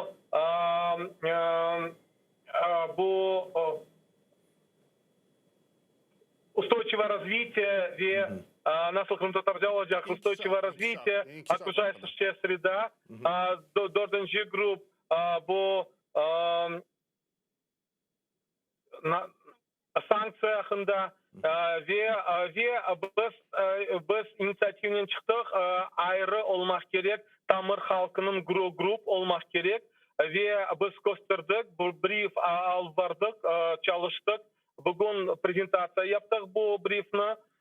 Bu nasıl maksadı, bu gruppanın nasıl planlarımız var, ne yapacağımız, nasıl kimler bu gruppada çalışacak ve çalışacak. Onun için bizlerge gerek biz gösteremiz. Hem gumanitar mesela gumanitar grup var ve nasıl Krım-Tatarca культурное наследие. Medeni miras grupları. Da, ben çıkışta söyledim. Evet, biz son çıktık çünkü hem tahsil, hem gumanitar meselesi, hem культурное наследие, hem ekoloji ve ilaki bu tamır halkının bağlı meseleler. Onun için bütün Kırım hakkında evet tamır halkın hakkında başlamaya gerek ve göstermeye gerek. Nasıl oldu? Güzel geçti ben bilesem. Bütün gruplardan temsilciler gösterdi bu prezentasyonu. Ve kısmet olsa bu koordinasyon burada grup olacak. Bütün gruplardan bir koordinatör iştirak edecek. Ve bu halkara ekspertlerinin da çalışmak için devamı olacak. Eskender Bey, soracağım. Az çok olsa da Ukrayna mütehassısları yani ekspertleri Kırım meselesini ve ayrıca Kırım Tatar meselesini bile bu 7 yıl devamında anlamaya başladılar. Elbette kanunun kabul etmesi gösteriyor ki siyasetin kabul etmesi için baştan ekspertlerin kabul etmesi gerek. Yani ekspertlerin kabul etmesinin siyaset de kabul etti. Sonra neticede ve bu tamır halk kanunu kabul edildi ama dıştan kelgen en azından Avrupa-Amerika mütehassıslarının ne kadar yaxşı anlayırlar tabır halkın meselesini. Çünkü buna sizden evvel Edem Dudakov bağlandı. Bizden dedi 8-10 yılda Kırım kayıtmazsa til gayip olacak. Çünkü til meselesinde Rusya'nın siyaseti umumi olarak bütün Rusya'ya, bütün muhtar cumhuriyetlerine aydın. Yani tillerin yok etmesi yavaş yavaş da böyle fakultatif şekilde öğrenmeye desek aslında bu yok etmek siyasetidir. Ve bu 4-5 milyonluk Tatar halkı, Kazan Tatar halkı bile bu korkunç çökünde olsa 300 binlik Kırım Tatarları için bu gayip meselesidir. Ne kadarlık dıştan kelgen ekspertler yaxşı anlayırlar bu meseleni. Bakınız bu mesele hakkında ben böyle etmek isteyeyim. Bakınız bizim til meselesi ve tahsil ana tilinde tahsili bu büyük problemadır ve sizde aklında var Osman Bey siz pek yaxşı bilirsiniz. Nasıl biz bizim marifçi teşkilatımız Milli Meclis tırıştılar Kırım Tatar milli sınıflarını açmak için ve Kırım Tatar milli mekteplerini açmak için. Ben birinciden düşünüyorum böyle. Birinciden Kırım Tatar bir samarganizasyon olmak gerek. Hem tahsil taraftan hem kültür taraftan hem başka taraflardan. Bu birinciden. İkinciden evet bu alternatif mekteplerini ya da воскресные школы Rus dilinde aytalar. Böyle yapmak evet aman kaliteli olmak gerek ve evet çok bizim ana babalarımız ballarını verecekler eğer kaliteli bu kurslar olsa da. Mesela şimdi böyle de kurslar Kırım'da var. Aman bu kurslarga bu programlarga yardım etmek gerek ve eğer bu çaresiz ballarını da iştirak etsinler bu mekteplerde. Üçüncüden bakınız, til yaşayacak eğer bu eğer motivasyon olsa da yaşayacak. Onun için bakınız niçin koterdi bu isteği ana tilini öğretmeye bizim gençlerimizde. Çünkü ATR başladı aktif çalışmaya Kırım'da. Bakınız bizim yırcılarımız Kırım Tatar tilinde Türkler başladılar yapmaya ve çıkmaya. Evet. Bu bir motivasyon olmak gerek. Ama evet, ben aytmak isteyeyim bu. Biraz bağımız kesildi. Bağımız canlanana kadar birkaç sitatamız var. Amerikan Dışişleri Nazırı Antony Blinken Washington'da Ukrayna Dışişleri Nazırı Dmitry Kuleba'dan konuştu. Bu konuşmalar şimdi Avgust'ta olacak Zelenski'nin ve Biden'ın konuşmalarının o günde müzakereler devam ediyor. Bu vaxtda Blinken'in sitatası atıfı bizde var. Şimdi ekranlarınızda görürsünüz.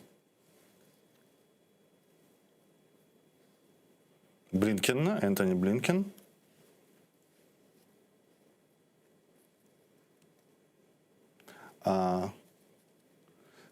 Eskender Bariyev bizden bağda. Bağışlanız Eskender Bey.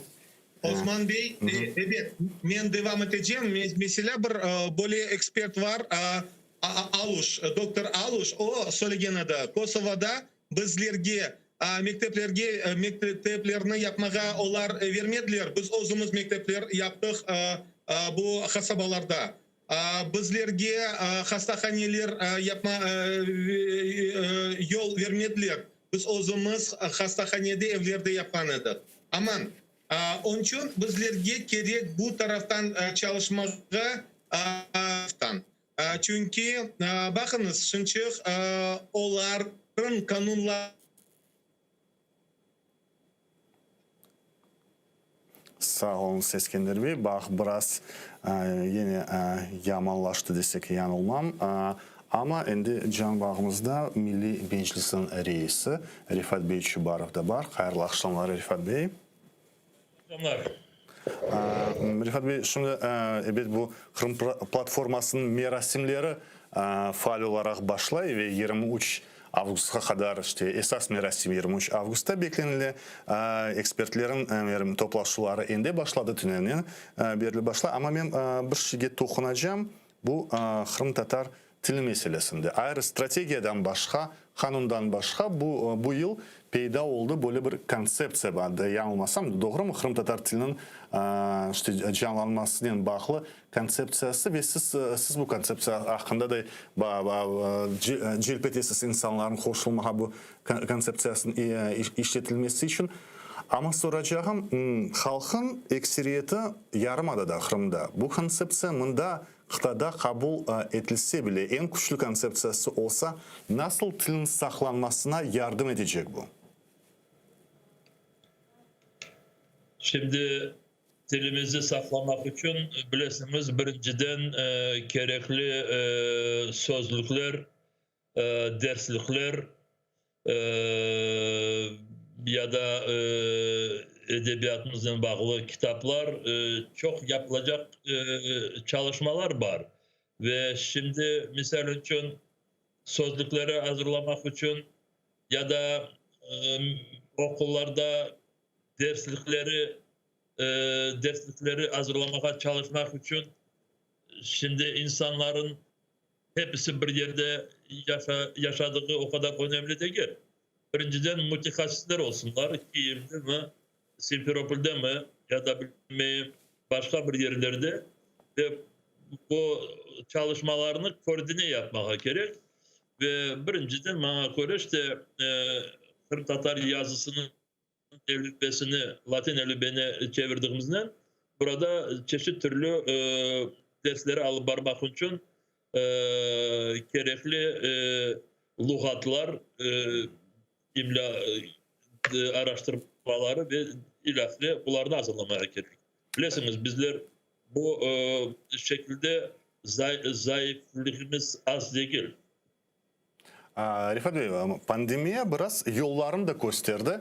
Dünyanın birçok mektepleri artık online şekilde çalışmaya başladılar. Üniversiteler online şekilde çalışmaya başladılar. Böyle bir bilmem teşebbüsler olacak mı? Mesela mekteplerin mında teşkil edip de Kırım'ın öğrencileri andan Ukrayna mekteplerinde online şekilde okusunlar ve o zaman mesela şimdi anlayaq. Bizim çalışmalar, bundaki kıtadaki çalışmalar Latin urfatıyla olacak. Rusya buna tamamen karşı ve Rusya'daki Kırım Tatar dili Kiril urfatında kalacak. Bunu zorluklar çıkarmamak için biz birinci sınıf talebelerinden başlayıp onlara bu Latin urfatındaki Kırım Tatar dilini aşılamamız gerek. Bunu birinci sınıflardan aşılamak için bu en azından biz bütün ballarını kıtağa çıkaramamız. Yani en yaxşı mektepler, Tankova gibi mektepler kursak biz bunda 10, 50, 100 mektep kuramamız. Demek ki online şeklinde bu okulların kurmak gerek olacak. Böyle teşebbüsler peyda olacak mı? Peyda olacak. Çünkü çalışmalar başlandı. Ben size birinciden başkadan başlayayım da şimdi bilirsiniz bağışlamasın. Şu arada beni başkaları da araylar da bu bütün çalışmaları başlamak için bizler çeşitli türlü internet bağlarının mütehassislerge ricada bulunuyor. Misal için siz konsepsiyonu dediniz, devlet, Ukrayna hükümeti bu konsepsiyonu kabul etti ve onun etrafında şimdi Kırım Tatar dilinin inkişafı etrafında strateji hazırlandı ve yakında hükümette bakılacak. Bu stratejiyi mahsus hükümet internette yerleştirdi de ve bizler Kırım Tatar Milli Meclisi olarak bütün vatandaşlarımızga bu işte Leyhan'ın etrafında müzakereler yapmak için bizler hepsini davet ettik. Ben şimdi söylemeye olmam ama böyle bir kolumdaki parmaklarından sayabilirim. Kaç kişi bu çalışmalara katıldı ya da koşuldu. İşte birinciden şimdi Ukrayna hükümeti taraftan çok böyle fırsatlar verili. Ama bu fırsatları kullanmak için kendimizin hareketlerimizi çok koordine yapıp alıp varmak gerek ve şimdi sizin sualinize. Siz bilirsiniz Ukrayna devleti içinde internet şeklinde okul böyle bir platforması var. Şimdi doğrusundan onun ismini söylemem. Esimden çıktı. Ama bu platformada şimdi Ukrayna okuldaki bütün sınıfların dersleri işte böyle bu ders şeklinde o yerleştirilen bu platformada hocalar alıp paralar, videolar var orada ve her bir bu işte sınıfların derslikleri orada yerleşmiş. Şimdi bizim taraftan Kırım Tatar mütehassislerine rica var. 5. sınıftan başlayıp 11. sınıfa dek olan derslikleri Kırım Tatar dilinde bu derslikleri hazırlayıp dersleri video şeklinde yazıp bu platformada yerleştirmek için şimdi hükümet tarafından karar alındı. Bir problem burada yoktur. Söylemeye istedim. Kırım Tatar bu online mektebi kurulabilir. Ne vakit? Ne kadar böyle kaliteli? Bu ette hükümete bağlı değil. Hükümet hem bize bu platformanı veren hem derslikleri hazırlamak için maddi taraftan da bunlarını planlaştırılacak ve maddi taraftan bu derslerini hazırlayan mütehassisler kendi haklarını alacaklar. Dünyada aslında sonki zaman zemanevi dünyada böyle mod oldu. Bir şeyin başlaganda vizyonunuz ne diler? Türkler de bu vizyon, vizya Ukraynacı diler. Bu vizyonunu hakkında degende Kırım Tatar tili Kırım Tatarları için mi yoksa Kırım Tatar tili bütün Ukrayna için mi olması gerek? 2014'ün işgali başlaganda o vakti ben İstanbul'da galiba Evgen Glebovitski'yle konuşken adam o dedi bu uzunğa sürecek gibi ve Kırım Tatar tilinin saklanması için bütün Ukrayna merakını göstermek gerek ve belki de belli bir seviyede onu yapıp olsanız eğer Ukrayna mektebinde belli bir seviyede Ukrayna balaları Kırım Tatar tilini öğrenip anlamak gerek mi? Yoksa bu pek havadan uçan bir teşebbüs mü? Yoksa bunu da yapmak gerek mi? Siz ne düşünüyorsunuz? Kırım Tatar tili hakkında Kırım... Bu bütün çalışmalar alıp varıldığı vakit olsun lügatları hazırlaması, derslikleri yazması ya da online şeklinde Kırım Tatar tilinde dersleri yazıp yerleştirmesi bu hepsi hazırlandığı vakit, yapıldığı vakit bu birisini ayırmay ki bu Kırım Tatar talebelerine ya da bu Ukrayna talebelerine. Elbette farkı var. Misal için bazı talebeler ne kadar zayıf olsalar da ama Kırım Tatar korantalarından eklide katkıları vakit, koşuldukları vakit. Sıfırdan başlamaylar yani en azından eftili bileler. Bileler ya da isterler ya da kulaklarına girdi. Diğerleri asıl sıfırdan başlayacaklar. Ama gerçekten söylesem bizim durumumuzda bizim ballarımızı, torunlarımızı alsak hepsi aynı bir böyle bir sırada desek çok yanlış olmaz. Sıfırdan hepsi.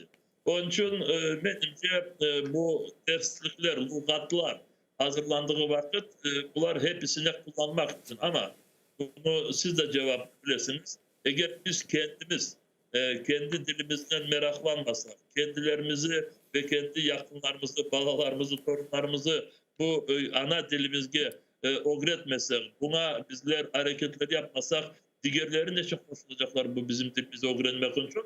Yok, tapılır belki bir 10 tane, 15 tane, 100 tane başka yabancılar. Ama bizim Kırım Tatar dilini diğerlerine de meraklandırmak için birinciden bizim milletimiz bu dil öğrenmesine yapıcı gelir. Başlans razı olsanız til meselesinden başka Kırım platforması merasimlerine de dokunayım. Siz sadece siyasi merasimlerde yoksa mütehassıs merasimlerine de koşulasınız. Ben şimdi bu bizim ayrı bir panelimiz olacak. Bilirsiniz Kırım platforması içerisinde bir tedbir bu başkanlar toplantısı ve orada bizim liderimiz Mustafa Ağamız söz edecek. Bu diğer devletlerin başbakanları ya da cumhurbaşkanları ya da dışişleri bakanları olan merasimde. Ondan sonra 4 tane ayrı paneller olacak bir ardından. Ve panellerin birisi, 4 panellerin birisinde bu Kırım Tatar milletinin kökenli millet olarak hakları tiklenmesi ve bu panelde ben moderatörlük yapacağım. Moderatörlük değil, yok. Moderatörlük orada başkası olacak. İştirak edeceğiz, katılacaksınız. Çıkışı yapacağım. Programda vыступление degen gibi 10 dakikalık orada bana vakit ayırmaya karar aldılar gibi böyle görünüyor.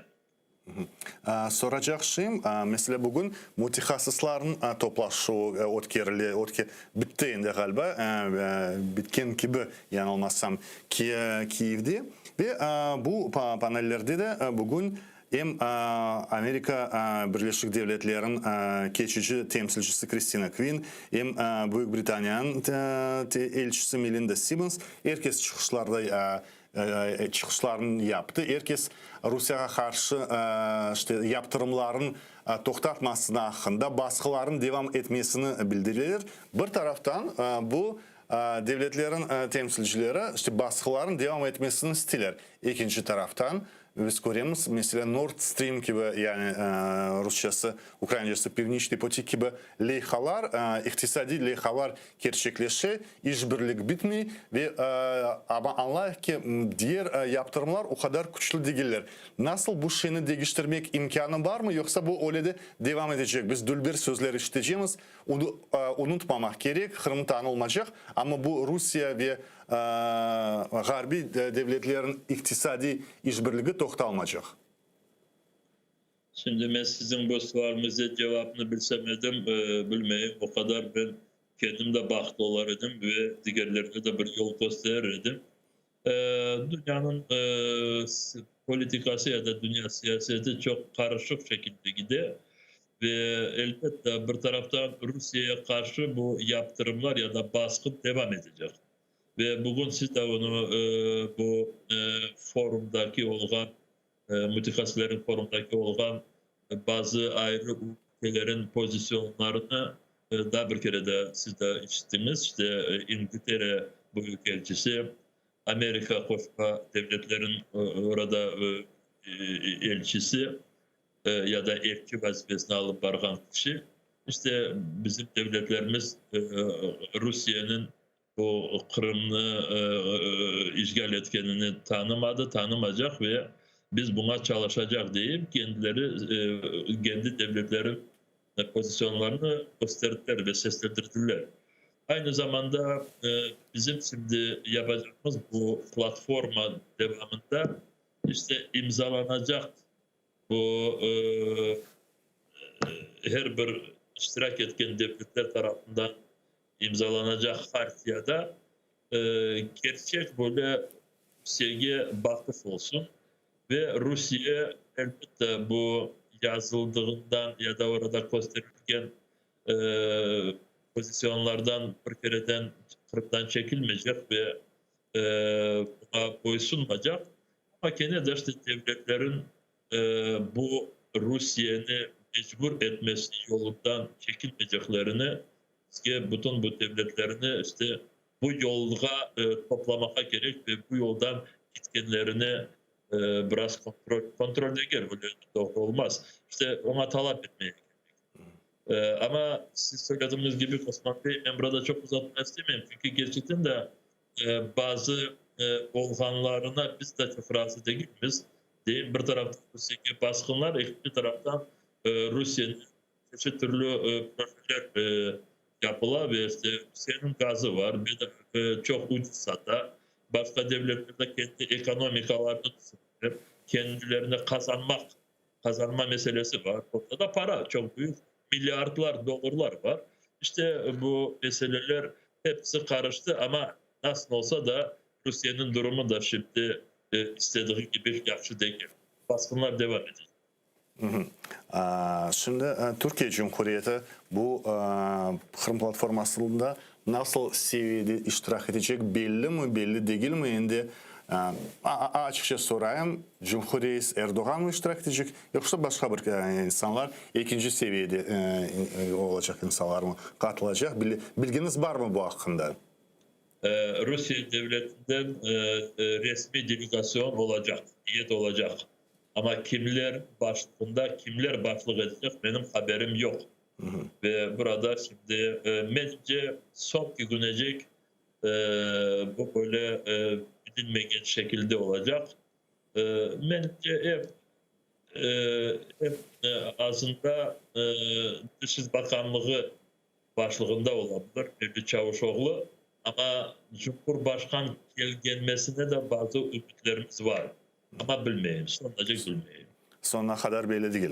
Şimdi bu suallerim birisine kayıtsak, siz de değilsiniz, biz de bildiremiz itirazlarımızın, yani bir taraftan yaptırımlar diler, ikinci taraftan işbirlik toxtalmayı ve bazı da derinleşe ama Ukrayna'nın da böyle bir yakından misali, böyle nasıl çirkin misali ayet almayın, böyle korrekt olmaz ama bu Uygurlarga yapılgan Çin'deki baskılara karşı bir imzası var idi. Son bu imza çekilgen idi. Ukrayna ozu çekti bu imzanı ve bu vaziyette ozu Ukrayna başkalardan destek beklegen Ukrayna böyle adımlar yapsa Ukrayna'nın pozisyasını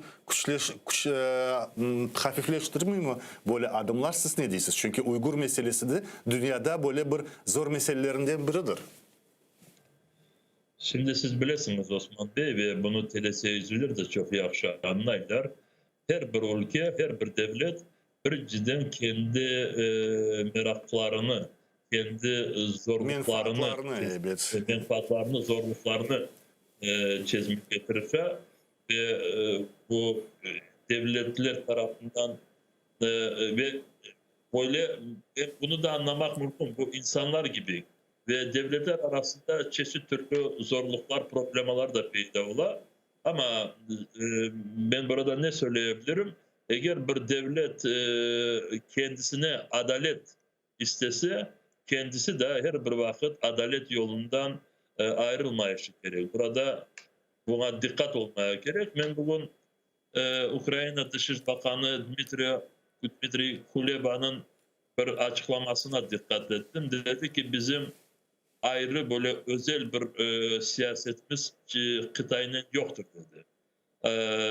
Her bir devletle çalışkan gibi Kıtay'ın da öyle çalışacak diye böyle bir açıklama yaptı. Eğer siz söylediğiniz gibi böyle olmuş olsa öyle de korune. Bu Uygurların durumuna, Uygurları orada baskın yapması toktatılsın diyen bir dokumentinin üstünde Ukrayna'nın da imzası var idi de son o imzanı çekip aldı. Öyle bir haber geldi ve öyle de olmuştur. Ben de öyle düşünüyorum. Bu doğru değil. Böyle yapmamalı gerekir. Ukrayna değil de kendisine adalet istediği sebebinden kendisi de her bir diğer ülkelerge, diğer milletlerge adaletle bakışı gerek. Çok sağ olun Rifat Bey.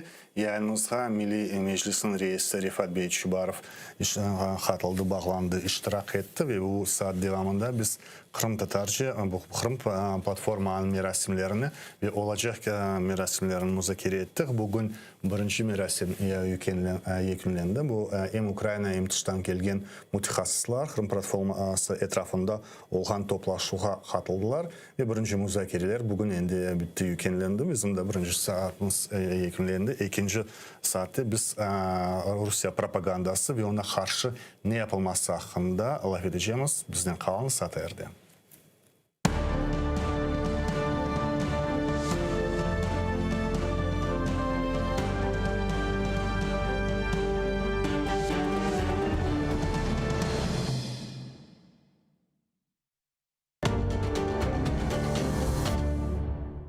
Найсильніші куряшисти зберуться в Києві на турнірі з кримсько-татарської національної боротьби «Куреш», присвячений Міжнародному дню корінних народів. Борці з різних міст України, велика команда з окупованого Криму, команда з Румунії, Туреччини та Туркменістану поборються на київському килимі. Турнір відбудеться 8 серпня в Києві в Палаці спорту «Венета Спорт» за адресою Героїв Севастополя, 11Б, вхід вільний. О 13-й годині також розпочнеться пряма трансляція турніру на телеканалі АТР.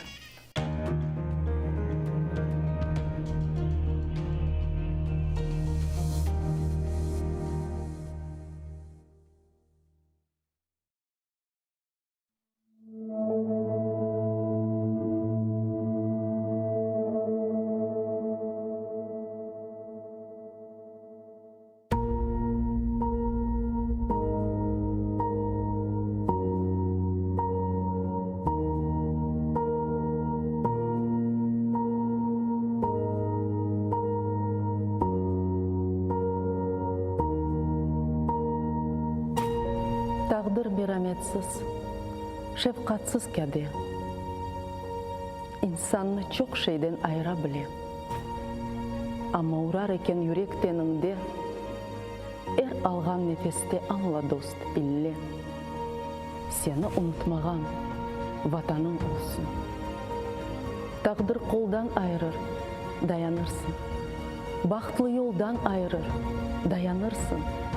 Dayanırsın. Dayanırsın, dayanırsın. En ağır ehvalda umutmen tile. Seni unutmagan vatanın olsun.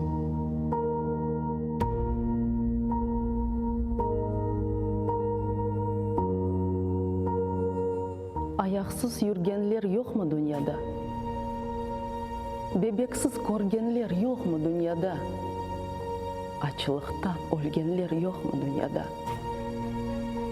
Ama baxtlı olar vatanı ile. Seni unutmagan vatanın olsun. Kozonun bebegi nursuzlanacak. Omur ne? Altın mı? Kırsızlanacak. Ebedi ne şöhret ne şan kalacak. Unutma kendini bilgenden bile. Seni unutmagan vatanın olsun.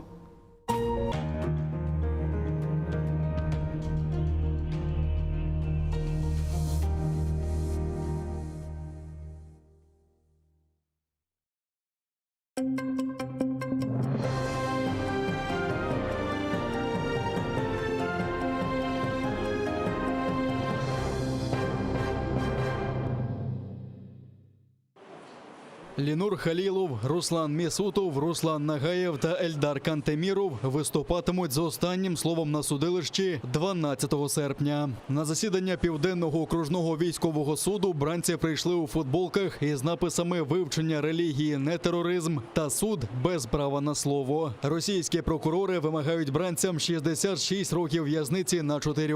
Ельдара Кантемірова можуть ув'язнити на 14 років, Руслана Нагаєва на 15, Руслана Місутова на 18, а Лінура Халілова на 19 років. Через буцімто причетність до партії Хізб ут-Тахрір окупанти звинувачують їх у тероризмі та спробі захоплення влади. На дебатах захист наполягав, що ці звинувачення абсурдні, а у процесі дворічного судилища було чимало порушень.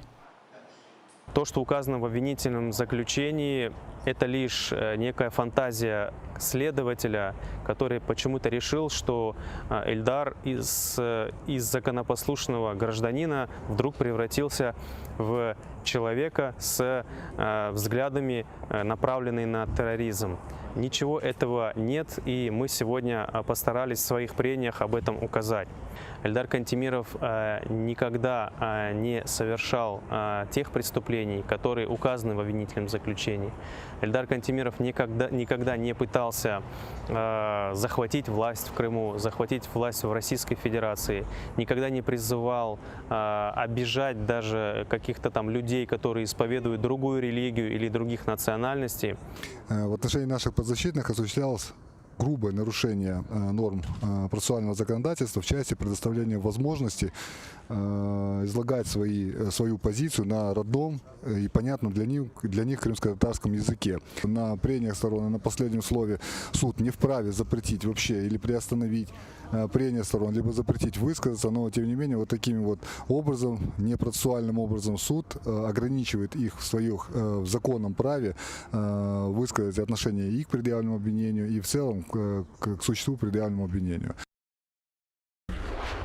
Сервєта Газієва вкотре вигнали з засідання через кримсько-татарську мову. Про це повідомляє його адвокат. Справу проти бранця, якого через буцімто причетність до Хізб ут-Тахрір звинуватили у тероризмі, розглядали у Південному окружному військовому суді, що в російському Ростові-на-Дону. Газієва вивели з зали на початку судилища, коли прокурор нерозбірливо зачитував так звані письмові докази. За словами родичів бранців, які перебували на засіданні, Газієв рідною мовою сказав судді, що не чує слів прокурора. До цього на погану чутність у скляному акваріумі скаржився Джеміль Гафаров, за що отримав зауваження від судді.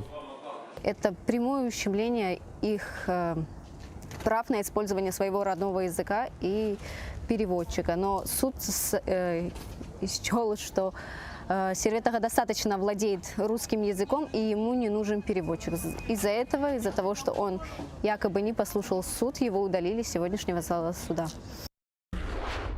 Заборонили виходити з дому з 8 вечора до 8 ранку. Окупаційний Київський районний суд Сімферополя обмежив свободу кримської активістки Людвіки Пападополу, обвинуваченої окупантами у наклепі. Відомо, що окупаційний суд відхилив клопотання її адвоката Олексія Ладіна про домашній арешт. Окупаційні силовики затримали її вчора, 5 серпня, на кримському адмінконтролі. Виявилося, що Людвіку Пападополу окупанти оголосили у розшук у так званій кримінальній справі про наклеп у ЗМІ або в інтернеті. Приводом став пост у Фейсбуці блогера Сергія Гарначука. У тексті, опублікованому у серпні 2019 року, у групі «Дошка ганьби чиновників Криму» йшлося про захоплення санаторію «Парус» в інтересах начальника окупаційного управління судового департаменту Криму Керіма Акуєва. Він подав заяву про наклеп. Пападополу спочатку була в якості свідка. Правозахисники назвали переслідування активістки політичним. Вони відзначають, окупанти масово застосовують своє законодавство для боротьби з інакомисленням. Попадают под преследование как активисты, так и, как в случае с Курбудиновым, адвокаты, которые участвуют в защите политических заключенных. То есть это очень распространенная практика, удобная и, в принципе, она достаточно широко применяется для преследования инакомыслия на оккупированной территории. И собственно, она удобна тем, что ее можно применить практически кому угодно, кто публикует что-либо в социальных сетях, что не нравится конституционным властям. Число країн-учасниць саміту Кримської платформи зросло до 33.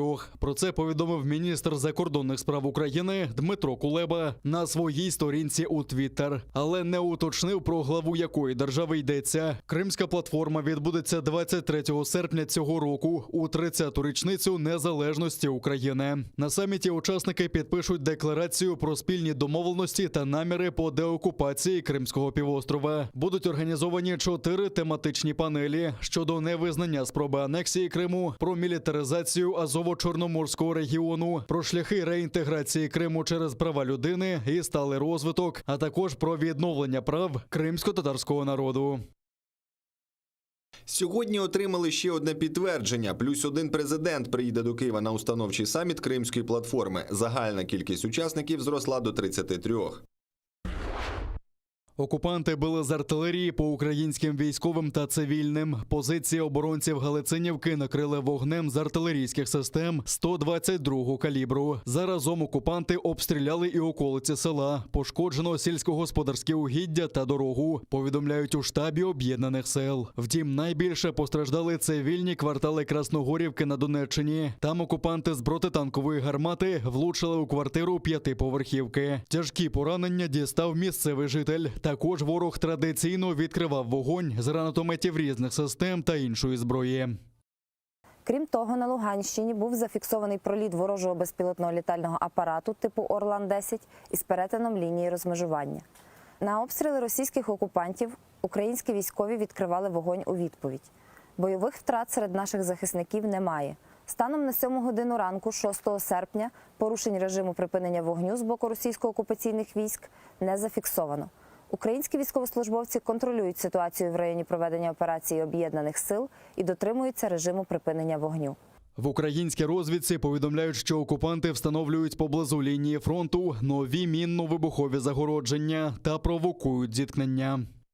Зокрема, противник збільшує інтенсивність застосування диверсійно-розвідувальних груп та снайперських розрахунків з озброєнням російського виробництва. Командування оперативного угруповання російсько-окупаційних військ постійно проводить тренування з управління вогнем чергових артилерійських розрахунків, які приховано розміщені вздовж лінії зіткнення.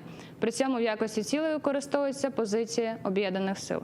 Крім того, окупанти встановлюють додаткові мінно-вибухові загородження, у тому числі дистанційним мінуванням місцевості, застосуванням протипіхотних мін ПОМ-2. У Парижі знову спалахнули протести проти сертифікатів про вакцинацію. Приводом стало рішення Конституційного суду Франції. Він підтвердив усі коронавірусні заходи, які раніше схвалив парламент. З 9 серпня для відвідування ресторанів, кафе і кінотеатрів країни буде потрібний сертифікат вакцинації. Без нього також не пустять в міжміський транспорт і лікарні. У документі має бути зазначено, що людина або зробила щеплення, або в останні півроку перехворіла на коронавірус, або має свіжий негативний результат ПЛР-тесту. Також до 15 вересня зобов'язані вакцинуватися всі медики. У разі відмови їх можуть відсторонити від роботи. При цьому Конституційний суд заборонив звільняти тих, хто працює за короткостроковими контрактами. В Україні поширюється дельта-штам, який викликав 4-ту хвилю епідемії. Охочих зробити щеплення стало більше. Однак багато хто не згоден з уведенням сертифікатів про вакцинацію. Уряд хоче зробити з нас слухняних овець, управляти нами саме як у Китаї. Ми втрачаємо свободу.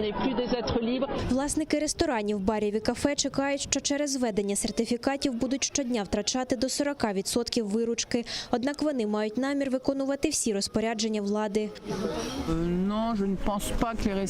Не думаю, що ресторани закриються, але уряд чинить як зазвичай. Він змушує нас робити те, чого не вимагає від держслужбовців. Противники антиковідних заходів вже 3 тижні поспіль виходять з протестами по всій Франції. Вони мають намір продовжувати демонстрації. Пожежні команди продовжують боротися з вогнем у Греції. На північ від Афін знову горить, хоча до цього полум'я майже погасили. Вогонь розгорівся через спеку та сильний вітер. З деяких кварталів міста евакуюють людей. Десятки пожеж палають по всій Греції. Це село на півострові Пелопонес. Деякі місцеві жителі вирішили залишитися, щоб самостійно захищати свої будинки. Виїхати і куди піти? Дозволити, щоб будинок згорів? Якби ми поїхали, це місце давно б згоріло. Ми сказали жінкам, літнім і дітям їхати, а хто залишився, допомагає чим може. Пожежники кажуть, що ті осередки, які вдалося локалізувати, за деякий час спалахують з новою силою. За даними медиків, десятки людей потрапили до лікарень з опіками і травмами, включаючи добровольців. Прем'єр-міністр країни закликає людей виконувати розпорядження евакуації. Я благаю вас підкоритися. Будівлі можна перебудувати, і дерева виростуть заново, але людське життя не можна замінити. І в цьому надзвичайному стані ми всі повинні триматися разом. Попередження про небезпеку пожеж оголошено на половині території Греції. Вогонь вже випалив тисячі гектарів лісу. Евакуйовано десятки міст та сіл.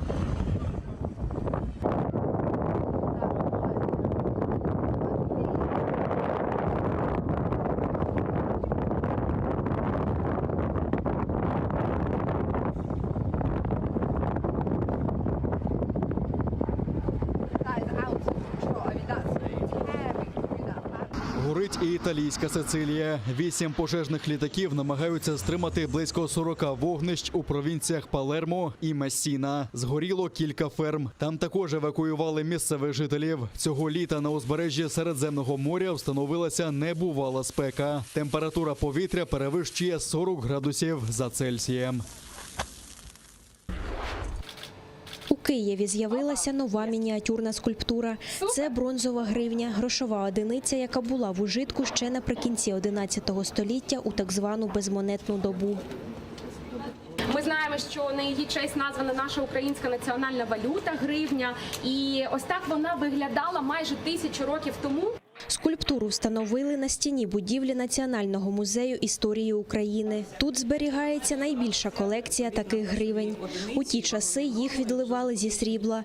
Кожен зливок важить 160 грамів. Припускається, що виготовляли їх у Києві. В цілому знайшли 33 такі гривні. Тоді ці гроші були дуже вартісними. За 2 таких гривні можна було придбати коня, наприклад, колись. Вважається, що ці гривні були досить популярні і використовувались в основному у великих торгових операціях, а також для накопичення скарбів. Цю скульптуру робили за тією ж технологією, що і 1000 років тому. Всі вони вироблялися з воскової форми. Тобто зараз наш пан Юрій Білявський, скульптор, він також саме робить воскову форму для того, щоб відливати бронзові скульптури. І уявіть собі, що 1000 років тому теж робили оці восковки. Тобто фактично, не дивлячись на те, що зараз сучасний світ, ці технології, вони зберіглися. Пов'язана з цією гривнею і особлива прикмета. Тут прикмета така: мене потреш, гривню збережеш. Терти можна де вам подобається, але ось тут такий пухарець найбільший, оце вам принесе гроші точно. Знак такої старовинної гривні зображено і на логотипі Національного банку України.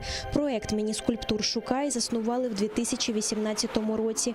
По всьому Києву заховані мініатюрні бронзові фігурки, завдяки яким можна ближче познайомитися з історією міста. Всього таких скульптур вже 31.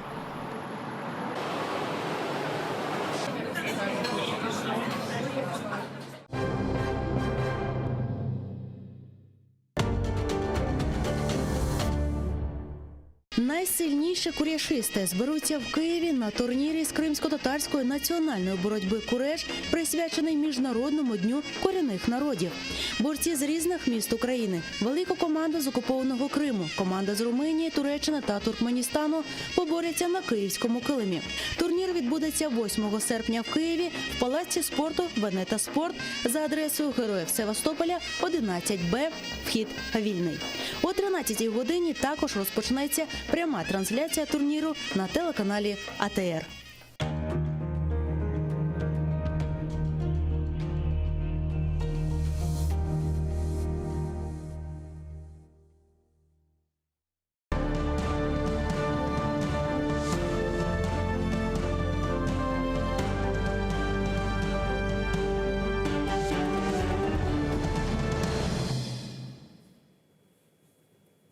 Гарних акшамлар, доброго вечора. Продовжуємо Бугунь на телеканалі АТР. Я буду з вами впродовж ще 2 годин.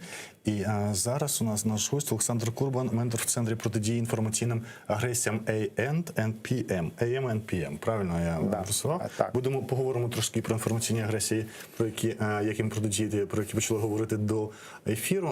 Маємо торкнутися, мабуть, і події навколо всі ці заходи навколо Кримської платформи, основного серпневого заходу, який перед Днем Незалежності. І от від Кулеби сьогодні дізналося, що 33 країни приєдналися до платформи і на різному рівні будуть представлені на саміті 23 числа. Ну і про останні істерики в Російській Федерації з приводу подій в Україні, бо на порядку денному російському Україна завжди залишається. Давайте почнемо з другого, з Кримської платформи. Чого очікуєте ви від платформи? На ваш погляд, це така разова штука, чи вдасться зробити її постійним механізмом?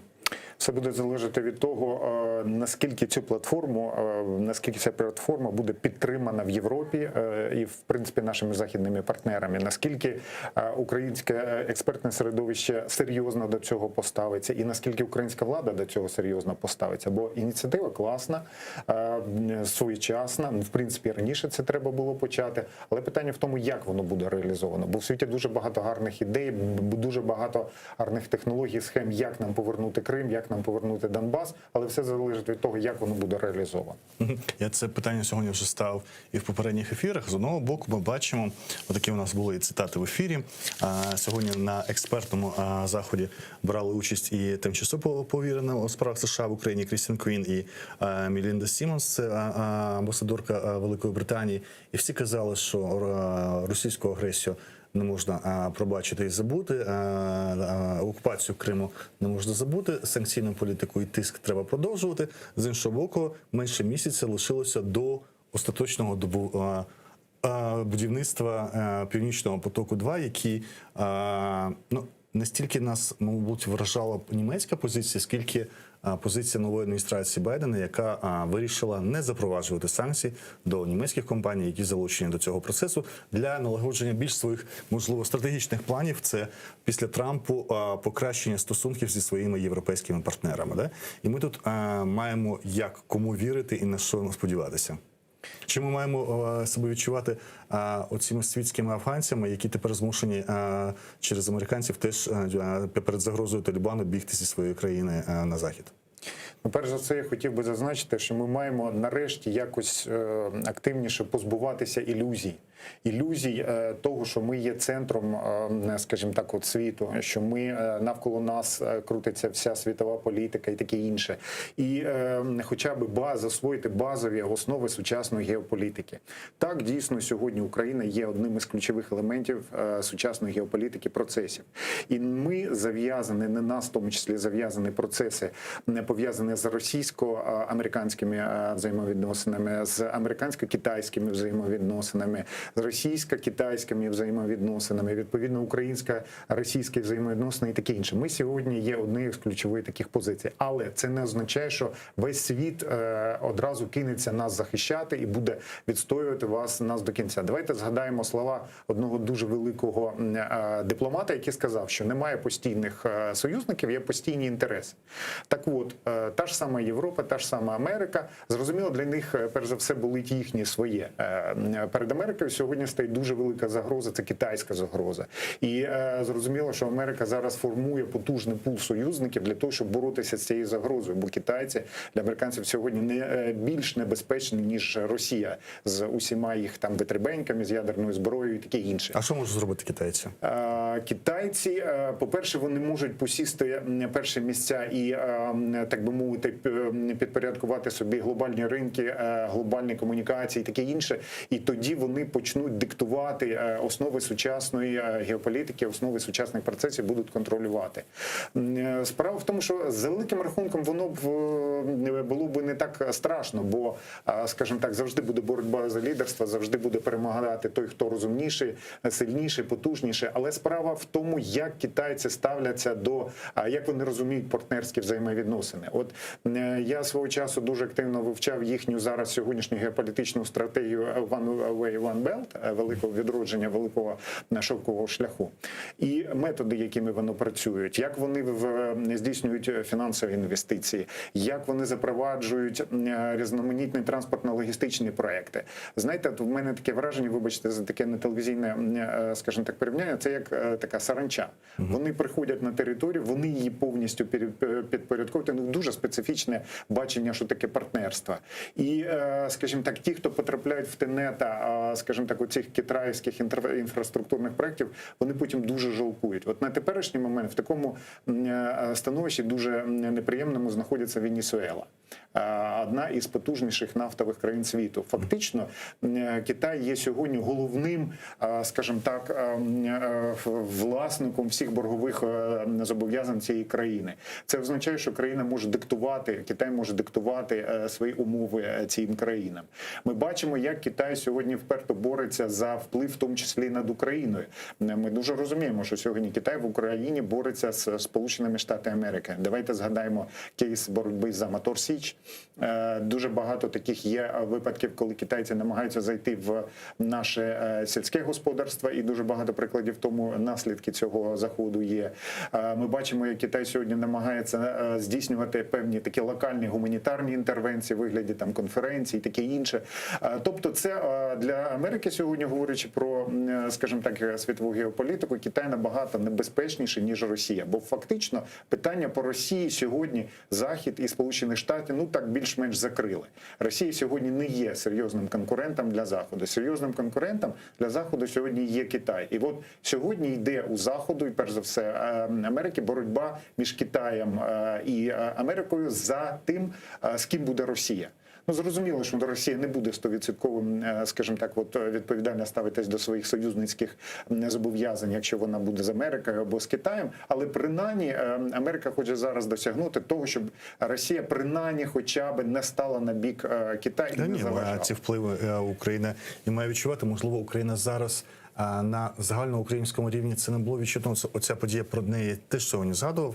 Це відкликання Україною підпису щодо підтримки уйгурів, яко було, да, і там спростовували, тиск був, не був. А насправді ми розуміємо, чи це був тиск через там порцію цих коронаваків, які ми мали утримувати. Хоча я розумію, можливо, ми і не дуже збідніли без китайських коронавіків від цього. Але можливо для кримськотатарського середовища це ще більш болюче, бо тут є аналогія трошки уйгурів і концтаборів фактично для них по перевиховуванню. І теж саме релігійний тиск, який є зараз з боку Росії на території окупованого Криму, да, і це болить більше, да, і коли Україна, яка чекає від інших країн цінностних вчинків, да, цінностних, і критикує за те, що ці інші економічні чинники, які переважають іноді цінності, вони роблять слабшими західний світ. Україна теж робить такі кроки.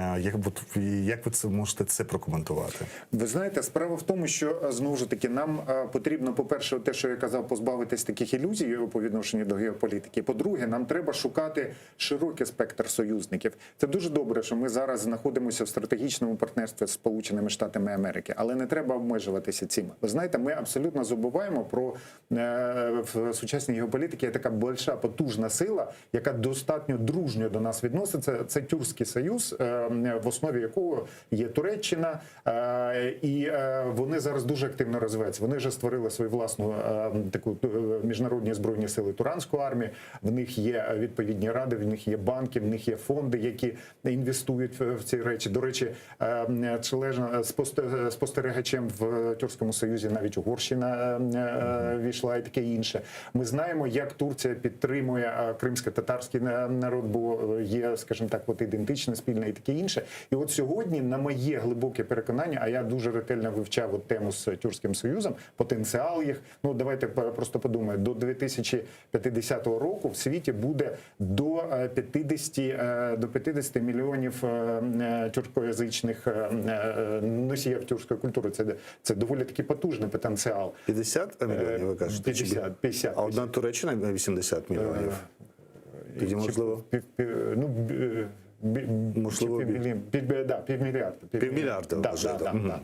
Вот. А це дуже потужний потенціал, тим більше, що, скажімо так, от країни-члени цього союзу дуже, скажімо так, от позитивно ставляться до України. У нас непогані стосунки з Казахстаном. Але Казахстан, Киргизстан, Узбекистан, Туркменістан, не знаю, він сам по собі, це складна країна, часто голосують в ООН так, як хоче Росія. Ми бачимо, що вони під сильним впливом Російської Федерації знаходяться. Звичайно, я абсолютно з вами погоджуюсь, але давайте будемо говорити, що це за великим рахунком це в минулому.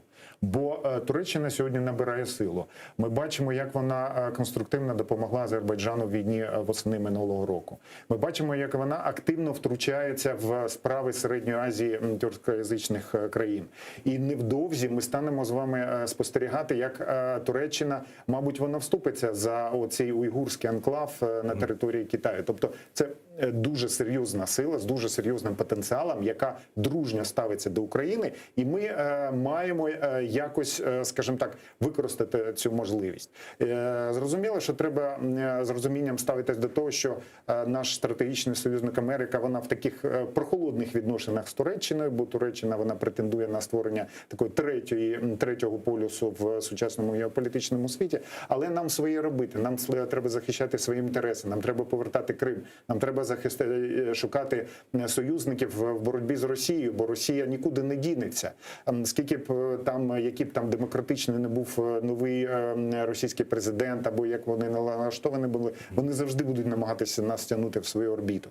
То ми маємо шукати таких от союзників стратегічних, там ситуативних і таке інше, які б нам допомогли. От сьогодні я абсолютно впевнений, що Україна має зробити якісь там позитивні кроки в наближення саме до Тюркського Союзу і поглиблювати співпрацю в А що ви маєте на увазі під подальшим поглибленням? Мені здається, стосунки так більш ніж теплі. Це країни, в які громадяни їздять навіть без закордонних паспортів з внутрішніми посвідченнями. Здається, посилюється дуже співпраця в військовому секторі, да, військово-оборонному там є чи ні? Поки що ні. От саме питання, де потрібно поглибити це. По-перше, в військово-промисловому секторі, скажімо, от перші натяки в цьому є. Це співпраця по безпілотниках, це таке є. Але поки що немає спільних навчань, зокрема, от україно-турецьких, скажімо. Особливо Туреччина, ну, можливо, там в складі натівських вони є, ну, я не пам'ятаю, щоб там воно особливо було на цих навчаннях. Фінансовий потенціал ми дуже слабо використовуємо Туреччину. От Туреччина сьогодні могла би інвестувати в українську економіку. І я знаю кілька прикладів, до мене зверталися, я консультував щодо того, як заходити на український ринок. Це було легка промисловість, представники харчової промисловості, легкої промисловості. Це дуже серйозні інвестиції, це дуже серйозні можливості, культурні проекти і таке інше. Ну, зрозуміло, що треба, скажімо так, от обережно до цього підходити, щоб не з одної небезпеки не впасти в іншу небезпеку. Яка є небезпека з боку Туреччини? Справа в тому, що Туреччина сьогодні дуже активно, агресивно підтягує під себе частину, скажімо так, от світового простору. І ми пам'ятаємо, інтерес Туреччини до Криму, він був з перших років незалежності. Турецька сторона, вона давно пропонувала інвестиції в Крим, в туризм, в будівельну галузь і таке інше. Ну, тоді керівництво України дуже обережно до цього ставилося. Це зрозуміло. От.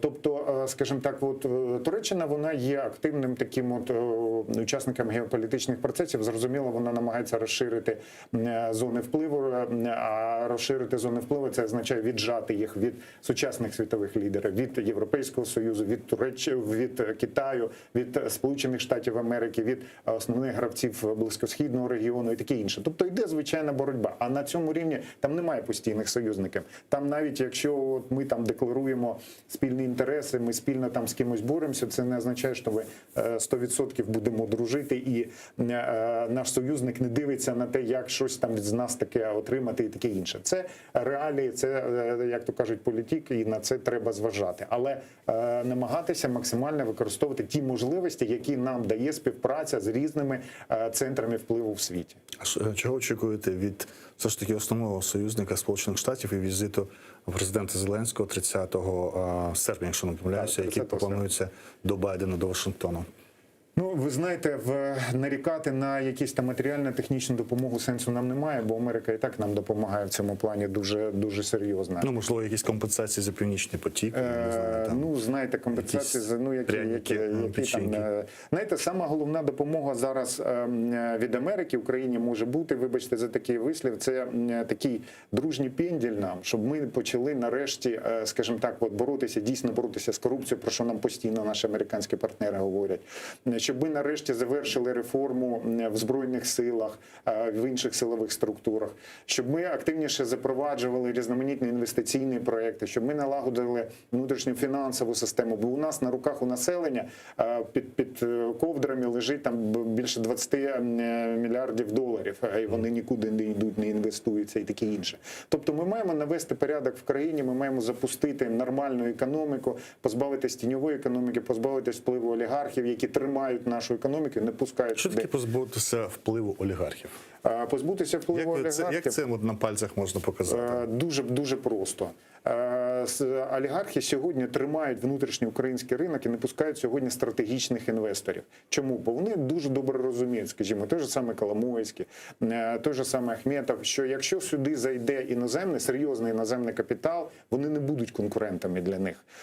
В них не ті кошти, в них не ті можливості, технології, щоб боротися з такими конкурентами. І тому вони намагаються максимально лобіювати свої інтереси на законодавчому рівні, через судей, через Верховну Раду, через своїх представників, чиновників на місцевих рівнях, щоб не допускати сюди серйозних інвесторів, бо вони не конкурентно здатними будуть по відношенню до них. Тільки от знов-таки на пальцях не зрозуміло, тому що я цю штуку позбутися впливу олігархів чую від, мабуть, ще від часів Кучми, коли олігархи, в принципі, постали як клас він же зробив цю систему країні. А технічно як це виглядає, позбутися їхнього впливу, якщо вони є активними учасниками всіх процесів і політичних, і економічних, яким не через... От ви написали, я бачив пост в Фейсбуці про Китай, до речі, що не закінчився китайський, почався совок, да? Не такими ж методами з олігархами боротися, розкуркулюванням і радянськими методами. Як ви це уявляєте, скажімо, ринковими і правовими механізмами? Ви знаєте, от в чому перевага, скажімо так, в цьому плані західної економічної моделі? Прозорість. Прозорість, незалежність судів. Бо у нас практично всі господарські спори і таке інше, де вони відбуваються? Вони в відповідних профільних судах відбуваються. Ми бачимо, у нас вже були судді-колядники, у нас зараз от суддя, який такий підкидьок, якого спецслужби один до одного забирають, підкидають і таке інше. Тобто у нас немає адекватного авторитетного суду, який би неупереджено приймав рішення, перш за все, по господарчих справах, по інвесторах. Скажімо, приходить в Україну потужний західний інвестор, вкладає в кошти проекти, розкручує якийсь завод, а потім якийсь олігарх дивиться на це діло і каже, так, класний проект, треба від нього віджати. Він йде в суд, заносить туди грошей, суд приймає рішення, все, і інвестор залишається ні з чим. От, скажімо, вирішити хоча б цю проблему нам потрібно. Бо, знову ж таки кажу, олігархи – це гроші, а за допомогою грошей сьогодні в Україні вирішується майже все. А чарівний пендель від Байдена – це як? Це, скажімо так, боротьба з корупцією, це запровадження відповідних законів, які допомагають в цьому плані, це нормальна робота НАБУ, це нормальна робота судів, це нормальна робота, це завершення реформи децентралізації. Бо давайте говорити відверто, вона у нас не завершена, і навіть почалися кроки назад, бо центральна влада починає залізати в бюджети оцих ОТГ і таке інше. Це неприпустимо абсолютно. Вони тільки дихати почали. В них знов І перекривають. ніби були оцінки, що непогано дихають вони. Да, є. Ну от я свого часу просто я це дуже добре знаю, бо в 2015 році я працював в одному проєкті по інформаційному супроводженню реформи децентралізації. Ми через соцмережі просували ролики, інформацію, пояснювали і таке інше. І я бачив, як воно вже на перших кроках воно давало позитивні результати. Я сьогодні, коли там їжджу по регіонах, я бачу, як там, де ОТГ, там, де там 50-60% коштів акумулюються всередині цих ОТГ, куди вони йдуть, як вони там наводять порядок і таке інше. Ну, далеко, щоб не ходити, мій рідний Маріуполь, я його порівнюю, скажімо, ну, там, років 7-8 тому, і зараз це два різні міста. Але з іншого боку, це показало на місцевих виборах 19-го у нас відбулися вони, Да, місцеві вибори теж. Да, 19-го року. І вони... Чи 20-го? Минулого 20-го. Да, вибачайте.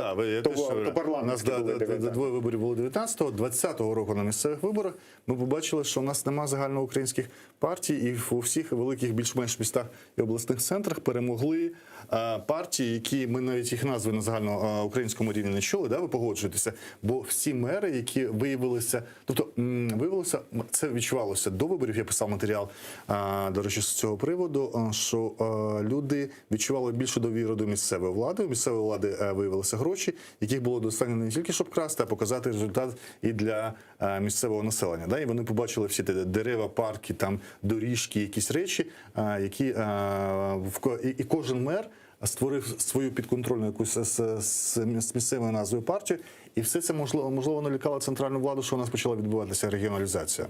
Так, абсолютно вірно з вами погоджуюсь. Знаєте, в чому тут феномен?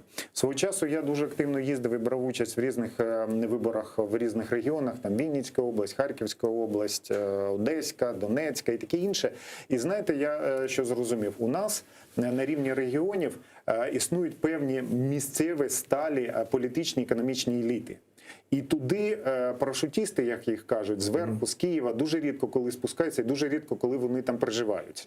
Зазвичай це, от, скажімо, коли ми приїжджаємо, формуємо там штаб, підбираємо кадри, це місцеві вчителі, лікарі, працівники там райсполкому і таке інше, які постійно вони мігрують з одної політичної сили в іншу, але їх всі знають на місці, їм довіряють, їх дуже добре знають. І саме, скажімо так... І цієї регіоналізації не треба боятися? Ні, абсолютно не треба боятися.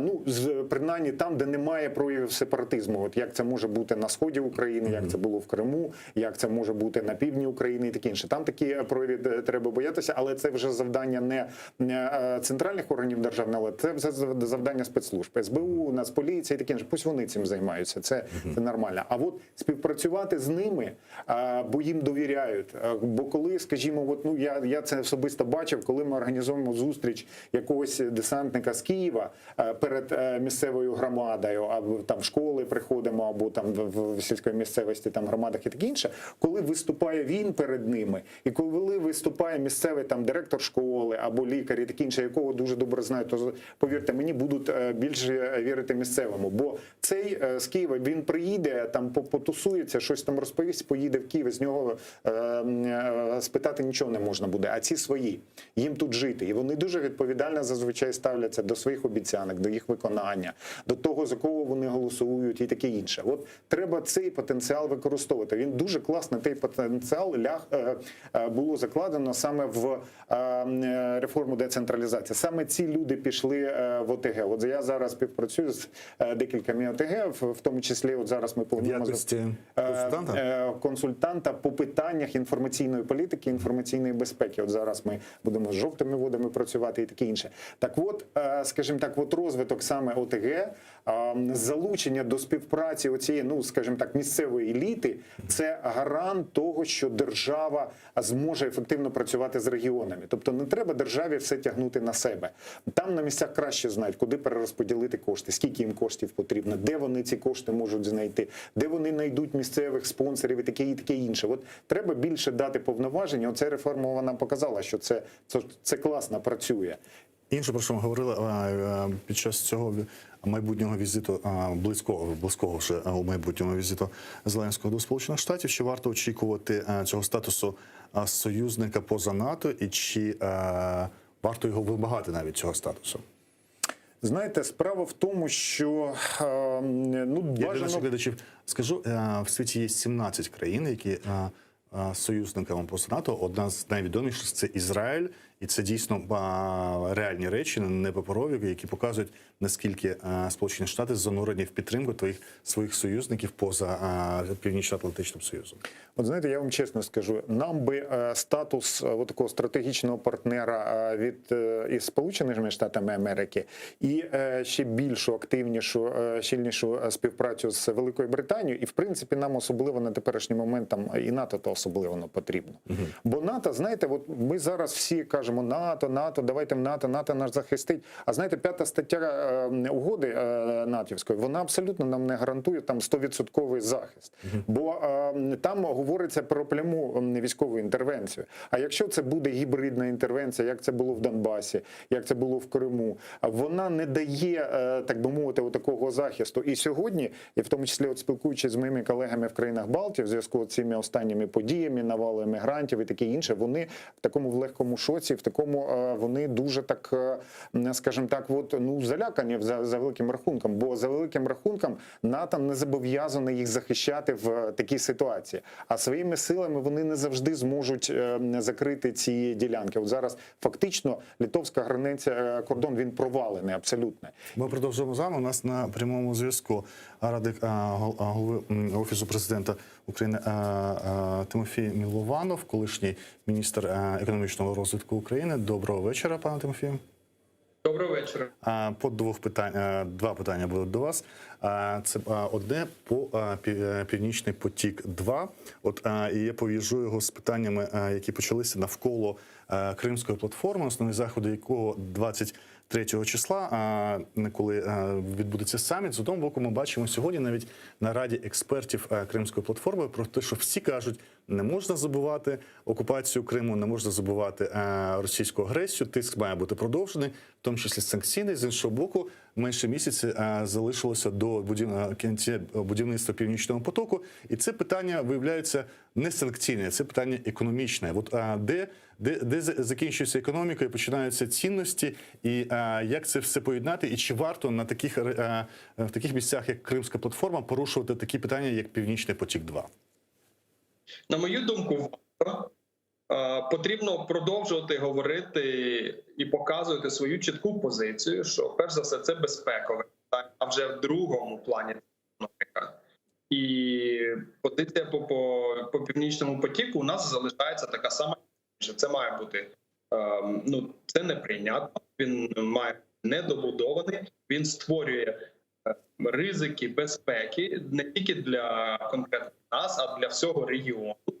І ми маємо про це дбати і приймати до уваги довгострокові стратегічні наслідки, які можуть статися. Тому я думаю, що потрібно ввічливо, але чітко свою позицію постійно відстоювати. Окрім того, нещодавно було заява парламентарів 9 країн, в тому числі країн Євросоюзу, там, зокрема, і всі Балтійські країни, як завжди, це Польща, деякі скандинавські країни приєдналися. 9 країн парламентарі кажуть, Північний потік не має бути добудований. З іншого боку, чи ми розуміємо, що зараз важелів його зупинки вже не залишилося? Тут треба говорити з спеціалістами в геополітиці. Можливо, є важливі з парламенти цих країн, але дійсно ситуація на виконавчому рівні дуже відрізняється від того, що було там рік назад чи 2. Да? І це реальність. Реальність для нас неприємна, але це не означає, що потрібно зупиняти боротьбу.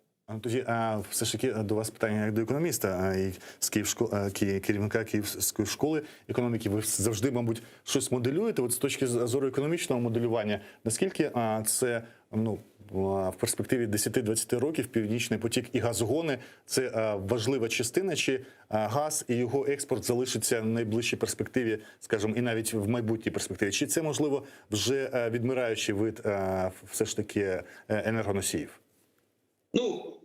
Навіть в найкращому сценарії швидко він не відімре. І він потрібен для промисловості, він потрібен для споживання людей.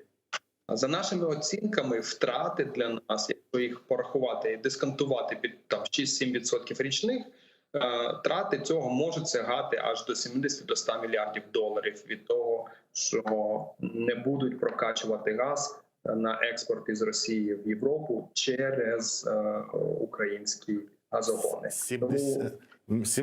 10 чи 70, я не розчув. 70-100 мільярдів доларів. А загалом, це загальні втрати взагалі, які це десятки років вперед.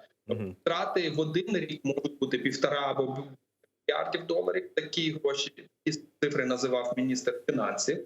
Але якщо дисконтувати їх, порахувати за різними сценаріями, втрати можуть це. Це порівняні втрати з економічними втратами від, наприклад, окупації певних на сході України. І тоді у нас втрати були близько 14% ВВП, а в основних фондах близько 70 або 130, за різними оцінками, мільярдів доларів. Тому це не можна ставитися легковажно до цієї події для нас, для економіки. Пане Тимофію, а нагадайте, скільки нам пропонують в якості компенсації від втрат? Якщо я помиляюся, те, що я читав, загально, тобто одноразово щось близько мільярду, да? І все. Не зовсім. По-перше, ніхто нікому нічого не винен. Можемо згадати Будапештський меморандум, в якому набагато чіткіше було прописано. Ці країни, включно з Росією, написали, що суверенітет України в рамках тих кордонів, яких був, поважається. І бачимо, що одна країна порушила, Росія, нахабніше, дуже нахабно, а інші країни надали нам певну допомогу, але не вводили, наприклад, війська разом з Росією, наприклад, боротися з ним. Хоч би і розмови далі про те, як правильно читати Будапештський меморандум. Розумієте? Тому, якщо немає конкретики в міжнародних документах, а навіть якщо вона є, то виконання інколи є складним. Тому питання нашої компенсації, чи нашого розвитку, добробуту майбутнього, воно перш за все треба розуміти, залежить від нас самих. Тобто ніхто, як ви кажете, нікому нічого не винен, але друге питання – це про 2,7 мільярдів траншу МВФ. Це не той основний транш, це в рамках взагалі світової підтримки економік після ковіду. Да? Він безвідсотковий, якщо лягає в резерви Національного банку, і він символічний, здається, 0,5%, якщо його будуть використовувати для фінансування, наприклад, дефіциту держбюджету. З іншого, є противники таких дуже хороших кредитів, які кажуть, що вони розбещують уряди і не дають урядам робити ці реформи, які вимагаються від МВФ, коли він дає основні свої кредити. Що ви скажете з цього приводу? Я не вірю в те, що можна з-під палки якісь реформи. І я повністю не погоджуюся з тими людьми, які вважають, що ця культура, коли ми біжимо до інших країн, або інших, до посольств, до міжнародних партнерів, там їм розповідаємо, як у нас це повинно. І просимо їх не надавати на допомогу Україні і покарати. Таким чином ми покаруємо не конкретних чиновників, які роблять погані речі, а всю країну. І це дуже інфантильно. У нас сьогодні є достатньо інструментів демократичних для того, щоб, по-перше, розвивати себе політично, створювати політичну дискусію, будувати вплив демократичний на уряд. А по-друге, конкретно карати конкретних чиновників. Наведу один приклад. Сьогодні проходило тестування кандидатів на голову Бюро економічної безпеки. І були протести перед цим тестуванням, перед будівлею, де проходило тестування. І не пускали одного кандидата. На мою думку, з демократичної точки зору, це взагалі неприпустимо. Так само, як суверенна країна, лідери її політичні або лідери певних, наприклад, сил політичних не мають бігати до інших країн або міжнародних компаній, або організацій і там щось жалітися і вимагати. Так само і тут. Не мають протестувальники мати права когось фізично не пускати до приміщення. Але знайшли компроміс. І ці люди видали 2 спостерігачів, вони зайшли в приміщення і переконалися разом з поліцією, поліція забезпечувала безпеку, що ніяких там порушень в тестуванні не було. От так працює те, що я називаю тінейджерською демократією.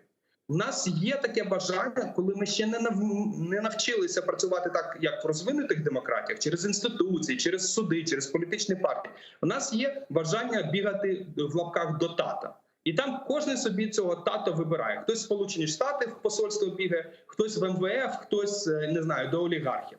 Але нам потрібно дорослішати і розуміти, що потрібно не до тата бігати, а самим ставати людьми, які впливають на рішення в державі. Пане Тимофію, от ви кажете про те, що реформи з-під палиці, ви не вірите в реформи з-під палиці, але, скажімо, від МВФ, від Заходу, скажімо, до нас такі ж вимоги, як, в принципі, от стосовно Нацбанку, як і до Туреччини. Це від нас вимагають більшої незалежності Нацбанку, а в Туреччині взагалі гірша ситуація за українську, а їхня валюта девальвувала за ці ж 7 років, як у нас під час війни. Ми країна в стані війни і окупації, в них без війни і окупації так само втричі. І це було постійно пов'язано з тим, що фактично Нацбанком керує особисто сам Ердоган, ніякої незалежності немає. Навіть сьогоднішній випадок, коли він сказав, ми збираємося знову знижати облікову ставку, і ліра рухнула з 8,3 до 8,6, це ручне керування, те, що закидають і Україні. Ви вважаєте, Захід не має вимагати таких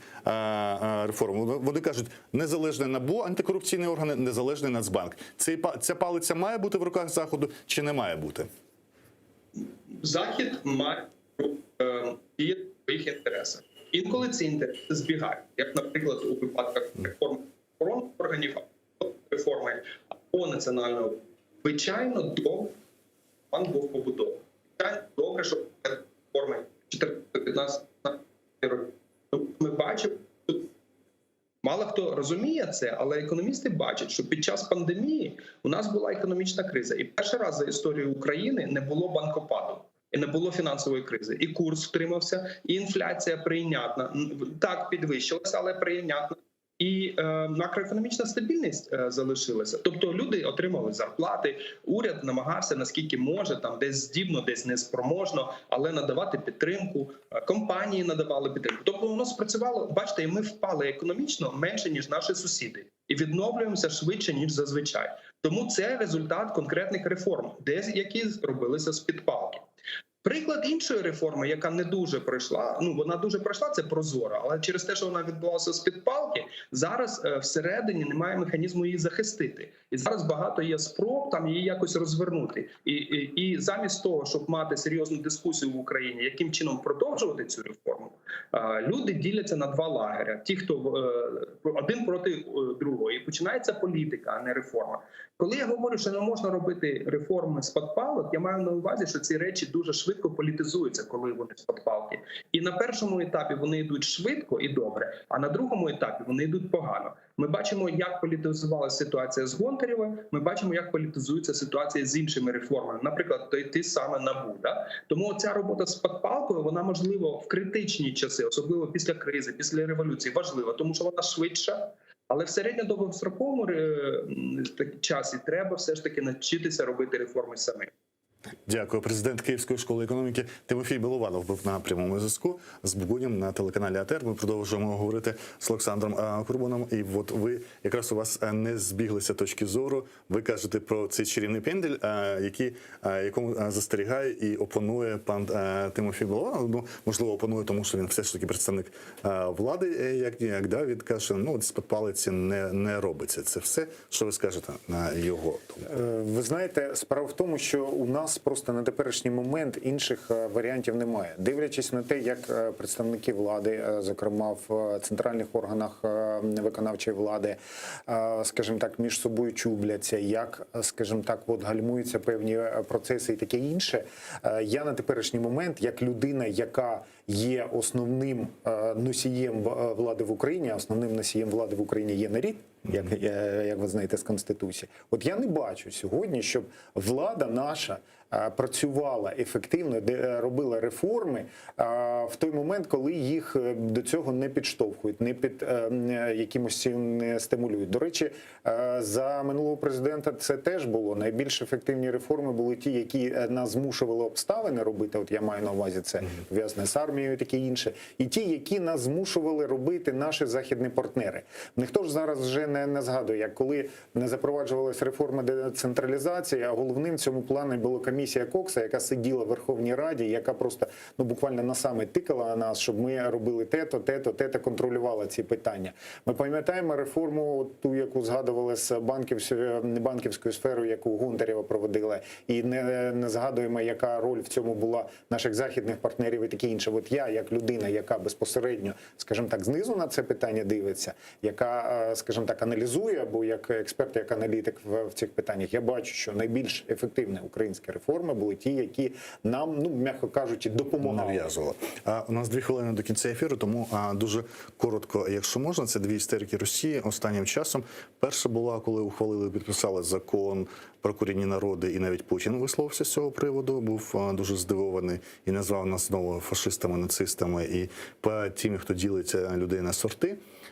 Тому що дуже боявся, що якийсь статус російського народу. А в Україні друге – це інтерв'ю, звичайне інтерв'ю телеканалу «Дім» у Володимира Зеленського, і ви, здається, трошки коментували в себе на сторінці. Це про те, що він сказав, якщо людина живе і не відчуває себе в своїй країні, а відчуває, що хоче в Росію, вона може взяти і поїхати до Росії. Коли розшифровується, це дуже коротко, коли дивишся, нічого страшного, нічого нацистського, нічого ксенофобського президент України не сказав в цьому інтерв'ю.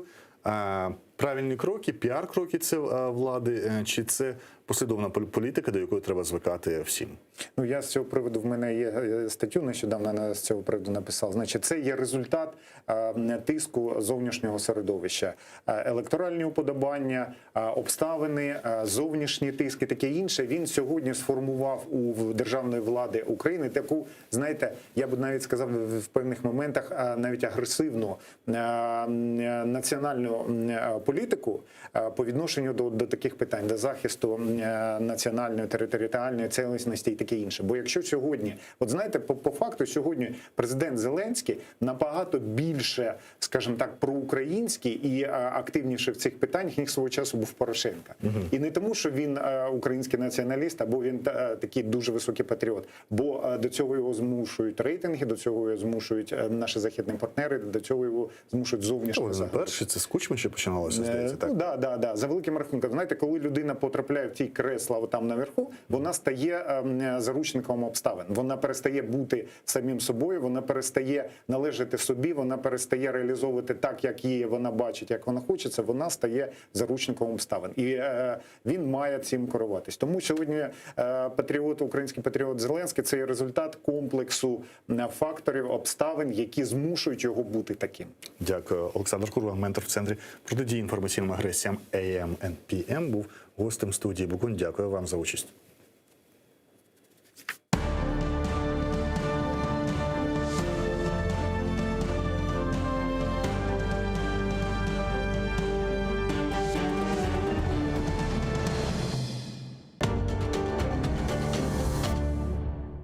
Найсильніші куряшисти зберуться в Києві на турнірі з кримсько-татарської національної боротьби «Куреш», присвячений Міжнародному дню корінних народів.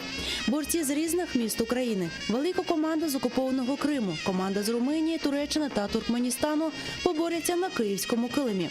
Турнір відбудеться 8 серпня в Києві в Палаці спорту «Венета Спорт» за адресою Героїв Севастополя, 11Б, вхід вільний.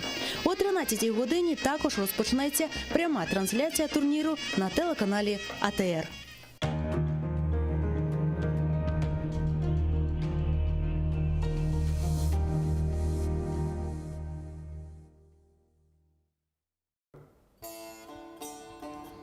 Ey vatandaş, ateşke kır, hazır ol sen yanmağa. Vatan için can vermesen, ne için geldin dünyaya? Güzel Kırım toprağında ecdadının kanı var.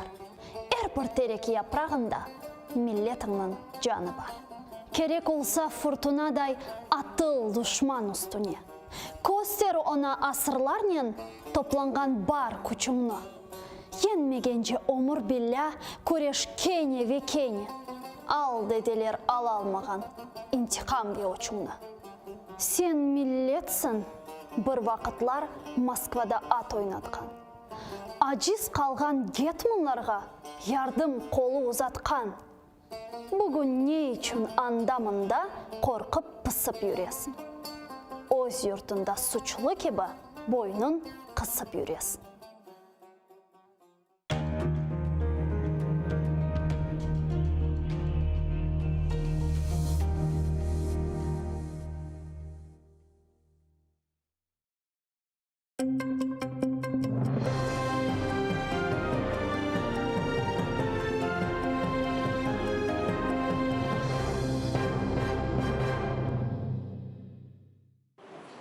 Лінур Халілов, Руслан Месутов, Руслан Нагаєв та Ельдар Кантеміров виступатимуть з останнім словом на судилищі 12 серпня. На засідання Південного окружного військового суду бранці прийшли у футболках із написами «Вивчення релігії, не тероризм» та «Суд без права на слово». Російські прокурори вимагають бранцям 66 років в'язниці на 4. Ельдара Кантемірова можуть ув'язнити на 14 років, Руслана Нагаєва на 15, Руслана Месутова на 18, а Лінура Халілова на 19 років. Через буцімто причетність до партії Хізбут Тахрір окупанти звинувачують їх у тероризмі та спробі захоплення влади. На дебатах захист наполягав, що ці звинувачення абсурдні, а у процесі дворічного судилища було чимало порушень.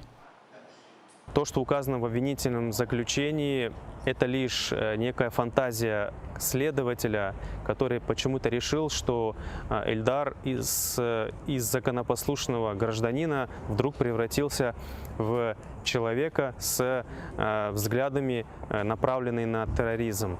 Ничего этого нет, и мы сегодня постарались в своих прениях об этом указать. Ильдар Кантемиров никогда не совершал тех преступлений, которые указаны в обвинительном заключении. Ильдар Кантемиров никогда не пытался захватить власть в Крыму, захватить власть в Российской Федерации, никогда не призывал обижать даже каких-то там людей, которые исповедуют другую религию или других национальностей.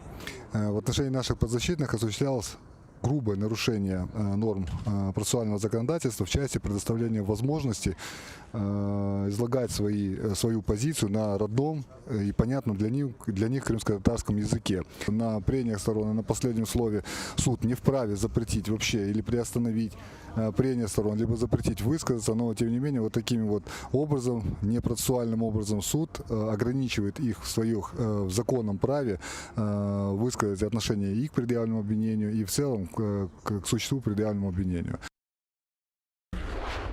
Сервєта Газієва вкотре вигнали з засідання через кримсько-татарську мову. Про це повідомляє його адвокат. Справу проти бранця, якого через буцімто причетність до Хізбут Тахрір звинуватили у тероризмі, розглядали у Південному окружному військовому суді, що в російському Ростові-на-Дону. Газієва вивели з зали на початку судилища, коли прокурор нерозбірливо зачитував так звані письмові докази. За словами родичів бранців, які перебували на засіданні, Газієв рідною мовою сказав судді, що не чує слів прокурора. До цього на погану чутність у скляному акваріумі скаржився Джеміль Гафаров, за що отримав зауваження від судді.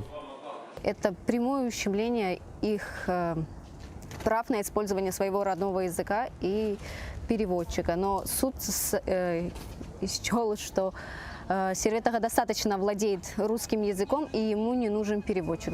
Из-за того, что он якобы не послушал суд, его удалили с сегодняшнего зала суда. Заборонили виходити з дому з 8 вечора до 8 ранку. Окупаційний Київський районний суд Сімферополя обмежив свободу кримської активістки Людвіки Пападопулу, обвинуваченої окупантами у наклепі. Відомо, що окупаційний суд відхилив клопотання її адвоката Олексія Ладіна про домашній арешт. Окупаційні силовики затримали її вчора, 5 серпня, на кримському адмінконтролі. Виявилося, що Людвіку Пападопулу окупанти оголосили у розшук у так званій кримінальній справі про наклеп у ЗМІ або в інтернеті. Приводом став пост у Фейсбуці блогера Сергія Гарначука. У тексті, опублікованому у серпні 2019 року, у групі «Дошка ганьби чиновників Криму» йшлося про захоплення санаторію «Парус» в інтересах начальника окупаційного управління судового департаменту Криму Керіма Акуєва. Він подав заяву про наклеп. Пападопулу спочатку була в якості свідка. Правозахисники назвали переслідування активістки політичним. Вони відзначають, окупанти масово застосовують своє законодавство для боротьби з інакомисленням. Попадает под преследование как активисты, так и, как в случае с Курбидиновым, адвокаты, которые участвуют в защите политических заключенных. То есть это очень распространенная практика, удобная, и в принципе она достаточно широко применяется для преследования инакомыслия на оккупированной территории. И я, собственно, она удобна тем, что ее можно применить практически кому угодно, кто публикует что-либо в социальных сетях, что не нравится конституционным властям. Число країн-учасниць саміту Кримської платформи зросло до 33. Про це повідомив міністр закордонних справ України Дмитро Кулеба на своїй сторінці у Твіттер. Але не уточнив, про главу якої держави йдеться. Кримська платформа відбудеться 23 серпня цього року у 30-ту річницю незалежності України. На саміті учасники підпишуть декларацію про спільні домовленості та наміри по деокупації Кримського півострова. Будуть організовані 4 тематичні панелі щодо невизнання спроби анексії Криму, про мілітаризацію Азово-Чорноморського регіону, про шляхи реінтеграції Криму через права людини і сталий розвиток, а також про відновлення прав кримсько-татарського народу. Сьогодні отримали ще одне підтвердження. Плюс один президент приїде до Києва на установчий саміт Кримської платформи. Загальна кількість учасників зросла до 33. Крим можна звільнити або санкціями, або війною. Про це заявив керівник Інституту чорноморських стратегічних досліджень Андрій Клименко на першому форумі експертів у рамках Кримської платформи у Києві. Він вважає, що у світі поменшало країн, які керуються у зовнішній політиці цінностями цивілізованого світу. Про це, на думку Клименка, свідчить те, що кількість країн, готових посилювати санкції проти Росії, зменшилося вдвоє з 2014 року. Цю тему треба виносити на світовий порядок денний, упевнений Клименко, бо нехтування цінностями призведе до нової глобальної війни.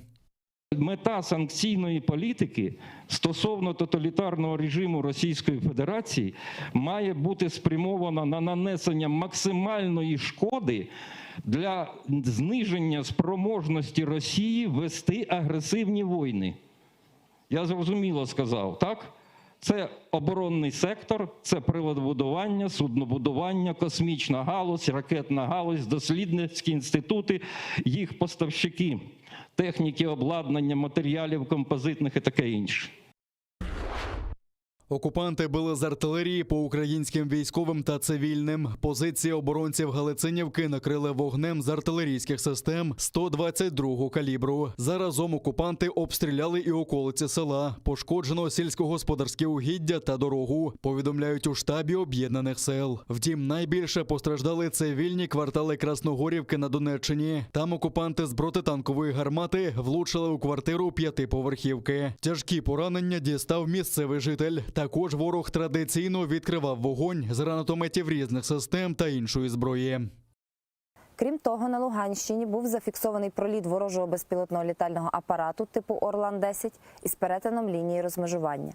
На обстріли російських окупантів українські військові відкривали вогонь у відповідь. Бойових втрат серед наших захисників немає. Станом на 7 годину ранку 6 серпня порушень режиму припинення вогню з боку російсько-окупаційних військ не зафіксовано. Українські військовослужбовці контролюють ситуацію в районі проведення операції Об'єднаних сил і дотримуються режиму припинення вогню. В українській розвідці повідомляють, що окупанти встановлюють поблизу лінії фронту нові мінно-вибухові загородження та провокують зіткнення. Зокрема, противник збільшує інтенсивність застосування диверсійно-розвідувальних груп та снайперських розрахунків з озброєнням російського виробництва. Командування оперативного угруповання російсько-окупаційних військ постійно проводить тренування з управління вогнем чергових артилерійських розрахунків, які приховано розміщені вздовж лінії зіткнення. При цьому в якості цілей використовуються позиції Об'єднаних сил. Крім того, окупанти встановлюють додаткові мінно-вибухові загородження, у тому числі дистанційним мінуванням місцевості, застосуванням протипіхотних мін ПОМ-2. На трасі Таврида в окупованому Криму знову автотроща за участі військового транспорту окупантів. Біля села Скалисте Бахчисарайського району «Газель» в'їхала у вантажівку російських військових. Удар був такої сили, що у мікроавтобуса цілком зім'яло кабіну. Водій «Газелі» загинув. Ця аварія призвела до того, що зіткнули ще 5 автівок. У них ніхто не постраждав.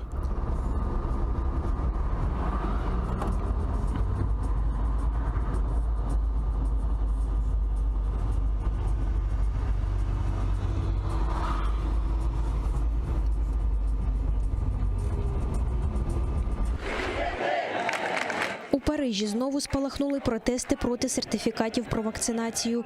Приводом стало рішення Конституційного суду Франції. Він підтвердив усі коронавірусні заходи, які раніше схвалив парламент.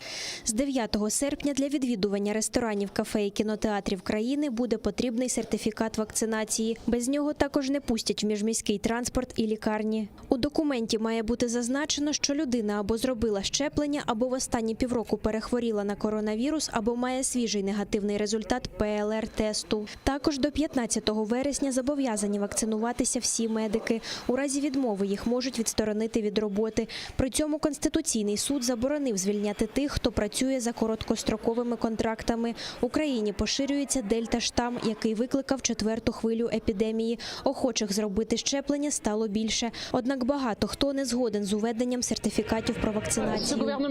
Уряд хоче зробити з нас слухняних овець, управляти нами, як у Китаї. Ми втрачаємо свободу.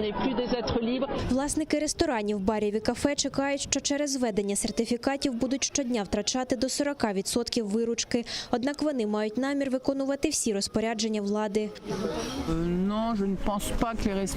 Не думаю, що ресторани закриються, але уряд чинить, як зазвичай. Він змушує нас робити те, чого не вимагає від держслужбовців. Противники антиковідних заходів вже 3 тижні поспіль виходять з протестами по всій Франції. Вони мають намір продовжувати демонстрації. Пожежні команди продовжують боротися з вогнем у Греції. На північ від Афін знову горить, хоча до цього полум'я майже погасили. Вогонь розгорівся через спеку та сильний вітер. З деяких кварталів міста евакуюють людей. Десятки пожеж палають по всій Греції. Це село на півострові Пелопонес. Деякі місцеві жителі вирішили залишитися, щоб самостійно захищати свої будинки. Виїхати і куди піти? Дозволити, щоб будинок згорів? Якби ми поїхали, це місце давно б згоріло. Ми сказали жінкам, літнім і дітям їхати, а хто залишився, допомагає чим може. Пожежники кажуть, що ті осередки, які вдалося локалізувати, за деякий час спалахують з новою силою. За даними медиків, десятки людей потрапили до лікарень з опіками і травмами, включаючи добровольців. Прем'єр-міністр країни закликає людей виконувати розпорядження евакуації. Я благаю вас підкоритися. Будівлі можна перебудувати, і дерева виростуть заново, але людське життя не можна замінити. І в цьому надзвичайному стані ми всі повинні триматися разом. Попередження про небезпеку пожеж оголошено на половині території Греції. Вогонь вже випалив тисячі гектарів лісу. Евакуйовано десятки міст та сіл.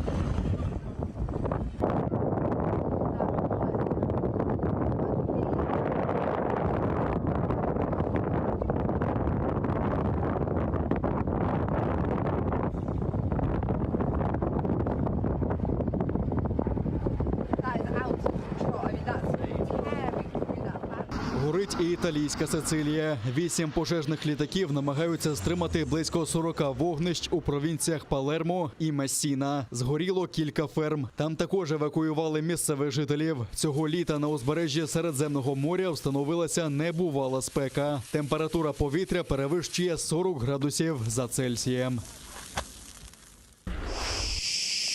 Фермер Йоанніс Лулудакіс володіє оливковою плантацією на острові Крит. І тепер у нього виходить і хороший врожай виростити, і воду заощадити. Усе завдяки розумній системі зрошення, яку розробили в Греції.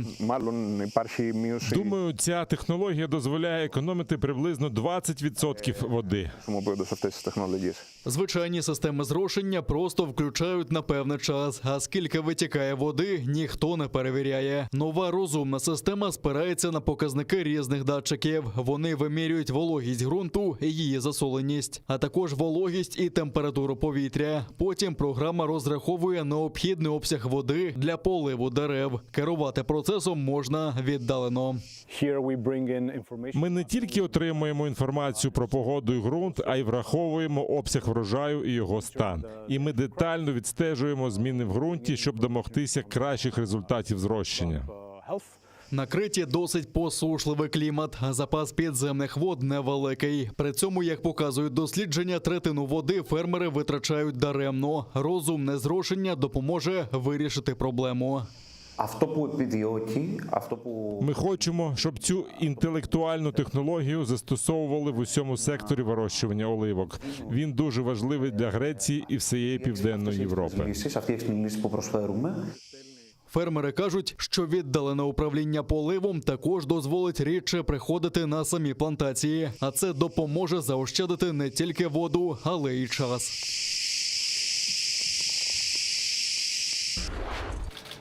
У Києві з'явилася нова мініатюрна скульптура. Це бронзова гривня, грошова одиниця, яка була в ужитку ще наприкінці 11 століття у так звану безмонетну добу. Ми знаємо, що на її честь названа наша українська національна валюта – гривня. І ось так вона виглядала майже 1000 років тому. Скульптуру встановили на стіні будівлі Національного музею історії України. Тут зберігається найбільша колекція таких гривень. У ті часи їх відливали зі срібла. Кожен зливок важить 160 грамів. Припускається, що виготовляли їх у Києві. В цілому знайшли 33 такі гривні. Тоді ці гроші були дуже вартісними. За 2 таких гривні можна було придбати коня, наприклад, колись. Вважається, що ці гривни були досить популярні і використовувались в основному у великих торгових операціях, а також для накопичення скарбів. Цю скульптуру робили за тією ж технологією, що і 1000 років тому. Всі вони вироблялися з воскової форми. Тобто зараз наш пан Юрій Білявський, скульптор, він також саме робить воскову форму для того, щоб відливати бронзові скульптури. І уявіть собі, що 1000 років тому теж робили оці восковки. Тобто фактично, не дивлячись на те, що зараз сучасний світ, ці технології, вони зберіглися. Пов'язана з цією гривнею і особлива прикмета. Тут прикмета така: мене потреш, гривню збережеш. Терти можна, де вам подобається, але ось тут такий пухарець найбільший, оце вам принесе гроші точно. Знак такої старовинної гривні зображено і на логотипі Національного банку України. Проект міні-скульптур «Шукай» заснували в 2018 році. По всьому Києву заховані мініатюрні бронзові фігурки, завдяки яким можна ближче познайомитися з історією міста. Всього таких скульптур вже 31.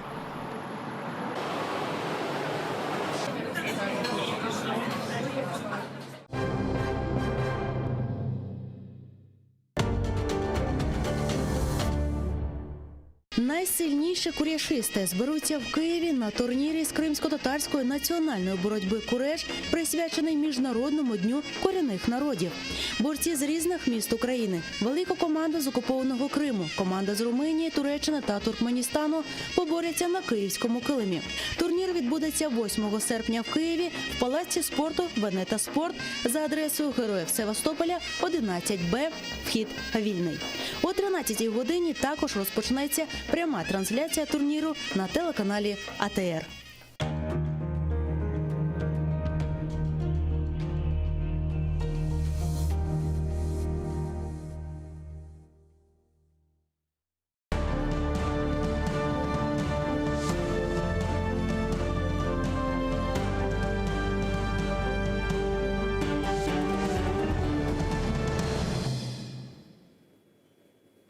Хайрлы акшамлар, доброго вечора. Це мій останній блок «Бугун» на телеканалі АТР. І впродовж цієї години ми говоримо з заступницею постійного представника президента України в Автономній Республіці Крим Тамілою Ташевою. Хош келден. Не бачилися, півроку не бачилися чи більше? Так, здається, коли стратегію приймали. Стратегію ухвалили, але ще не ухвалили тоді закон про корінні народи, який там, це, можна сказати, ваш успіх. Що тепер не було, це такі галочка, яку ви собі поставили, завжди в резюме зможете про неї згадувати. Ми стратегію можемо в галочку ставити, і закон, і ряд інших речей. Стратегія, мабуть, такий загальний документ, який в кримськотатарському середовищі викликав запитання. Да? А законом якби закрили деякі, скажімо, завжди є негативні вигуки, да, або там скептичні, і хоч закон рамковий, але а що далі? Ну, я би сказала, що все ж таки стратегія – це важливий документ. Я щиро так вважаю, да, бо дуже дивно, коли на 7-му році війни, да, окупацію Криму, Севастополя, ми не мали такого навіть рамкового документу. Да, і Зараз ми відчуваємо, навіть коли ми спілкуємось з міжнародними партнерами, якби ми як представництво вже відвозили скільки? Більше 20 чи навіть вже біля 30 делегацій офіційних на КПВВ з Кримом. Ну, для того, щоб вони відчули, що от ми тут зараз стоїмо на підконтрольній Києву території, а от буквально за 500 метрів стоїть ворог, і оцей от бікборд про вас вітає Російська Федерація, і так далі. І тоді вони це краще відчувають. І от, власне, ми від них неодноразово чули цей фідбек про те, що важливо, що Україна нарешті показала, яким чином вона бачить все ж таки повернення Криму. І тому це один з позитивних, позитивних документів, і позитивних кроків, які держава зробила. А потім вже, звичайно, я вже говорила в попередньому, у тебе в ефірі про те, що потрібно вже детальний план під це розробляти. І, власне, зараз узгодження цього плану йде, вона поза строками, на жаль, вже йде, тому що було дано 3 місяці. А план вже мав бути складений, так? Так, він мав бути складений і затверджений, але зараз через те, що залучено дуже багато державних органів в цю всю історію. А можна переб'ю тебе? План це отакі оце ми зробимо до 22-го року, це до 23-го. Абсолютно вірно, це такі відповідальні, і який так часовий далі. проміжок береться взагалі для плану? Хороше питання, насправді, воно має бути короткострокові, довгострокові, цілі, і, власне, в стратегії в тому числі це так само і прописано. Відповідно, в плані ми, і це поки що не затверджено, те, що ми пропонували, в тому числі, щоб кожен квартал робити трекінг такий, тобто моніторинг того, як це рухається, в кінці року дивитися, що виконано, що не виконано, якесь, можливо, завдання виконано, його вже потрібно просто моніторити, як воно виконується умовно, а щось, можливо, не виконується і рік, і 2, це погано, і що з цим далі робити, і так далі. Тому, цей моніторинг... Приблизно зрозуміло, знаєш по чому? У нас вже є план дій Україна-НАТО або план по асоціації, і експерти потім кажуть, все тут виконано лише на 2% від того. Тобто все це буде вираховуватися фактично. І вираховуватися, але все одно ми закладали таку історію, щоб це все ж таки був більш конкретний план.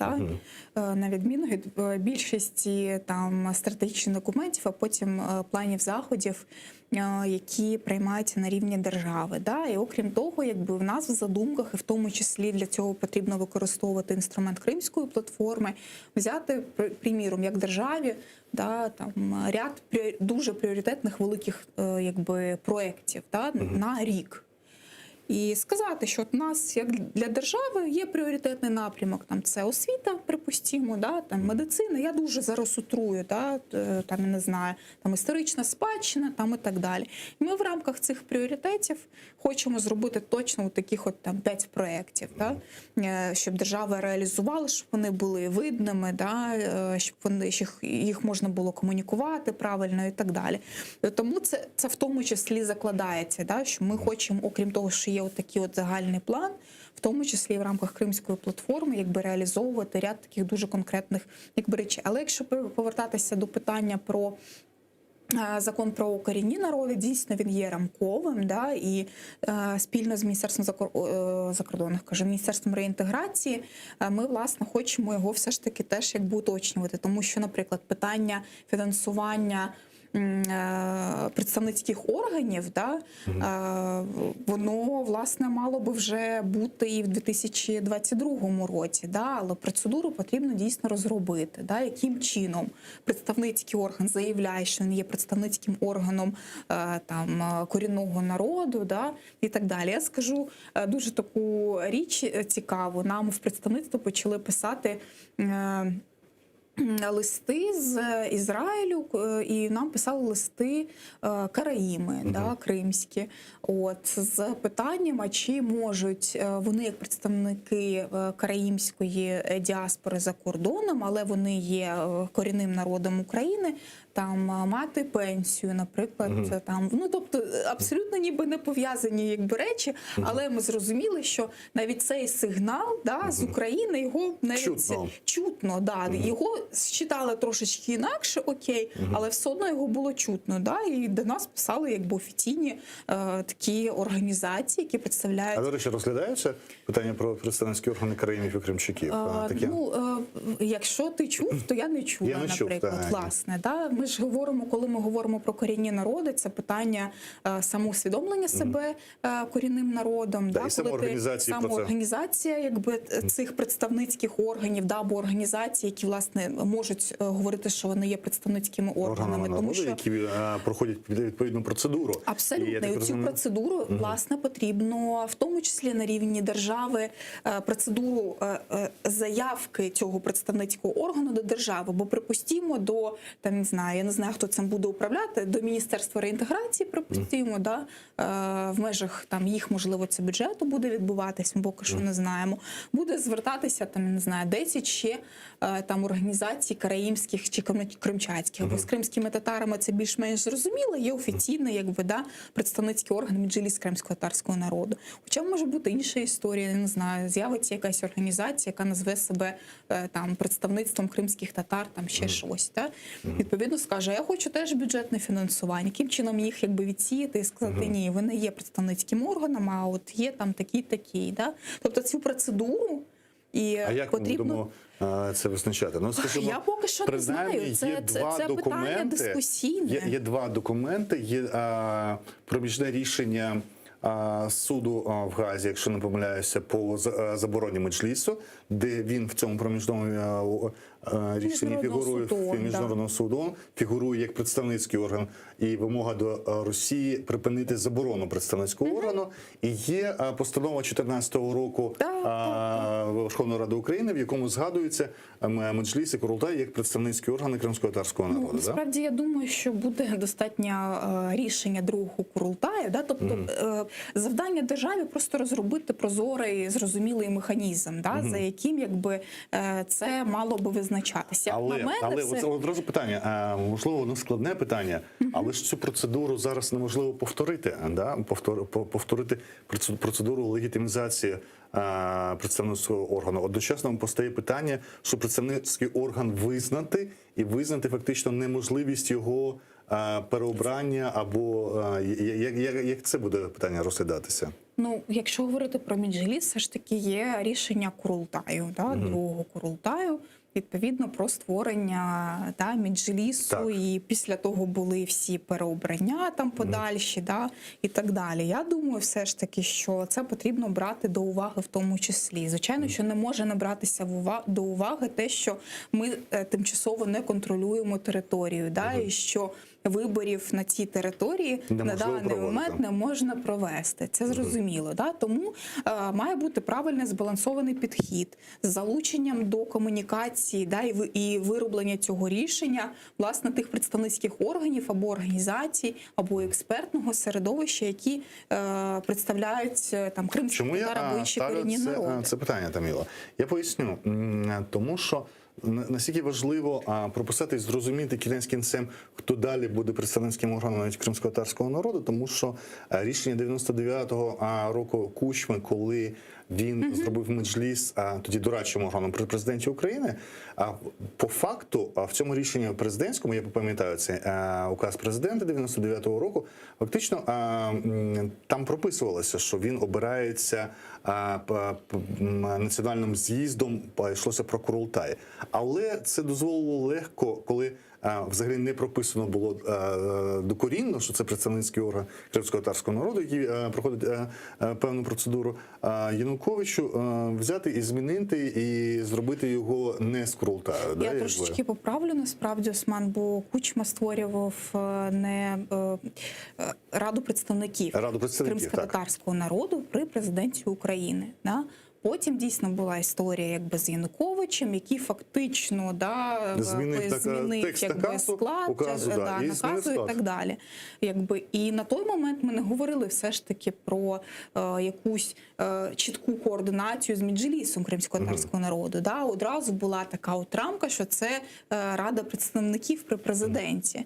Це інша історія. І якби на нашу думку, потрібно в рамках роботи на виконання закону про корінні народи, власне, налагодити цю правильну співпрацю державних органів з Меджлісом кримськотатарського народу, да, який є представницьким офіційно органом, який визнаний в усьому світі. Іншого органу, якби в кримських татар немає, окрім, звичайно, є ще Всесвітній конгрес кримських татар, але це трошечки інша історія. І план дій по стратегії, і процедура по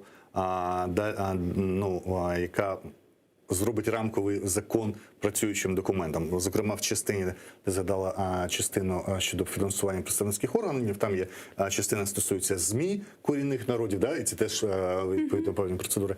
Вони теж будуть ухвалюватися окремими законами. Це підзаконні акти, це урядові. Це урядові акти, вони теж часто займають тривалий час на узгодження. От знову ж таки, да, повертаючись до цього плану на виконання стратегії деокупації і реінтеграції, якби по ідеї документ був готовий ще 2 місяці тому, да? Але якби він зараз проходить величезні узгодженості з центральним органом виконавчої влади, правоохоронними органами, іншими дотичними там, і так далі, і так далі.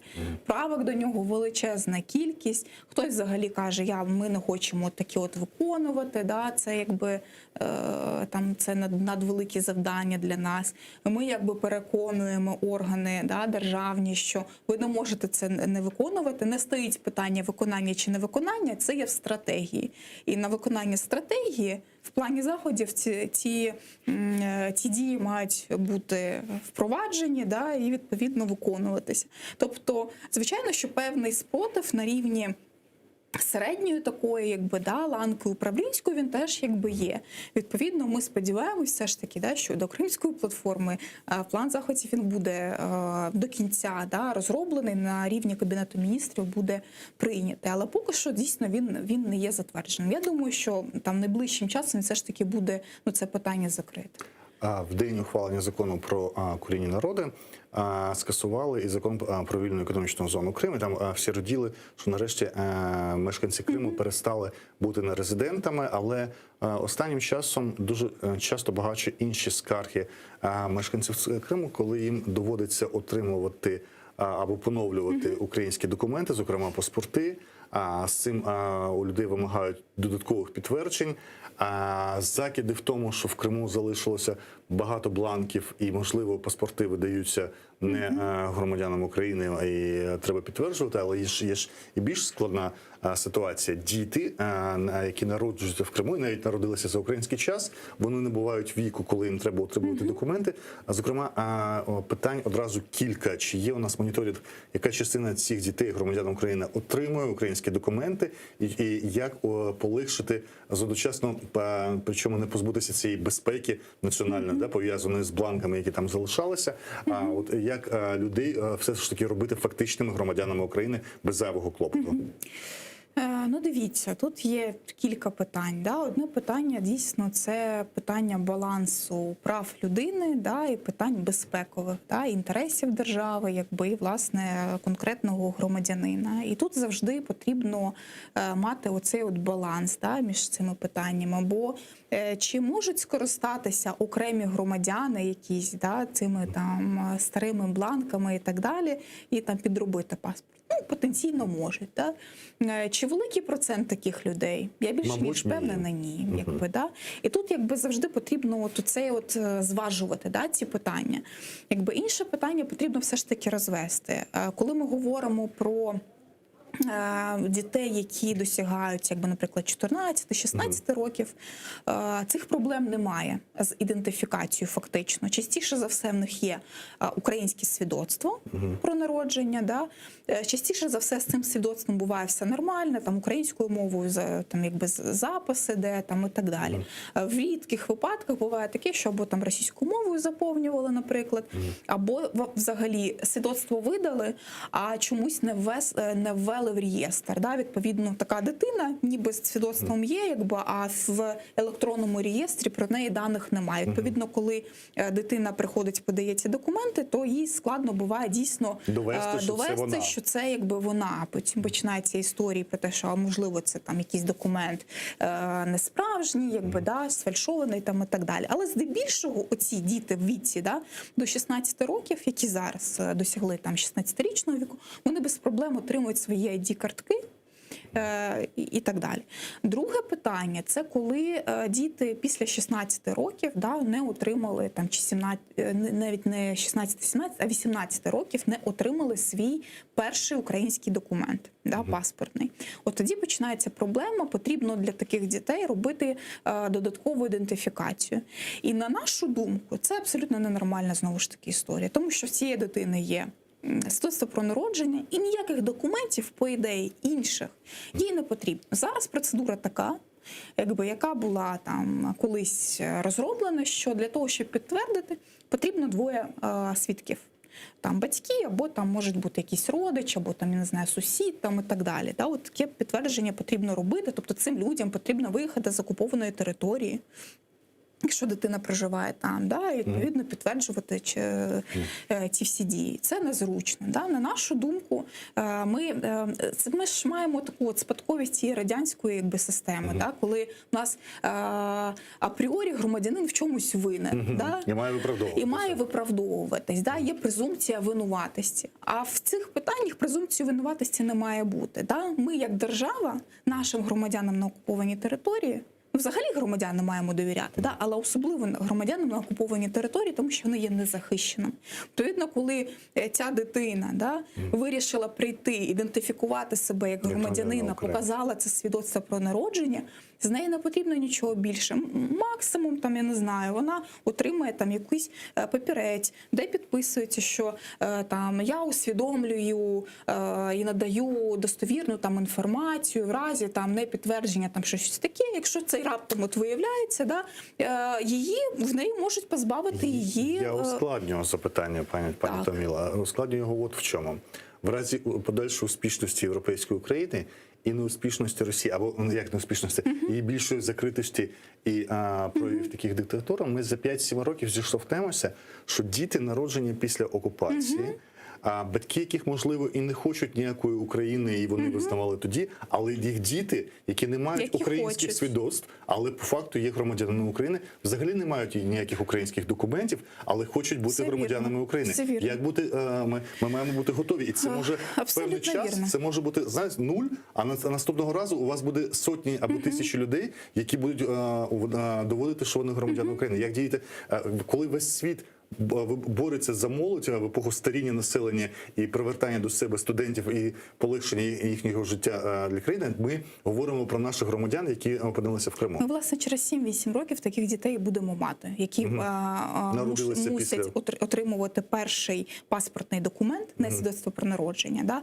А свідоцтво про народження вони вже можуть не мати, тому що, абсолютно, тому що їх батьки вирішили не отримувати таке свідоцтво. Так? І ми це теж прекрасно розуміємо. Просто треба розуміти, що потрібна певна поетапність. Якби ми в комунікації з Міністерством реінтеграції, з міграційною службою, яка є достатньо консервативною службою, це треба розуміти. Да? Вони в усьому, ми теж їх частково розуміємо. Наприклад, я працював в міграційній службі, я б сказав, я не бачу можливості, як ідентифікувати. Які ідеї? Є якісь ідеї, як це робити? Вони зараз обговорюються. Ну, дивіться, по-перше, свідоцтво про народження, ми говоримо, що потрібно отримувати не через суд.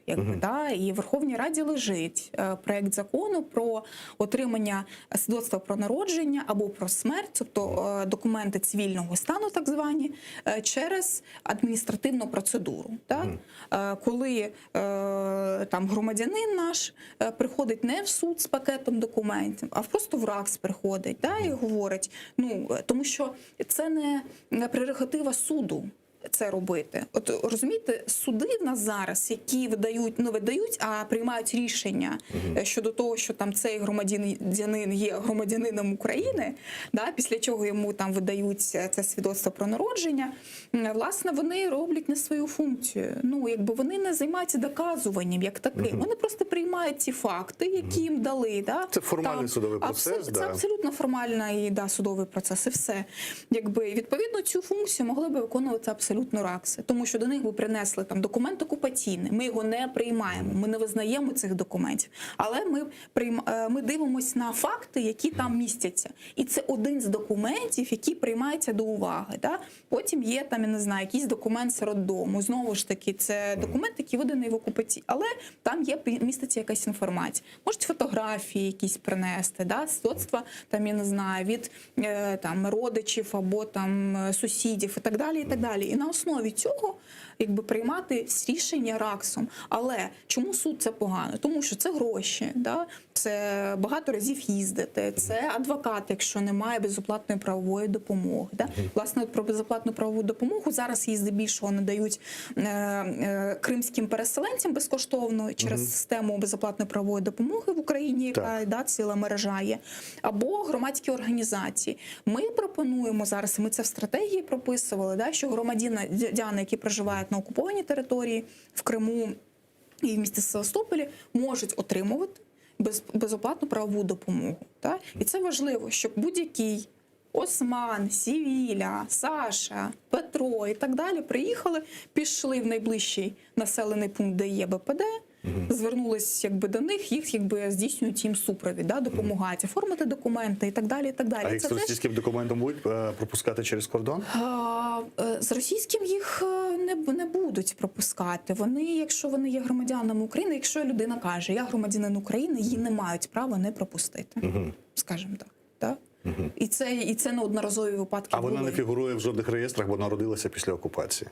Ну, по-перше, таку дитину не випустять, давайте по-хорошому. Але їй вже 18 років. Якщо їй вже 18, в неї має бути документ. Якщо ми говоримо через ще багато років... Ми кажемо про перспективу 10 років. Ні, ну дивись, ми в перспективі 10 років, я впевнена, це питання все ж таки закриємо. Да?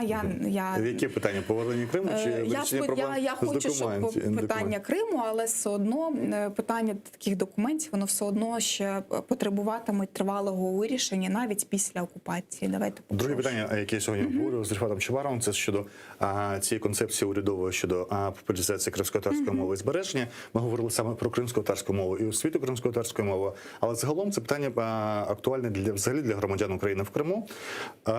Рік від року ми вже бідкуємося і жаліємося з приводу того, що приблизно з 15-16 тисяч випускників шкіл в Криму щороку до українських вишів, здається, найбільше минулого року це було 400 людей, до цього 300-200, тобто навіть не 1000, а це менше, десь 7-8%, максимум до 5% десь випускників обирають українські виші. Це дуже мало. Ми розуміємо, що це вже 11 клас, можливо, запізно, тому що у дітей проблема з українською мовою, в будь-якому разі з історією України.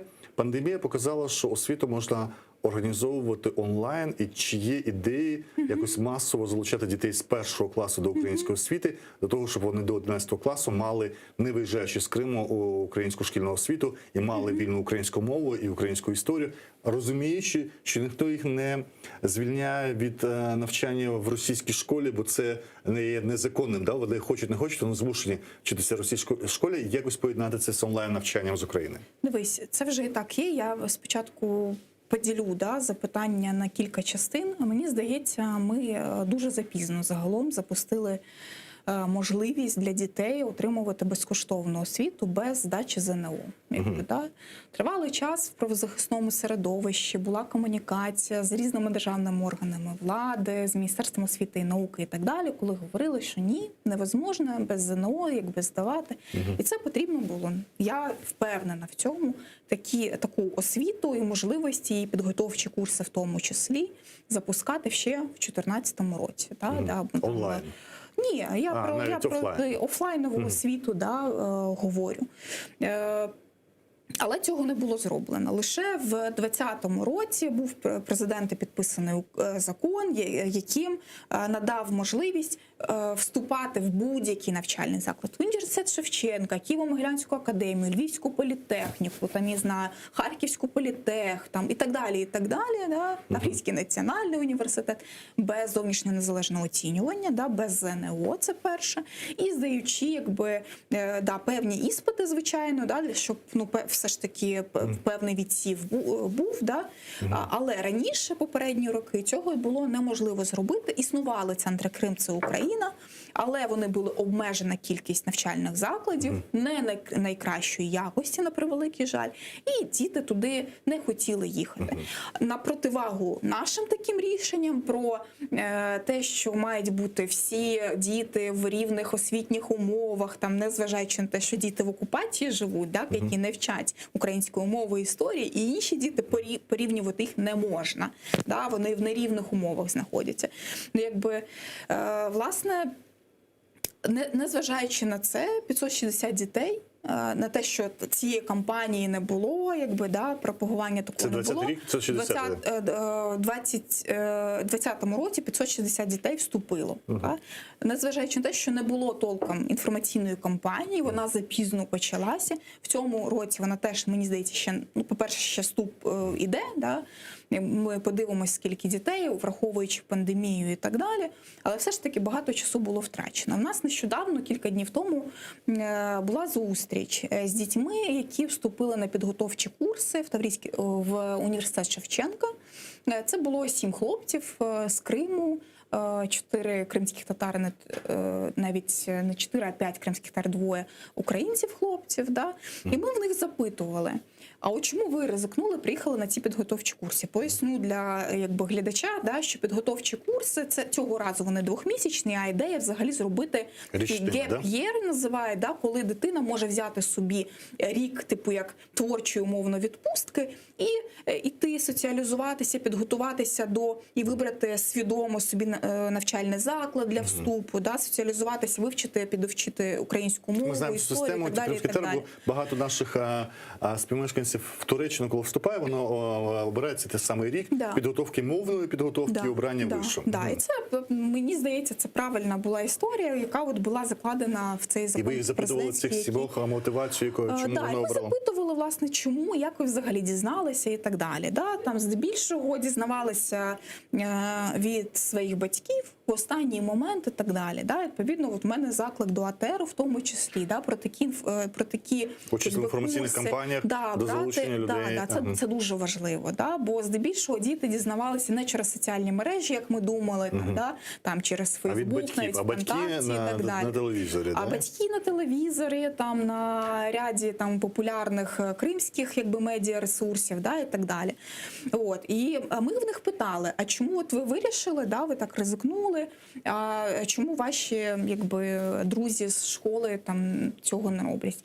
Перше, більшість цих дітей, їх однокласників, лишаються в Криму. Тобто це діти, і вони говорять самі про це, ці 17-річні хлопці, що вони для себе там бачать просто залишатися в Криму.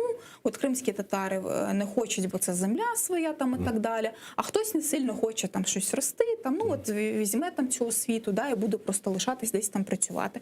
Невелика, але все ж таки більша частка дітей вступає в Пітер, Санкт-Петербург, вступає в Москву, в російські вищі навчальні заклади, які є теж високої, якби, якості і так далі. І пропаганда, якби, да, інформування на території Криму щодо вступу в ці російські вузи, вони є. При тому, що вони теж вступають на, все ж таки на конкурсній основі, як це, наприклад, не було в 14-му, 15-му, 16-му. Це називається аналог нашого ЗНО. Якби, коли ми запитали, чому так мало вступають, кажуть, по-перше, про українські можливості майже не знають. Якби, по-друге, це питання там перетину там цієї межі, як ми називаю, вони називають кордону, якби, да, там, відірваності там, від родини там, і так далі, і так далі. Тому це, звичайно, що здебільшого вибирають достатньо свідомі, якби, да, наші громадяни, якби, ті родини і так далі, і це все одно треба підтримувати. Це дуже важливо. Що стосується другої складової про онлайн-освіту або дистанційну освіту. Ми кажемо вже про середню освіту, щоб захоплювати дітей з малого віку поза можливості. Дивись, дистанційна освіта насправді і зараз є. Це відбувається так, що дитина може з кримської школи прикріпитися до якоїсь школи на підконтрольній частині території, да, і фактично... І вона може заявитися туди навіть без приїзду на материк, онлайн? Здається, один раз потрібно все ж таки виїхати, але я можу помилятись, деталей я цих не знаю. Але те, що дистанційна освіта існує, якби є, і багато дітей ще до існування у цих можливостей вступу в Могилянку, там ряд інших цих хороших навчальних закладів українських, вони насправді здавали в тому числі ЗНО тут на підконтрольній частині, тобто вони готувалися дистанційно до навчання, приїжджали в тій закріпленій школі, здавали ЗНО і вступали на абсолютно конкурсних засадах з усіма іншими дітьми в навчальний заклад, ну, здаючи гарно ЗНО, і таких прикладів я теж знаю, як без десяток. А питання про те, що після закону про корінні народи. Це, ми кажемо, із закону про статус кримськотатарського народу, є питання кримськотатарської автономії, є питання окремо символічне, яке Україна вирішила для себе на рівні декомунізації, для кримських татар ще більш болюче. Питання – це питання кількох хвиль змін рідних назв. І тепер, коли Україна все ж таки визнає кримських татар корінним народом, автоматичне питання, а це наші символи, це наші назви, зміна яких нічого не вартує державі Україна, воно нікому нічого не винна, вони змінюються, і в світі всі карти будуть змушені використовувати відтоді, навіть за окупації, ті назви, які Україна визнає, кримськотатарські назви визнає офіційними державними в своїй країні. Хто цим буде займатися, хто візьметься за цю складну символічну річ? Дивись, незважаючи на те, що політична воля зараз, ми дійсно це бачимо, якби є на дуже багато рішень, Кримська платформа, стратегія, якби ряд указів важливих, стратегія розвитку кримськотатарської мови, закон про корінні народи і так далі. Кожне рішення, воно дається достатньо складно. Да? Кожне рішення, ми говоримо, потрібно виходжувати. Якби. І виходжуванням, я скажу так, більшості все ж таки, да? Питання, які стосуються і останнім часом, за останні 1,5 роки займалася наша команда представництва. У нас, чесно, сил на все не вистачає. Якби я говорю це відкрито. Да? Відповідно, питання статусу кримськотатарського народу, топоніміки, змін до Конституції України, воно є, звичайно, в пулі якби, нашої уваги, якби ми в постійних консультаціях знаходимося. Воно є в роботі. Да? Принаймні, на наступний рік ми вже, і ми це говорили Меджлісу кримськотатарського народу, там, депутатам, які є і представляють Крим, кримських татар в Верховній Раді України, що наступний рік, якби програма мінімум все ж таки, да, що це прийняття закону про статус кримськотатарського народу. Тобто ми над цим працюємо спільно з Мінреінтеграції, з Офісом президента і так далі. Але, щоб ви розуміли, зараз Офіс президента займається великою кількістю саме законодавчих цих змін, там указів і так далі, які стосуються Криму. Да? І інколи нам юристи Офісу кажуть, ну з яким ви ще питанням прийшли до нас, бо в нас ряд інших, держава велика, викликів багато, якби, да? Але ми дуже цілеспрямовано працюємо там по нашому кримському треку. Тому є дійсно бюрократичні десь, да? Якби пробуксовки, є питання ресурсу інколи, да? Людського в тому числі, да, часового, експертного в тому числі. Тому якби ми зараз працюємо над цими питаннями, да, сказати про конкретні строки, ну я, на жаль, не можу. Домовлялися про те, що особливо занурюватися в Кримську платформу не будемо, бо цим займається більше Міністерство закордонних справ, тим не менше від Кримської платформи, і вже якісь заходи почалися. Ви вчора ми брали участь в одному з них, сьогодні був експертний. Від якої частини найбільше очікувань Кримської платформи? Очікування загалом і там від експертної, від політичної, що там у нас ще є? Дві групи? Від всіх. Це ж якби колаборація абсолютно всіх складових. Да? Кримська платформа – це дійсно багатовимірний да, такий має багато вимірів. Це експертний рівень. Да, дійсно, сьогодні форум експертної мережі запустили, якби і презентували, да, якою вона з себе є, що за нею буде стояти, там і так далі. Перед ефіром ми говорили про те, що ви так намагалися працювати, або деякі речі, вони не були містечковими, скажімо, а глобальними. Ми коли кажемо, ну от говорили про те, що це Росія робить нову колоніальну політику, є ознаки колоніальної політики, завезення населення з материка, да, створення умов, витіснення населення корінного, це фактично колоніальна політика, і тоді говорити на Кримській платформі взагалі про ширше коло небезпеки нового неоколоніалізму в 21 столітті. Да, це ми з тобою говорили, власне, про панельні дискусії, які будуть в тому числі в рамках саміту, тому що треба якби розділяти. Да? Є перша частина саміту, це установчий саміт Кримської платформи, де, звісно, що буде виступати президент України, там голова уряду, парламенту, лідери країн, які приїжджають, да? Там ще ряд інших якби представників, да? І підсумкове підписання, да, цього документу. Його там або хартію, або декларацію називають, неважливо. Друга частина, вона буде експертною, да, де буде дійсно 4 панельні дискусії, одна з яких є дійсно про колонізацію і про захист прав кримськотатарського народу, да, і реалізацію прав як інструмент деокупації, да, воно називається. Дійсно, якби треба говорити про це питання ширше, бо колонізація, яку ми зараз бачимо, вона в Криму почалася дуже багато століть тому. Да? Можна, звісно, що згадувати і колонізацію першою там Катериною, другою, да? Ну, і так далі, і так далі. Там потім депортація була як такі прям точкова операція для того, щоб зачистити фактично Крим. Зараз ми бачимо новітню таку колонізацію Криму, коли на територію Криму приїжджають сотні тисяч російських громадян, вони розмивають українську кримсько-татарську ідентичність, да, намагаються змити повністю кримських татар-українців з лиця якби Криму. І от про ці питання, і вони ж не є там, ну, дуже унікальному, якби, да, у світі. Можна згадувати якби історію, власне, там Першої світової або до Першої світової, або між Першою і Другою світовою, да, війною. Такі процеси були і в Польщі, якби, і в Німеччині, Німеччина, Франція, да, ну, тобто це такі дуже складні процеси. І, власне, ми одна з цілей затягнути і світових лідерів, публічних інтелектуалів до такого роду дискусій. Тому це одна з частин, звичайно, що Кримського саміту, а загалом Кримська платформа, вона виглядає як кілька основних елементів. Це експертний вимір, це рівень лідерів якби держав, да, це рівень в тому числі парламентський, звичайно, що і це вимір, який має там місцеву якусь таку складову. Да, і це от різні складові, які важливо, щоб вони працювали спільно, бо лише один елемент умовно експертний, він, звичайно, що не буде працювати. Да? А припустімо там лідерський, звичайно, що лідерам в тому числі потрібно мати певну експертну підтримку, да, аналітичну роботу, яку там аналітичні звіти і так далі, щоб в них було розуміння, а як же Крим живе зараз, а чим можна допомогти, які проекти можна впроваджувати. І останнє, напевно, що я скажу, що дуже важливо, що окрім самого саміту, Кримська платформа не завершується самітом 23 числа.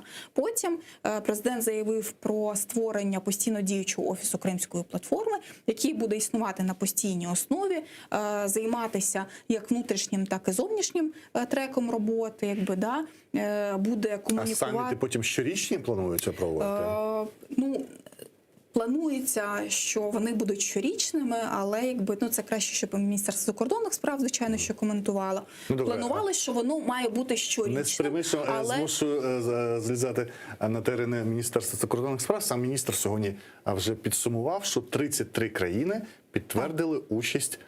І в будь-якому разі, коли кажемо про 33 країни, на будь-якому рівні вони будуть представлені вже, да, на якомусь урядовому державному рівні, вони будуть представлені.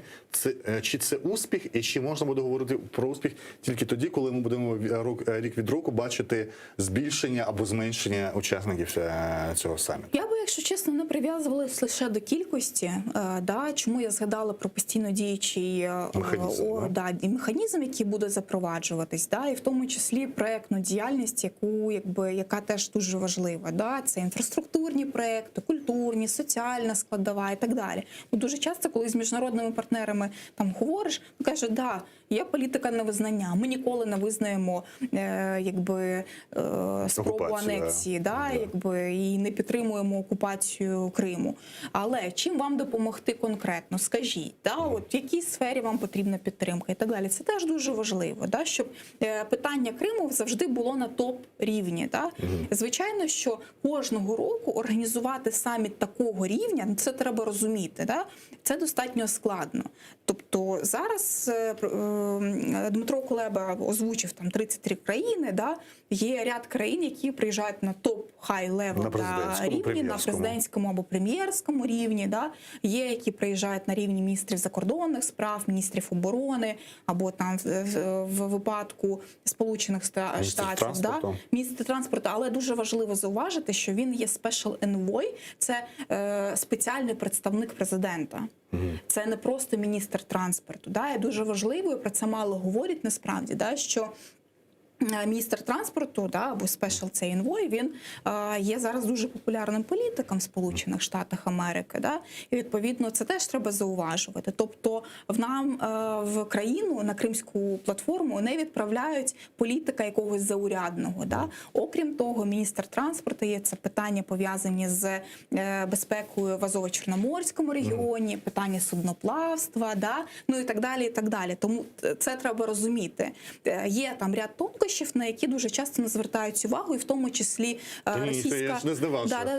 І в тому числі, я розумію, але російська сторона, вона говорить, якийсь міністр транспорту. Насправді, ні. Тут зовсім інша історія. Є тонкощі, які потрібно просто в ефірах роз'яснювати, що насправді, так і так, Але все добре. Дякую. Таміла Ташева, заступниця постійного представника президента України в Автономній Республіці Крим, обговорили багато речей від того, що далі буде після стратегії і закону про корінні народи, до навіть успіху і представництва Кримської платформи, її роботи, а саміт якої очікується 23 серпня в Києві. Дякую. Сагол Коршкенчес.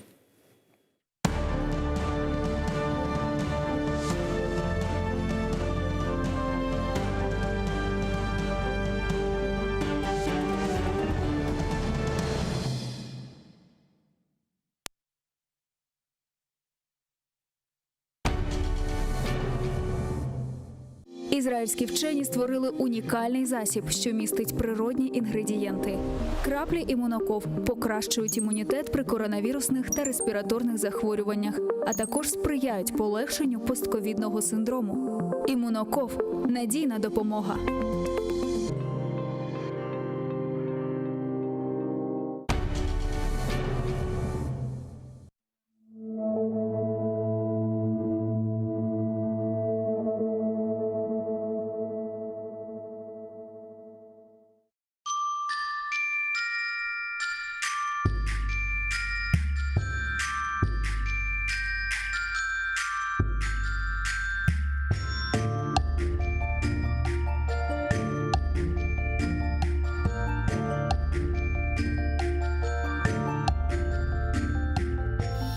Eşit yumuşak yapraklarının türkülerini, yarın kelse pencereden yarık ursa, eşit kırımımın dülberligini, kuşlar yırlap azbarından uçsa, eşit bu kırlarım kökten yüksek, kuru ozenimnin kokularını, güller aça, pişe taze otmek, tuz kokusu, deniz dalgaları. Eşit, nasıl yüzüm sıcak yerden ose. Ozen suyu aka, güneş oynay. Kırım, hep yerlerden bana güzel. Bu sevgiden güçlü, sevgi olmay.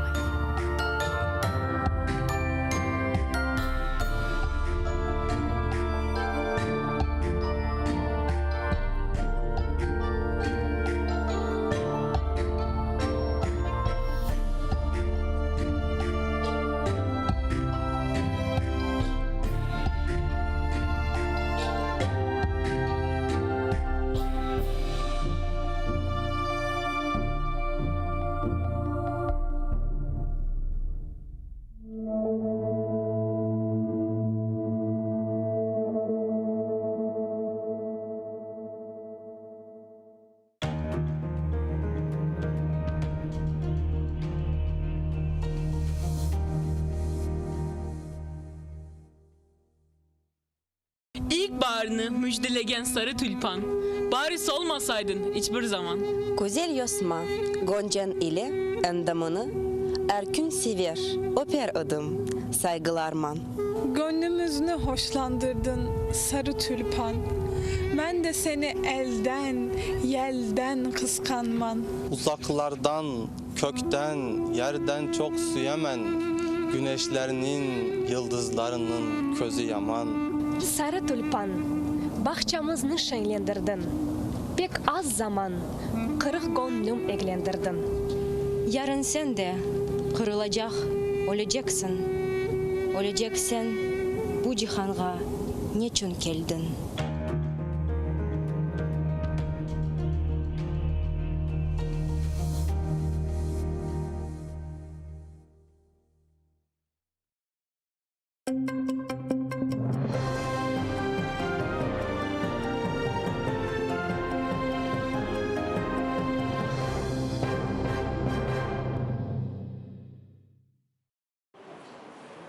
Августның 12-сінде Ленур Халилов, Руслан Месутов, Руслан Нагаев, Эльдар Кантемиров mahkeme отырышында соңғы сөздерін айтacak. Мабуслер Русияның және Берби mahkemesinin отырышына Дин Огренілмесі терроризм дегел. Ve söz hakkını бермеген mahkeme yazılı futbolkalarını kiydiler. Rus prokurorları ummen alғанда 4 mabusны 66 yılға азатлықтан марум etmege talap etті. Эльдар Кантемировны 14 yılға, Руслан Нагаевны 15 yılға, Руслан Месутовны 18 yılға, Ленур Халиловны ise 19 yılға mahkum etebilirler. İşgalciler оларны Hizb-ut Tahrirге alakası бар деп terrorizm ve Rusiyada hakimiyetini күчнен zapt etmeyen tılыбында qabatlay. Münaqaşalarda himayeci tarafı bu qabatlamalar absurd, 2 yıl sürgen mahkeme oturuşlarında çok bozmalar olğanını ısrar ettiler.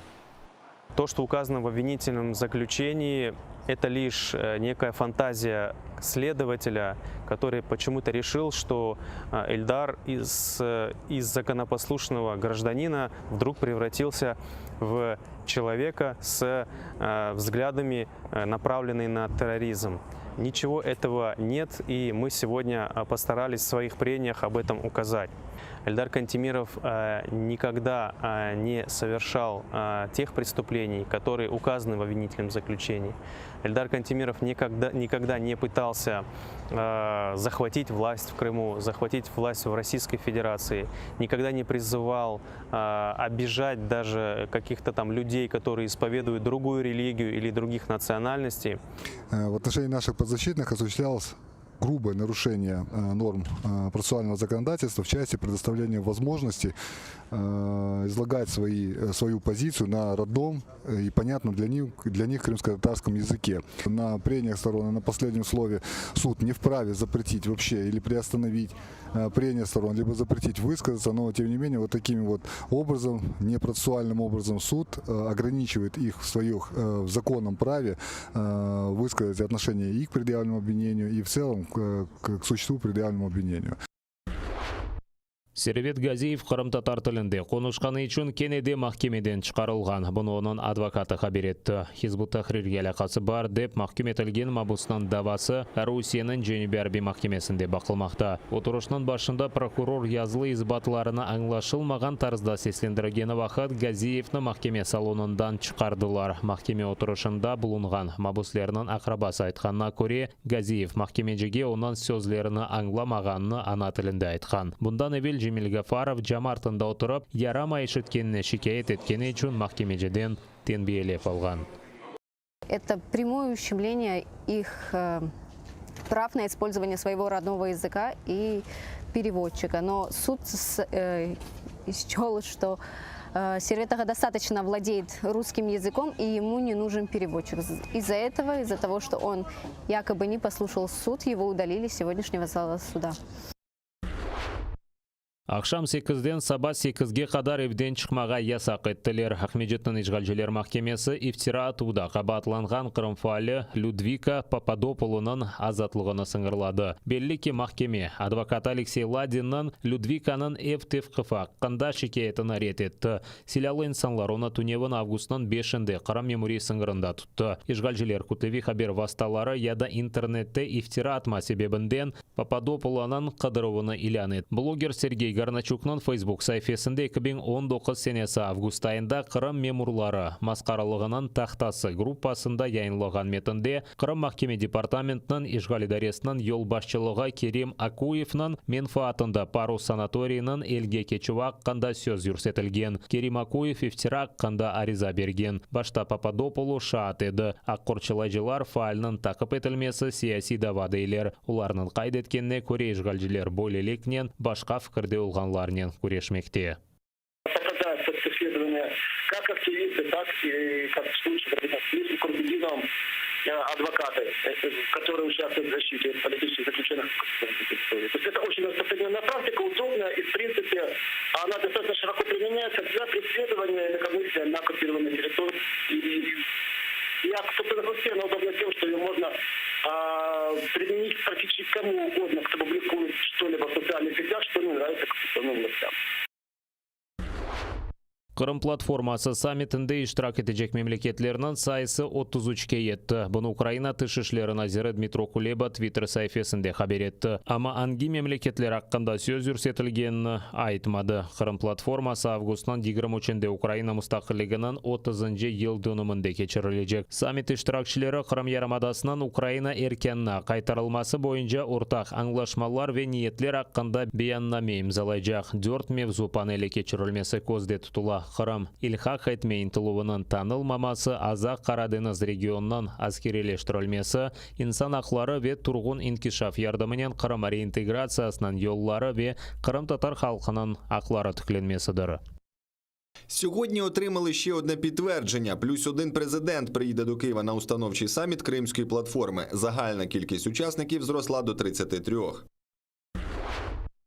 Ишгалжилер Украина арбелері позициялары Вемескун кварталларына уджум еткен. Галициновка койычы барында Украина майжилері позициялары 120 калибрлы артиллерия системаларынан атылған. Кой ходжалығы топрақлары ве йоллар зарар көрген деп білдірелер Бірлешкен Құветлер операциясынан штабында. Донец вилаетіндегі Красногоровка шерінің арби олмаған маллері ең чоқ зарар көрген. Анда ишгалжилер 5 қатлы бинаға танқа қаршы топнен урды. Ерлі сакин пек яраланған. Бұнен бәрі-бер адытынчы душман чешіп граната аты жетірті батлары ве башқа селянен атеш ачқан. Крім того, на Луганщині був зафіксований проліт ворожого безпілотного літального апарату типу Орлан-10 із перетином лінії розмежування. На обстріли російських окупантів українські військові відкривали вогонь у відповідь.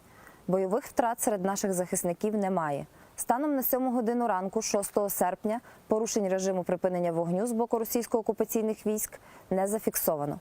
Українські військовослужбовці контролюють ситуацію в районі проведення операції Об'єднаних сил і дотримуються режиму припинення вогню.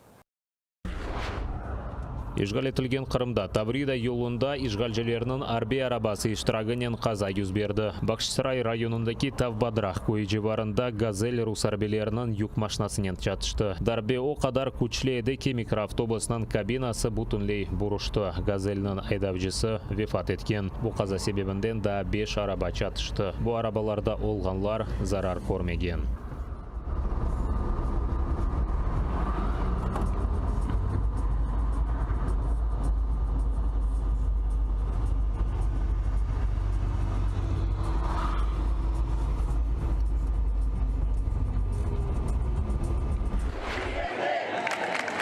Парижде вакцинация аққанда сертификатларға қаршы наразылықлар башланды. Франкистаннан Анаяса махкемесі қабыл еткен қарар себепчі олды. Эбел парламент көрсеткен коронавирус тедбірлері қануни олырақ танылды. Августның 9-ында ресторан, қавихане, кинотеатрларны зиярет етмек үшін вакцинация сертификаты керек. Сертификация шерлер ара нақлиятынен құлланмаға ве хастаханелерге кірмеге ясақтыр. Бұл весиқада инсан ашыланғаны, сонки ярым ел девамында хасталанып түзелгені яда Минфи ПЦР тест нәтижесі көрсетілмелі. Сентябрьнің 15-не қадар эпсі тибби хадимлер ашыланмалы. Қаршы олсалар, оларны іштен четлештірежеклер. Анаяса махкемесі қысқа муддет или аңлашмаларнен чалышқан хадимлерні іштен бошатмаға ясақ етті. Мемлекетте коронавирусынан дельта штамы тарқалғаны нен эпидемиянан 4-нче далғасы башланды. Ашыланмаға істеген инсанларның сайысы артты, ләкин баяғы инсанлар вакцинация ақында сертификатлар көрсетілмесіне қаршыдыр. Уряд хоче зробити з нас слухняних овець, і управляти нами як у Китаї. Ми втрачаємо свободу. Ресторан, бар ve qahvexona sahiplari sertifikatlar ko'rsatilgani uchun mushtariylar sayısı ve kelirler 40%ga eksilajak deyler. Buna bakmadan butun sınırlanov tedbirlerini riayet etmege ishondirdilar. Не думаю, що ресторани закриються, але уряд чинить як зазвичай. Він змушує нас робити те, чого не вимагає від держслужбовців. Koronavirus tarqalmasına qarşı ko'rsatilgan tedbirlarga qarshi olganlar Frankistonning cheshit shaharlarida 3-chi hafta noroziliklar kechirib, namoyishlarni to'xtatmamaga ishondirdilar. Yunanistonda yong'inchilar ateşnen kurashmaga devam etdi. Atina shimolida aman-aman so'ndirilgan ateş kenida alevlangan. Sıcak havo ve kuchli yel yong'in tarqalmasına yardım etdi. Shaharning ba'zi mahallelaridan insonlarni tahliya etdilar. Yunanistonning cheshit rayonlarida o'nlarcha yong'in alevlandi. Bu Peloponnes yarımadasındaki koy. Ba'zi yerli sakinlar evlarini qurshalamak uchun evlarida qolmaga qaror oldi. Виїхати і куди піти? Дозволити, щоб будинок згорів? Якби ми поїхали, це місце давно б згоріло. Ми сказали жінкам, літнім і дітям їхати, а хто залишився, допомагає чим може. Yong'inchilar ateş so'ndirilgan yerlarda birozdan so'ng yangi kuchdan kenida alevlanganini aytdi. Hekimlarning ma'lumotiga ko'ra, o'nlarcha insonni, bu jumladan g'onullarni yoniq va yaralarning xastaxonaga yetkazdilar. Yunanistonning bosh naziri insonlarni tahliya emirlarini riayat etmege chaqirdi. Я благаю вас підкоритися. Будівлі можна перебудувати, і дерева виростуть заново, але людське життя не можна замінити. І в цьому надзвичайному стані ми всі повинні триматися разом.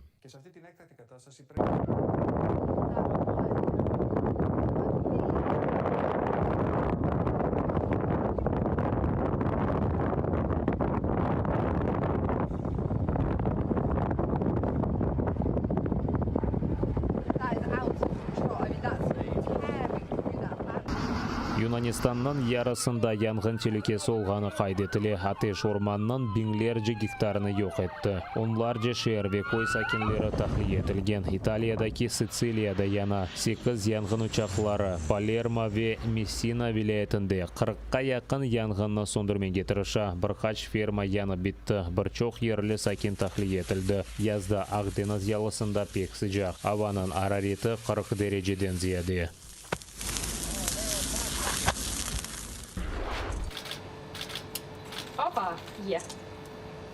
Kiyevda yangi kuchuk haykel paydo bo'ldi. Bu tunchi grivna 11-asrning sonunda monetasiz davrda qo'llanilgan para birlamidir. Ми знаємо, що на її честь названа наша українська національна валюта – гривня. І ось так вона виглядала майже 1000 років тому. Eykel Ukraina tarixi Milliy muzey binasining divarında qo'yilgan. Munda bo'li grivnalarning eng buyuk to'plami saqlanadi. O vaqtlarda ular kumushdan yapılan ekan. Kulchening og'irligi 160 gram. Grivnalar Kiyevda yapilgandir deb taxmin etiladi. Umuman olganda 33 bo'li grivna topilgan. O vaqt bu para pek qiymatli edi.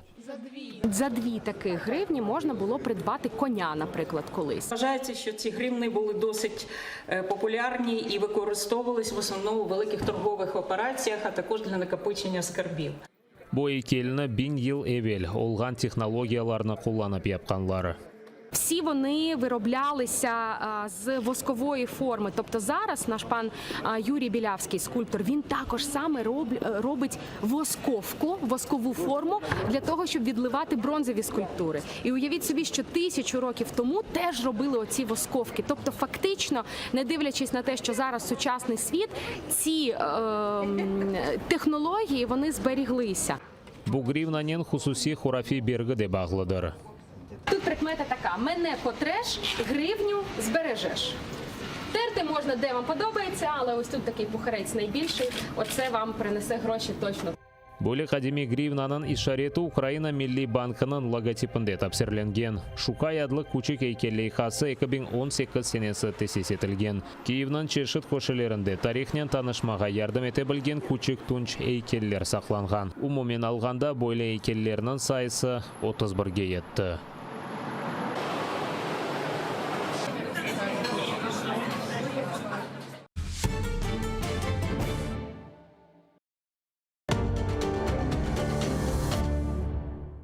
Найсильніші куряшисти зберуться в Києві на турнірі з кримсько-татарської національної боротьби «Куреш», присвячений Міжнародному дню корінних народів.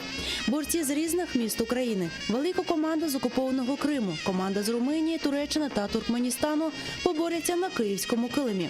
Турнір відбудеться 8 серпня в Києві в Палаці спорту «Венета Спорт» за адресою Героїв Севастополя, 11Б, вхід вільний. О 13-й годині також розпочнеться пряма трансляція турніру на телеканалі АТР.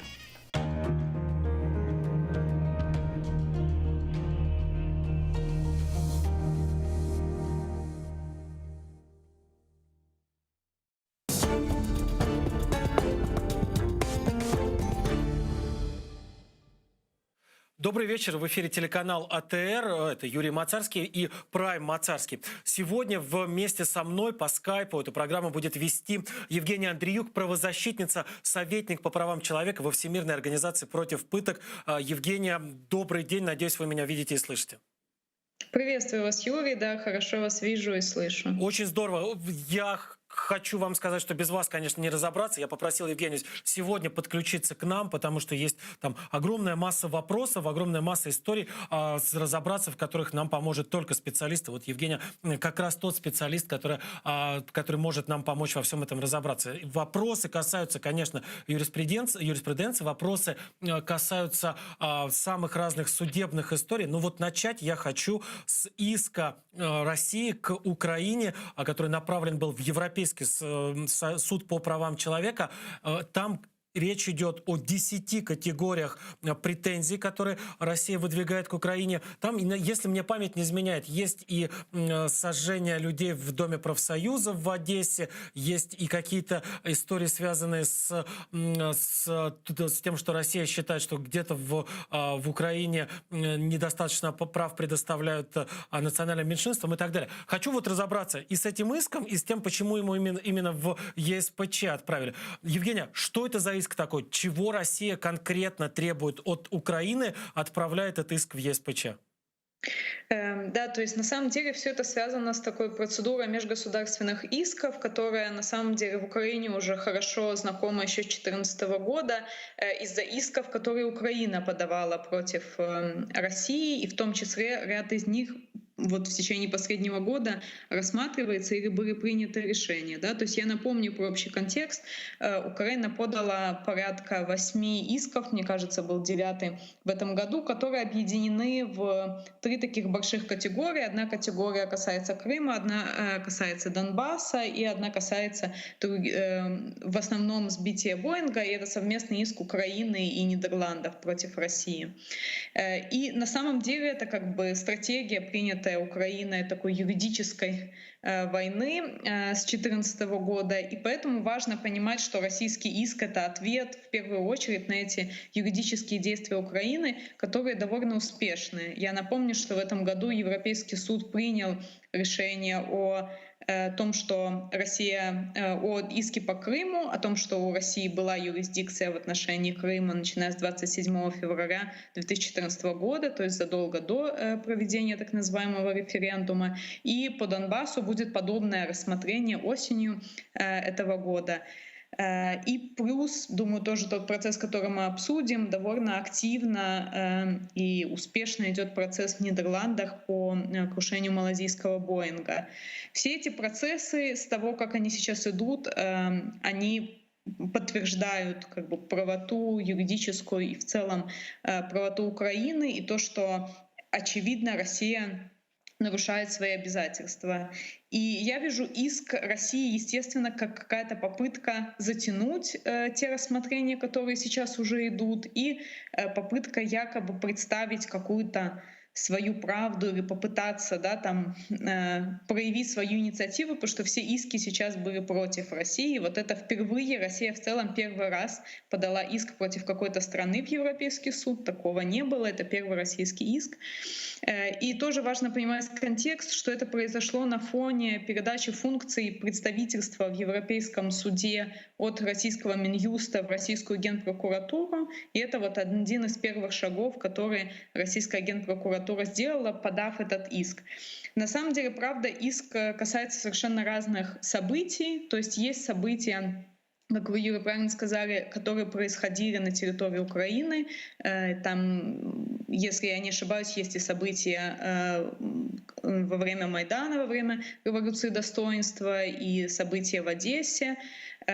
Есть вопросы, связанные якобы с дискриминацией русскоязычного меньшинства, но также есть вопросы, связанные с военными действиями. В частности, Россия заявляет о том, что Украина обстреливала в том числе территории России, и из-за этого нарушила права человека. И в том числе важный для зрителей АТР вопрос, то, что там в том числе поднимается вопрос о обеспечении водой Крыма и о блокировании канала, и о том, что якобы это тоже является нарушениями прав человека. То есть складывается ощущение, что Россия как бы собрала все, что так или иначе они могли собрать, есть и что-то подали это в суд. Я прошу прощения, что я вас перебиваю. Есть что-то вот действительно, что можно сказать для России самое важное в этом иске? Что, может быть, все остальное, там, я не знаю, какой-то такой юридический спам, в котором хотели бы запрятать что-то, что вот России больше всего надо. Ну, я предположу, может быть, там добиться какого-то решения по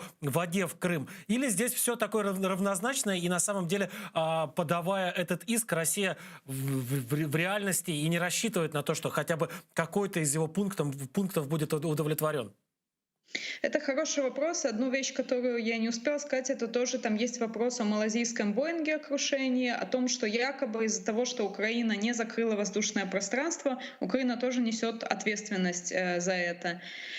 И то, что можно сейчас сказать однозначно, этот иск явно довольно низкого юридического качества, и это тоже довольно удивительно, честно говоря, потому что обычно Россия все-таки подает юридические довольно качественные документы, и вот, например, процесс в Международном суде ООН, который идет тоже Украина против России, мы видим, что российская сторона как бы готовится качественно, и часто это споры не вокруг фактов, часто тоже вокруг интерпретации юридических норм, которые неясны, на которых Россия часто играет довольно профессионально. Этот иск подготовлен очень непрофессионально. Опять же, я думаю, это много освещалось, что иск был подан на русском языке, хотя как бы это совершенно не по процедуре, и суд обязал перевести на английский документ. То есть как бы начиная от таких мелких вещей, заканчивая более содержательными. В ряде мест позиция юридическая очень слабая. То есть, например, про якобы обстрелы российской территории, эти аргументы противоречат позиции России, с которыми они выступают в других делах, в том числе в иске Украины против России. Мне кажется, что общая задача в целом просто растянуть время и рассмотрение исков, которые уже рассматриваются, и в том числе, возможно, повлиять на процесс, который сейчас идет в Нидерландах по малазийскому Боингу. Потому что, честно говоря, я как бы не могу поверить, что специалисты на самом деле всерьез могут рассчитывать на то, чтобы серьезно добиться чего-то с этим иском. То есть я могу ошибаться, какие-то пункты могут быть более сильными, но очевидно, что большинство из них довольно слабые, с довольно слабыми доказательствами и аргументами. Хочется все-таки еще понять. Вот мы видим этот иск, в нем есть там куча претензий к Украине, там 10 категорий, а в каждой категории еще какие-то бесконечные подкатегории. А что Россия хочет? Чтобы Украина сказала, да, мы типа тут, значит, едим русскоязычных младенцев на завтрак, мы, значит, такие злые, плохие, как вы нас рисуете, и все, и на этом успокоились бы все. Или Россия хочет, чтобы там, я не знаю, вообще какое ее дело, что происходило в Киеве на Майдане или в Одессе в Доме профсоюзов? Почему вдруг Россия здесь начинает какие-то претензии предъявлять к суверенному государству?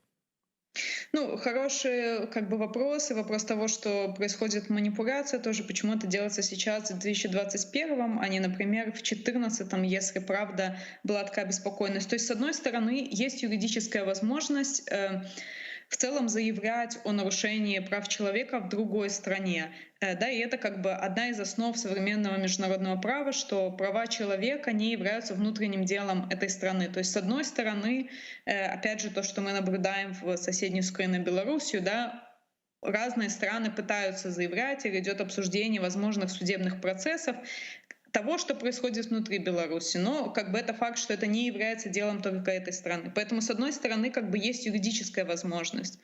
С другой стороны, есть довольно много дальше вопросов в связи с тем, что на международный уровень выносятся вопросы прав человека, когда страна не рассматривает и не справляется с этим эффективно внутри страны.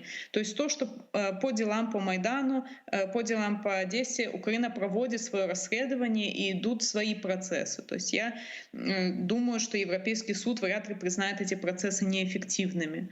Как бы это одна часть дела, и тут как бы две стороны, теоретическая и практическая.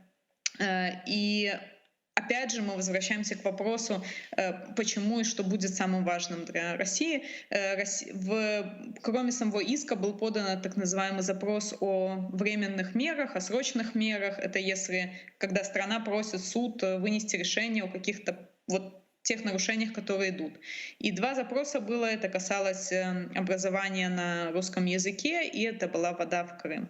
Это было два запроса, которые суд отказал в этом, сказав, что в этом нет никакой срочности, необходимости или угрозы жизни и здоровью. Это как бы тоже такой важный момент. Ну и последнее, что как бы Россия хочет, как официально, как во всех исках о нарушении прав человека, это вопрос того, чтобы запрос к суду, чтобы суд сказал, имеют ли место такие нарушения, и если они имеют, это всегда вопрос компенсации. Да, и тут, не знаю, опять же, насколько Россия прям хочет серьезно добиваться каких-то финансовых компенсаций, хотят ли они покрыть те возможные компенсации, которые они будут обязаны платить, это срочный вопрос, да, но официально это всегда прекратить нарушение, провести расследование, выплатить компенсацию.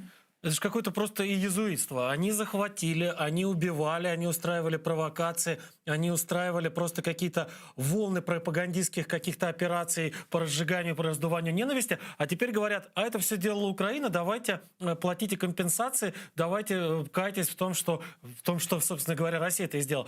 Есть ли смысл в этой ситуации подавать какой-то встречный иск? Не знаю, какая-нибудь апелляция, возможно. Как вообще действовать сейчас, вот по-хорошему, по уму, как должна действовать сейчас Украина? Украина должна, я уверена, будет участвовать просто в этом процессе, то есть предоставлять свои доказательства и свои материалы. Я уверена, что по ряду вопросов это будут те материалы, которые уже предоставлены в суд по крымскому и по донбасскому делу условно. И я уверена, что Украина будет вести себя грамотно. Представитель Украины при ЕСПЧ Иван Лощина, как бы его офис, на самом деле очень эффективно ведут работу по тем искам, которые уже поданы. Я уверена, они смогут тоже выработать хорошую стратегию. То есть вопрос как бы это участвовать и предоставлять материалы со своей стороны, потому что до сих пор Украина довольно успешно это делает. То есть мы видим по крымскому так называемому делу, да, что предоставленный материал, украинская юридическая позиция была намного сильнее, потому что, к сожалению, это реальность в судах, это часто не настолько важно, как бы это не реальность, которая происходит, а это то, как стороны смогут представить доказательства и документы. И из того, как Украина сейчас себя ведет в Европейском суде по межгосударственным искам, Украина представляет эту картину довольно четкую и все доказательства. Да, в то время как у России очень как бы это не полная картина, это противоречащие себе факты, это доказательства несущественных каких-то вещей. И я думаю, что как бы если Украина будет дальше эффективно работать и участвовать, то, конечно, это все проявится. Другой вопрос, что это опять же оттягивание ресурса и времени, да, с тех процессов, которые идут. То есть Европейский суд все равно будет иметь дело последовательно, да, то есть они начали в рамках как бы с тем, как вот работает. То есть была первая подана по Крыму жалоба, ее рассмотрели, сейчас запланировано рассмотрение, оно не отменится, рассмотрение донбасской жалобы. Просто это как бы будет следующее, это будет опять же просто нагрузка на украинское представительство при ЕСПЧ, которое будет обязано участвовать в этом процессе и предоставлять материалы. То есть получается, что это прям такая целенаправленная политика российских представителей забросать украинских представителей работой, чтобы им сложнее было ориентироваться в бесконечных судебных процессах, чтобы они запутались, может быть, устали и там несколько ослабили хватку, несколько их внимание было рассеянным. Я думаю, думаю, это просто и вопрос того, что Россия в какой-то момент, правительство осознало, что они проигрывают эти юридические процессы, да, и мы тоже не раз говорили в эфирах про то, что, с одной стороны, казалось бы, Россия часто нарушает как бы все возможные там права и соглашения, но с другой стороны, это как бы удивительно, что в какой-то момент, тем не менее, все равно Россия говорит о том, что они соблюдают международное право, и, например, процесс по отношению моряков, захваченных, которые были военнопленными, в итоге не напрямую, но Россия все равно выполнила решение трибунала, да, по морскому праву. Решение ЕСПЧ, так или иначе, которое он выносит в отношении России, Россия в целом с большего выполняет. Есть всегда несколько исключительных дел. Будет сейчас вопрос, будет ли Россия как выполнять решение Грузии против России, да, которое в целом как бы было в пользу Грузии. Поэтому как бы есть с этим вопросы, но все равно в какой-то момент, и это как бы удивительно, Россия все равно серьезно относится к этим процессам. И мне кажется, это решение, попытка как бы ответа, попытка якобы там переиграть Украину в этой как бы такой юридической войне, да, как мы ее называем. И я бы, честно говоря, сам даже факт этого иска видела как уже определенное достижение Украины, да, то, что Россия решила пытаться как-то серьезно противодействовать, но опять же это всегда вопрос как бы это все равно вопрос фактов. Ну, невозможно в суде полностью переделать то, что происходит в реальности. И опять же, такие очень большие процессы, которые идут, ну, как бы невозможно о них врать. Как бы, когда есть свидетели, когда есть сотни, тысячи людей, которые это видели, ну, как бы невозможно полностью придумать новый нарратив и рассказывать какие-то совершенно там сказочные истории, да, про то, что есть. Но, опять же, я повторюсь, это интересный поворот. Обычно мы говорили про все эти судебные процессы со стороны Украины, мы всегда их разбивали, рассматривали, какие есть суды, как они ведут. И вот как бы впервые Россия проявила свою инициативу. И это интересно как бы в рамках того, что Россия, наоборот, всегда критикует Совет Европы, угрожает тем, что она выйдет там или ее выгонят, да, но это как бы использование этих механизмов говорит о том, что они соглашаются играть по этим правилам. Хоть какое-то время, пока будет рассматриваться иск, они не выйдут из Совета Европы. Да, то есть это все равно как бы для меня тоже вопрос того, что часто говорят, это там ерунда, зачем там эти юридические механизмы, все равно Россия делает, что хочет.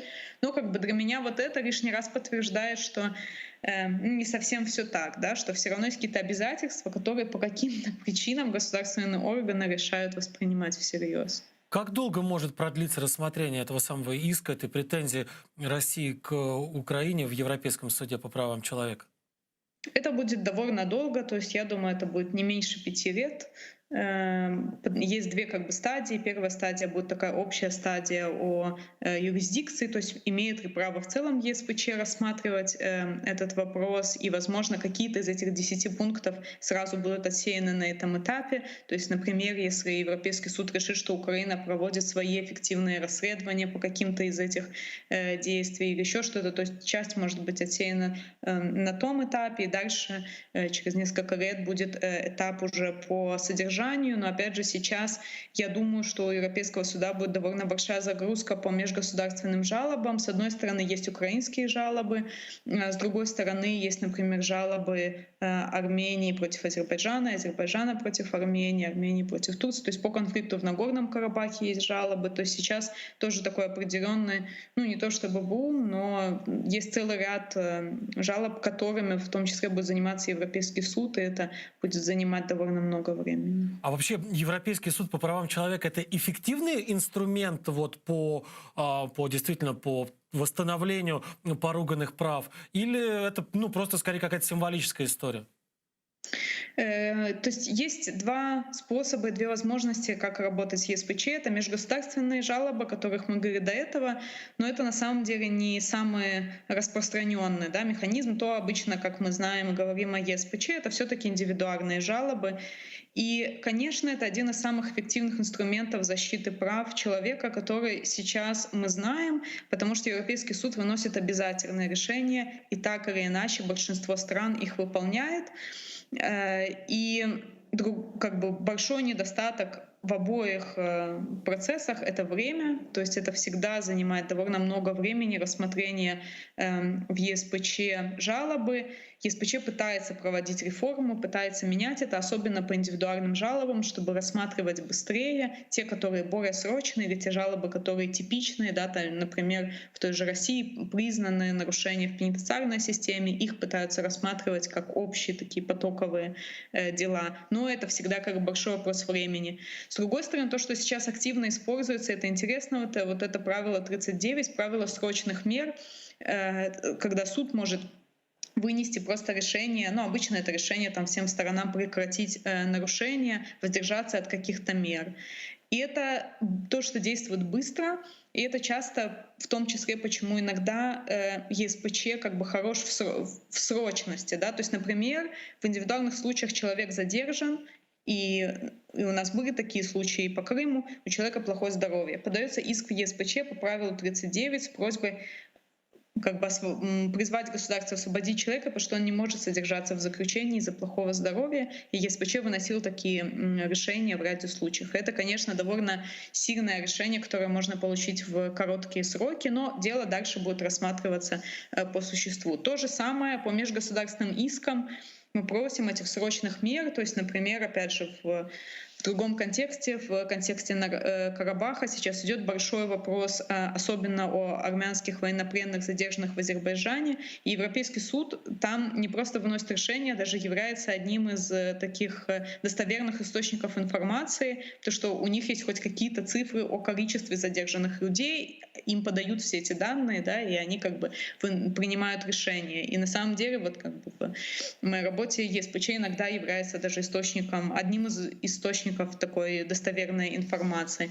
Поэтому, как бы, на мой взгляд, несмотря на все минусы, конечно, сейчас ЕСПЧ является одним из самых эффективных судов, одним из самых эффективных средств для защиты прав. А насколько обязательны к исполнению решения Европейского суда по правам человека? Почему я спрашиваю? Потому что в той же России, насколько я понимаю, поменяли законодательство таким образом, чтобы, ну, в случае, если там захочет верхушка российская военно-политическая, тогда будут принимать во внимание решения международных судебных инстанций. Не захотят, не будут принимать. В связи с этим это получается, что теперь далеко не на все страны будут распространяться решения ЕСПЧ.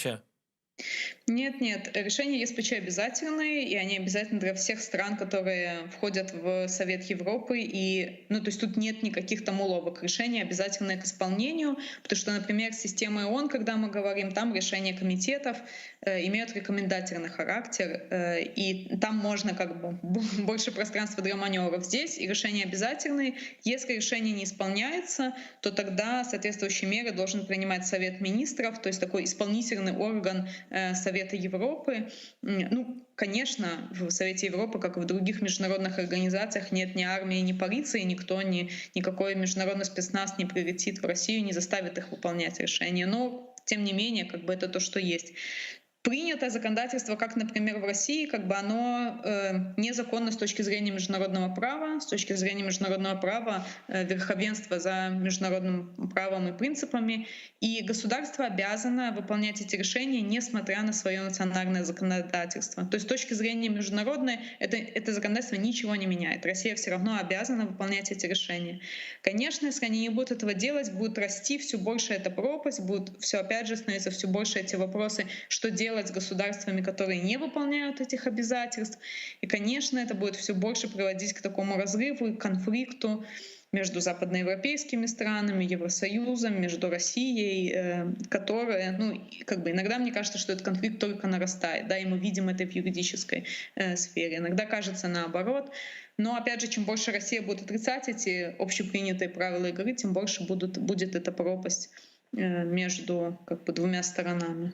Вы несколько раз сегодня упоминали иск Украины к России в ЕСПЧ, связанный с Крымом. Там несколько месяцев назад ЕСПЧ вот признал, что Россия по большому счету контролировала ситуацию в Крыму задолго до вот этого вот бандитского так называемого референдума, а в Украине, в том числе в МИДе Украины, это решение уже назвали первой победой на пути к установлению справедливости, а на самом деле, ну признали, да, это очевидное была история, что российские военные, российские спецслужбы, какие-то российские провокаторы там действовали и, по большому счету, взяли на себя управление полуостровом еще задолго до того, как начались все эти там референдумы, так называемые. В чем смысл-то этой юридической победы? Это действительно победа? Ее как-то можно в дальнейшем использовать в деле деоккупации Крыма?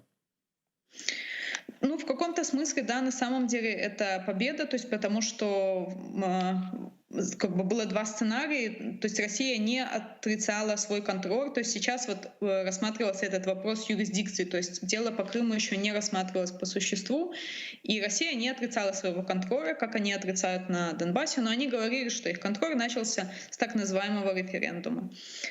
Украина как бы отрицала, и украинская позиция была, что российский контроль начался в ночь с 26 на 27 февраля 2014 года, что, правда, как бы соответствует фактической ситуации. И вопрос был, что если бы ЕСПЧ сказал, что контроль начался с 18 марта 2014, то все события, которые произошли между 20 числами февраля и 18 марта, это была бы ответственность Украины, и Россия бы не несла ответственность. А как мы знаем, что многие нарушения прав человека, особенно самые такие серьезные, самые жестокие, происходили именно в этот период.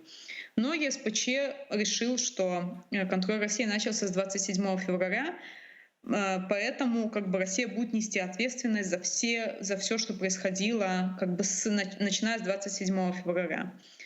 Конечно, как бы в политической сфере говорили о том, что ЕСПЧ таким образом там не признал так называемый референдум. Я бы не говорила прямо о таком, просто все ЕСПЧ все-таки рассматривает вещи, связанные с правами человека, и они как бы никаким образом не имели никаких намерений давать любые оценки референдуму, их вопрос был о контроле. Конечно, косвенно это имеет определенное значение. В практическом смысле уже это решение является позитивное для индивидуальных жалоб, то есть у нас есть много индивидуальных тоже жалоб по Крыму против России, которые, некоторые из них были заморожены, пока не будет принято это решение. Да? Например, если жалоба подана о событиях, которые произошли там 1 марта, да, ЕСПЧ сейчас не рассматривал эти дела, ожидая решения по межгосударственному иску. Сейчас эти дела могут быть рассмотрены. Я надеюсь, что ЕСПЧ пустит дальше их в процедуру, вот те, которые были заморожены. С другой стороны, те дела, которые касаются бизнеса или инвестиций, могут, опять же, если против них были какие-то нарушения в этот период, они тоже сейчас могут подавать в арбитраж и могут таким образом отстаивать свои права. И это был такой подвешенный вопрос. Сейчас это первое решение такое юридическое, которое поможет. С другой стороны, есть, конечно, то, что, например, меня беспокоит, то, что принято решение с 27 февраля, 26 февраля 2014 года, как я думаю, особенно зрители АТР это знают и помнят, был большой митинг, в результате которого в том числе несколько человек погибло, и по этому решению ЕСПЧ это обязанность Украины провести это расследование, и в том числе это была ответственность Украины, связанная, да, с этим митингом, там, порядком и всем. И как бы для меня это имеет и такую сторону, что это признано обязанностью, ответственностью Украины, конечно, провести какие-то расследования эффективные сейчас будет довольно сложно. Так и касаемо других событий, которые были до 27 февраля. Но, тем не менее, там, для государственных интересов Украины, конечно, это положительное очень решение. Евгений, скажите, пожалуйста, а в чем вот сама суть иска Украины к России? Вот сейчас есть какой-то промежуточный итог. В ЕСПЧ признали, что Россия обманывала их, рассказывая о том, что там был честный референдум, по итогам которого вот туда Россия-то и пришла. Вот мы это знаем. А чего добивается в целом Украина от России в ЕСПЧ? То есть сейчас просто то, что признано, сейчас суд признал, как бы принял решение сами себе, с какого момента они будут рассматривать всю ситуацию. То есть это было, опять же, процедурное довольно. Сейчас следующим этапом они начнут рассматривать дело по существу, и по существу у Украины, если я не ошибаюсь, 15 или 14 пунктов нарушения прав, и это все связано с тем, что Украина говорит о том, что в России принята практика, административная практика, то есть эти дела не расследуются системно Россией, связанная с незаконными убийствами людей, с похищениями, связанная с незаконными арестами, пытками, негуманным обращением. То есть там целый набор, как бы основной набор прав человека, включая в том числе и борьбу. То есть как бы это такие основные фундаментальные, включая и такие меньше там права человека связаны больше там с какими-то культурными вещами, если я не ошибаюсь. То есть это такой целый список о том, что Россия системно нарушает права человека в Крыму. И опять же собран довольно большой массив документов. И вот это будет основное рассмотрение по существу. То есть суд должен будет решить, нарушает ли Россия системно права человека в Крыму, и если нарушает, то обязать ее, естественно, прекратить это, провести расследование и выплатить компенсацию. То есть решение ЕСПЧ не будет никак связано со статусом территории, с военными действиями. То есть вопрос будет связан только с нарушением прав человека, начиная с 27 февраля 2014 года. А есть ли какая-нибудь судебная или, может быть, несудебная инстанция, куда можно обратиться с иском или жалобой на оккупацию территории, на ведение агрессивной войны, на пытки, на издевательства, ну вот на все то, чем Россия занимается на украинской территории? Полномочия как бы рассматривать такие вопросы есть у Международного суда ООН, но, к сожалению, нет возможности в отношении России, потому что Россия не признала обязательно юрисдикцию Международного суда ООН, то есть они признают юрисдикцию только в рамках конкретных договоров. Если бы Россия признала, то есть в этом должна быть суть Международного суда ООН, что люди могут, страны, точнее, могут туда идти и как бы спорить об этом. Да? Ну, в отношении России такой возможности нету. Другая возможность, которая могла бы появиться, это Международный уголовный суд. Международный уголовный суд в своем статуте имеет также преступление агрессии, которое статут Международного уголовного суда был принят в 1999 году, но именно этот вопрос агрессии откладывался, и буквально это преступление как бы развернуто как таковое приняли только пару лет назад. То есть эта статья не будет иметь обратной силы с одной стороны, то есть нельзя будет судить за преступление с 2014 года. С другой стороны, можно было бы говорить о том, что это преступление длящееся. С одной стороны. С другой стороны, как мы помним, именно примерно в тот момент, после того, как приняли преступление агрессии, Россия отозвала свою подпись от Римского статута. И еще несколько лет они все равно будут обязаны не нарушать сам Римский статут, но тем не менее, опять же, Россия не подписала эти документы. И здесь мы приходим к этому конфликту, о котором мы уже упоминали. Да, как бы сейчас международное право действует так, что оно работает в отношении тех стран, которые, несмотря на то, что страны эти сами соглашаются. И большой вопрос, который сейчас стоит как бы с многими идущими кризисами в мире, это что делать с теми странами, которые не берут на себя такие обязательства или которые их нарушают и берут, да, и то есть потому что невозможно просто так смотреть на то, что происходит, да? Но с другой стороны сейчас не хватает каких-то юридических действий, что можно делать в этой ситуации. То есть тот ответ, который был дан с конца 90-х и там, до начала 2000-х, это военные операции, военные вторжения, то, что было в Кувейте, в Афганистане, в Ираке. На это страны США и Западной Европы не пойдут больше. Да, все-таки это очень большие расходы человеческие и финансовые на военные операции. В целом они не поддерживаются сейчас. И сейчас стоит большой вопрос, как бы, что делать тогда с такими странами? То есть что делать с вопросом агрессии России не только в отношении Украины, но и в регионе, но и против Молдовы, и против Грузии, потому что пока что ни в какой вот прям нет такой процедуры понятной, четкой, куда можно было бы обратиться в отношении преступлений агрессии, которые совершает Россия. Тем временем, всего несколько дней назад, в самом начале августа, так называемые российские власти Крыма сообщили о том, что готовят какие-то новые судебные иски, в том числе и в международные судебные инстанции, за так называемую водную блокаду Крыма. Что это могут быть за иски? И вообще, какова может ждать судьба эти иски, если Россия пойдет с ними в какие-то международные инстанции?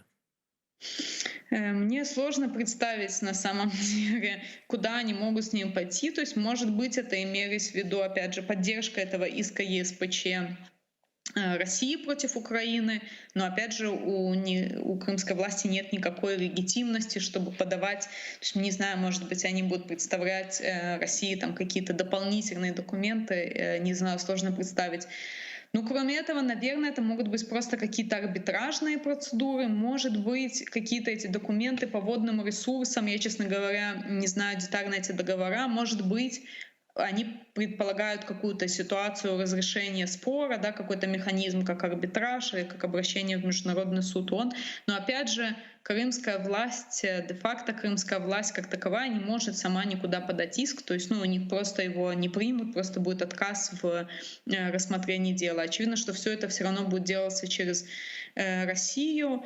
Не знаю, захочет ли Россия новый подобный иск после такого иска, как в ЕСПЧ, то все-таки подготовка иска — это довольно большая, серьезная вещь, но опять же, я не знаю, какие именно процедуры они могли бы использовать, и опять же, то, что ЕСПЧ сказал, что есть эффективный контроль России с февраля 2014 года, предполагается, что тогда это, если есть контроль России, это и обязанность России тогда заниматься поставками воды и другими вещами, то есть тогда непонятно, каким образом, особенно де-факто крымская власть, которая говорит, что они не имеют отношения к Украине, каким образом они пытаются объяснить, что есть юридические обязательства, но это будет противоречить их позиции о том, что якобы они вышли из состава Украины. То есть это все взаимно противоречащие друг другу вещи.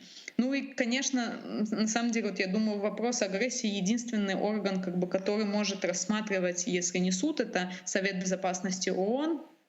Но, к сожалению, учитывая, что Россия является постоянным членом, Совет Безопасности состоит из 15 стран, 5 из которых постоянные члены, которые могут заветировать любое решение. Да, и, конечно, Россия заветирует любое решение в отношении России, поэтому никаких механизмов. Если смотреть на эти так называемые судебные иски от самопровозглашенных властей Крыма, получается так, что любой суд международный, вменяемый, им скажет: так, оккупировали, теперь сами кормите и поите. Не можете кормить и поить? Прекратите оккупацию, отдайте хозяевам. Такая должна быть схема или такая будет схема? Она такая и есть. То есть вопрос в том, что в этом и есть логика. Если вы говорите, что это ваша территория, и вы над ней имеете эффективный контроль, что в принципе признано, и мне кажется, Украина не отрицает того, что есть контроль России сейчас над Крымом, тогда вопрос, что тот, кто осуществляет контроль, тот обязан, тот ответственен за соблюдение прав. Как по праву прав человека, так и по международному гуманитарному праву. Если вы не можете выполнять эти обязательства, то есть такого нету, что вы не можете, вы обязаны тогда вы обязаны найти эти способы, как выполнять эти обязательства. То есть в этом вопрос. А если они заявляют о том, что у Украины есть обязательства поставлять воду, то тогда возникает вопрос, какое основание для этих обязательств? То, о чем можно говорить, о том, что если у Украины есть суверенитет над этими территориями, то есть и обязательства. Но мне кажется, крымская власть, наверное, так не сможет заявить. Да? То есть в этом есть противоречие, что обязательства у того, кто осуществляет контроль. Вы говорили о том, что есть еще в ЕСПЧ, в Европейском суде по правам человека, частные жалобы от граждан Украины к России, связанные с Крымом. А какого рода частные жалобы? Кто подает иски к России из украинских граждан и чего они требуют?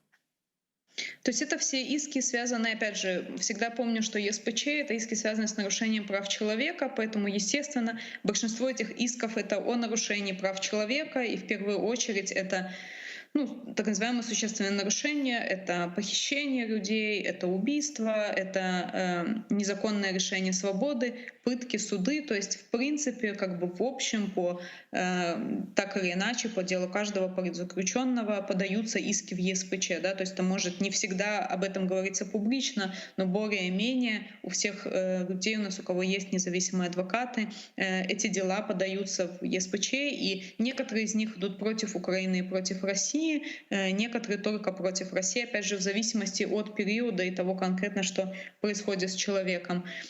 Поэтому, как правило, сейчас, опять же, после этого решения по юрисдикции ряд этих дел Европейский суд не рассматривал, ожидая вот этого вот решения, да, о котором мы говорим по межгосударственному иску. Я надеюсь, что сейчас как бы суд пустит эти дела в процесс, и они будут рассматриваться. Целая другая категория дел связана еще с недвижимостью, связанная с собственностью, со свободой перемещения, да, но опять же это все дела, о которых мы говорим так или иначе, фундаментальные права, которые прописаны в Европейской конвенции.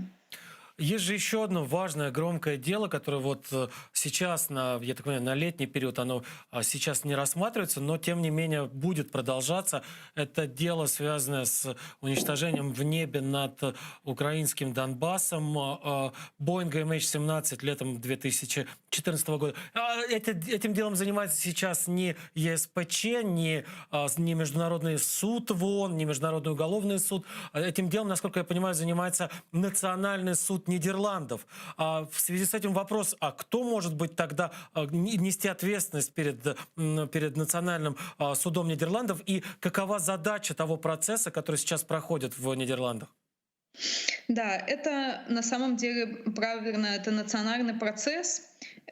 И важно понимать, что Нидерланды до начала этого процесса и расследования, они предпринимали усилия, чтобы это был международный трибунал. То есть в том числе вопрос о сбитии Боинга рассматривался в Совете Безопасности ООН и предлагалось, чтобы учредили специальный международный трибунал. И эта резолюция была заблокирована, заветирована Россией. И я не помню, был ли еще в Китае или нет, но было наложено вето. Поэтому опять же, никакой возможности для международного процесса отдельного, именно специального трибунала по MH17, к сожалению, не осталось. И то решение, которое приняли Нидерланды, проводить это внутри своей национальной системы, то есть уголовного права. В национальном уголовном праве, опять же, общая концепция, что государство имеет юрисдикцию над теми преступлениями, которые происходят на его территории. То есть это обычно такой этот принцип территориальности. Но в исключительных случаях государство может рассматривать также дела, если пострадали его граждане, или если его граждане совершили это преступление, или если это серьезное нарушение прав человека, когда это, например, преступление против человечности, пытки, насильственные исчезновения. Да? Это пока в сторону. Нидерланды рассматривают это дело именно с точки зрения, что абсолютное большинство погибших и пострадавших, соответственно, их семей, это граждане Нидерландов. И была создана такая совместная следственная группа, то есть тоже это очень важно, что Нидерланды не просто проводят это сами, а это сотрудничество стран, основанное на меморандуме, то есть это все страны, которые были включены, в том числе и Украина, и Малайзия. И не раз прокуроры нидерландские говорят о том, что расследования проводились совместной группой. Но процесс рассматривается окружным судом Гааги, то есть первая инстанция, и там немножко другой процесс, то есть там есть в целом у суда в том числе функции расследования, то есть то, как сейчас идет процесс, это следственный судья его ведет, то есть это у суда больше роли в расследовании, чем мы привыкли в наших судах. Конечно, Нидерланды, для них это один из ключевых процессов, и очень много, очень много они вложили, чтобы процесс был максимально открытый, то есть идут трансляции всех процессов, их можно смотреть. Для какого-то ограниченного количества людей, в том числе из-за ковида, из-за самих небольших залов, делается все равно исключение, родственники периодически присутствуют, например. Да, то есть это национальный уголовный процесс. Обвиняемых сейчас 4 человека, 3 гражданина России, 1 гражданин Украины, так или иначе связаны все с так называемыми силами ДНР, то есть один из них хорошо известный полевой командир Гиркин, ну, как бы и там Дубин, то есть, в общем, ну и как бы и остальные люди, которые так или иначе связаны с военными ДНР, это такой, грубо говоря, средний уровень тех, кто следил, тех, кто непосредственно как бы выполнял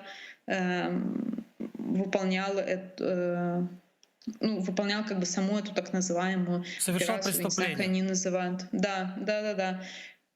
Скажите, Есть пожалуйста, вопрос хороший по как бы тем, кто принимал это решение, да, по как бы более такой по руководящим людям позиции. Этого процесса пока нету. Я не исключаю, что, возможно, после того, как будет завершен тот процесс, который сейчас идет, возможно, следующая стадия расследования в Нидерландах будет посвящена уже как бы высшему звену командному. то есть сейчас получается, что даже если будет доказано, а скорее всего будет доказано, причастность этих конкретных людей к уничтожению и вообще к агрессии на территории Украины, захваченной российскими наемниками, то дальше обвинений в адрес или там в каких-то судебных решений в адрес этих конкретных персонажей, которые, скорее всего, занимались непосредственно переброской ракетной системы и ее разворачиванием, отдавали приказ о пуске ракеты, вот дальше дело не пойдет. Никакого Шойгу, никакого Путина, никаких прочих персонажей суд в Нидерландах не сможет, что называется, привязать к этому делу. Ну, на данный момент расследование все сосредоточено в отношении этих 4 людей, и на самом деле как бы это довольно показательный процесс с хорошей точки зрения, то есть того, каким должен быть состязательное справедливое правосудие.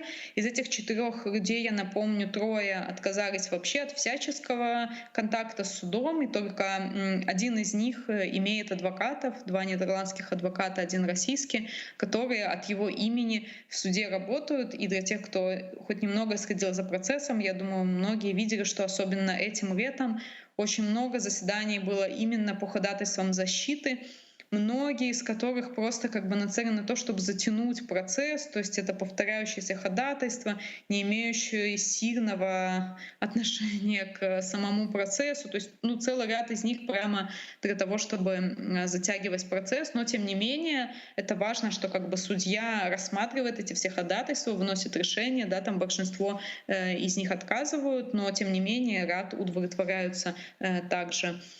И поэтому как бы это сейчас такой процесс. То есть было расследование, эти 4 людей подозреваемые, идет процесс только в отношении них. Никого на данный момент не рассматриваются кто-то другой. Насколько я знаю, что расследование все равно продолжается, и об этом заявлялись, в том числе было заявлено, и когда начинался этот судебный процесс, что расследование будет продолжаться. И, например, в том числе BBC там публиковала такой расследовательский материал о том, что кто причастен к этому именно к командующим, к высшему командующему звену среди российских военных, да, уже как бы непосредственно российских чиновников. Я надеюсь, как бы, что будет дальше проходить расследование и по следующему этому командному звену. Но да, пока что на связи с этими 4 важно, что несмотря на то, что конкретно этих 4 людей, все равно суд будет так или иначе рассматривать причастность России как государства к этому. И точно так же будет вопрос компенсаций, потому что большинство как бы жертв, то есть родственников погибших, подали гражданские иски о компенсации. И, конечно, опять же, голландскому суду в определенной мере важно понять роль России, чтобы понять, обязана ли Россия выплачивать эти гражданские иски.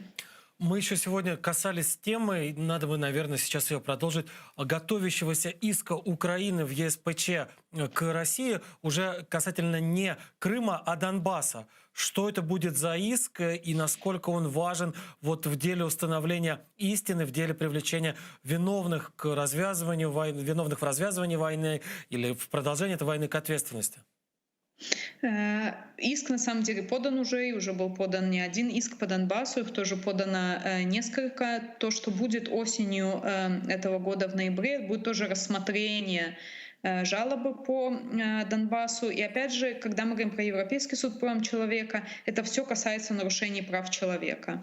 То, что будет сейчас рассматриваться, это будет подобно тому, что рассматривалось в начале года по Крыму. Да, это стадия так называемой юрисдикции. То есть и это существенный и сложный вопрос по Донбассу, то что Россия говорит, что они не имеют никакого отношения к тому, что происходит и происходило на Донбассе. Их нет там, и никакого контроля над этой территорией у них нету. У Украины здесь намного более сложная задача, чем по Крыму. То есть по Крыму вопрос был, с какого момента начинается контроль, но Россия не отрицала сам по себе контроль.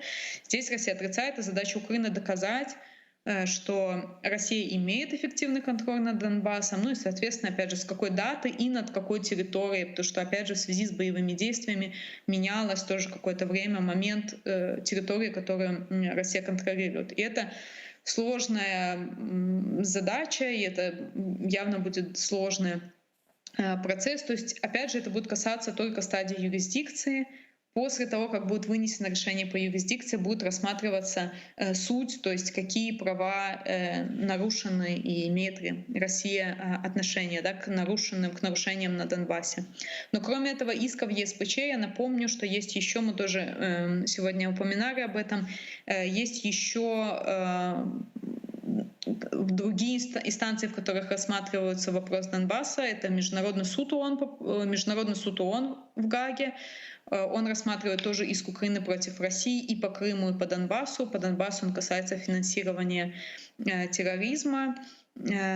И с другой стороны, ЕСПЧ тоже есть иск в ЕСПЧ тоже по малазийскому Боингу. И это тоже один из вопросов. Пока ЕСПЧ не рассматривал его, но опять же это один из исков, посвященный этому. Поэтому на самом деле многие из этих вопросов рассматриваются в разных инстанциях, но все они касаются немного разных аспектов происходящего.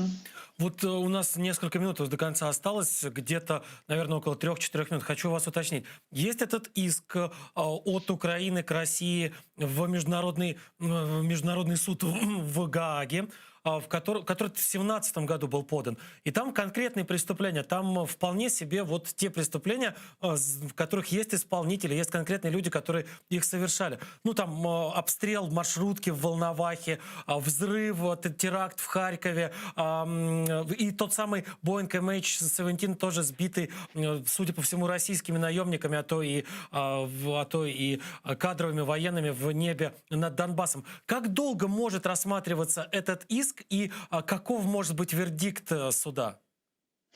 Да, это правда, что он рассматривается по конкретным вопросам, и связано это с тем, что, как я упоминала уже, да, это могла бы быть та инстанция, которая могла бы рассматривать в теории агрессию России, вмешательство во внутренние дела, но Россия не согласилась, то есть у них нет такого, они не согласились на обязательную юрисдикцию суда, то есть суд не может рассматривать вообще любые вопросы, и единственная возможность — это нормы в конкретных конвенциях, в конкретных международных договорах. И именно это Украина и использовала как возможность подать в Международный суд ООН. По Крыму это Конвенция о ликвидации расовой дискриминации. И это вопрос тоже не в терминологии международного права, не преступление, но нарушение международного договора, нарушение международных норм. И мы тут говорим о ответственности всего государства. И это то, что Крыма касается ликвидации расовой дискриминации. По Донбассу единственная возможность, которую нашли, это о финансировании терроризма. Конвенция о финансировании терроризма, и Украина обвиняет Россию в том, что они финансируют терроризм. На мой личный взгляд, позиция Украины именно по Донбассу в международном суде одна из, самая слабая, если мы сравниваем с другими судебными процессами, потому что именно там мы говорим не о том, что в целом Россия напала или нарушает права человека, мы говорим, что единственная проблема — это то, что Россия финансирует терроризм. И это сложная вещь, чтобы доказать. То есть сложно доказать, во-первых, то, что все происходящее на Донбассе — это терроризм. То есть, правда, как вы упомянули, там пытаются доказывать через отдельные прецеденты. Но, опять же, в преступлении терроризма должен быть специальный умысел, чтобы наводить такой страх и террор на гражданское население. Это сложно доказуемые вещи даже в уголовном праве. Поэтому, опять же, это сложный процесс, это сложная очень задача Украины доказать это. То, что касается Крыма, в международном суде там более относительно проще, потому что как бы расовая дискриминация довольно очевидна в Крыму. Этот процесс, опять же, тоже займет несколько лет. Было вынесено уже решение о срочных мерах, и это было именно в отношении Крыма по 2 пунктам. Тогда Международный суд сказал, чтобы Россия прекратила препятствовать деятельности Меджлиса в Крыму и о том, чтобы было возобновлено обучение на украинском языке в Крыму. Это было такое решение. Решение и рассмотрение по сути займет несколько лет. И опять же, это будет не быстрый процесс, к сожалению. Спасибо вам огромное, Евгения. Я напомню, что гостем сегодняшней программы «Правим Моцарский» в эфире телеканала АТР была Евгения Андреюк, правозащитница, советник по правам человека из Всемирной организации против пыток. На этом прощаемся. Всего вам доброго и счастливо.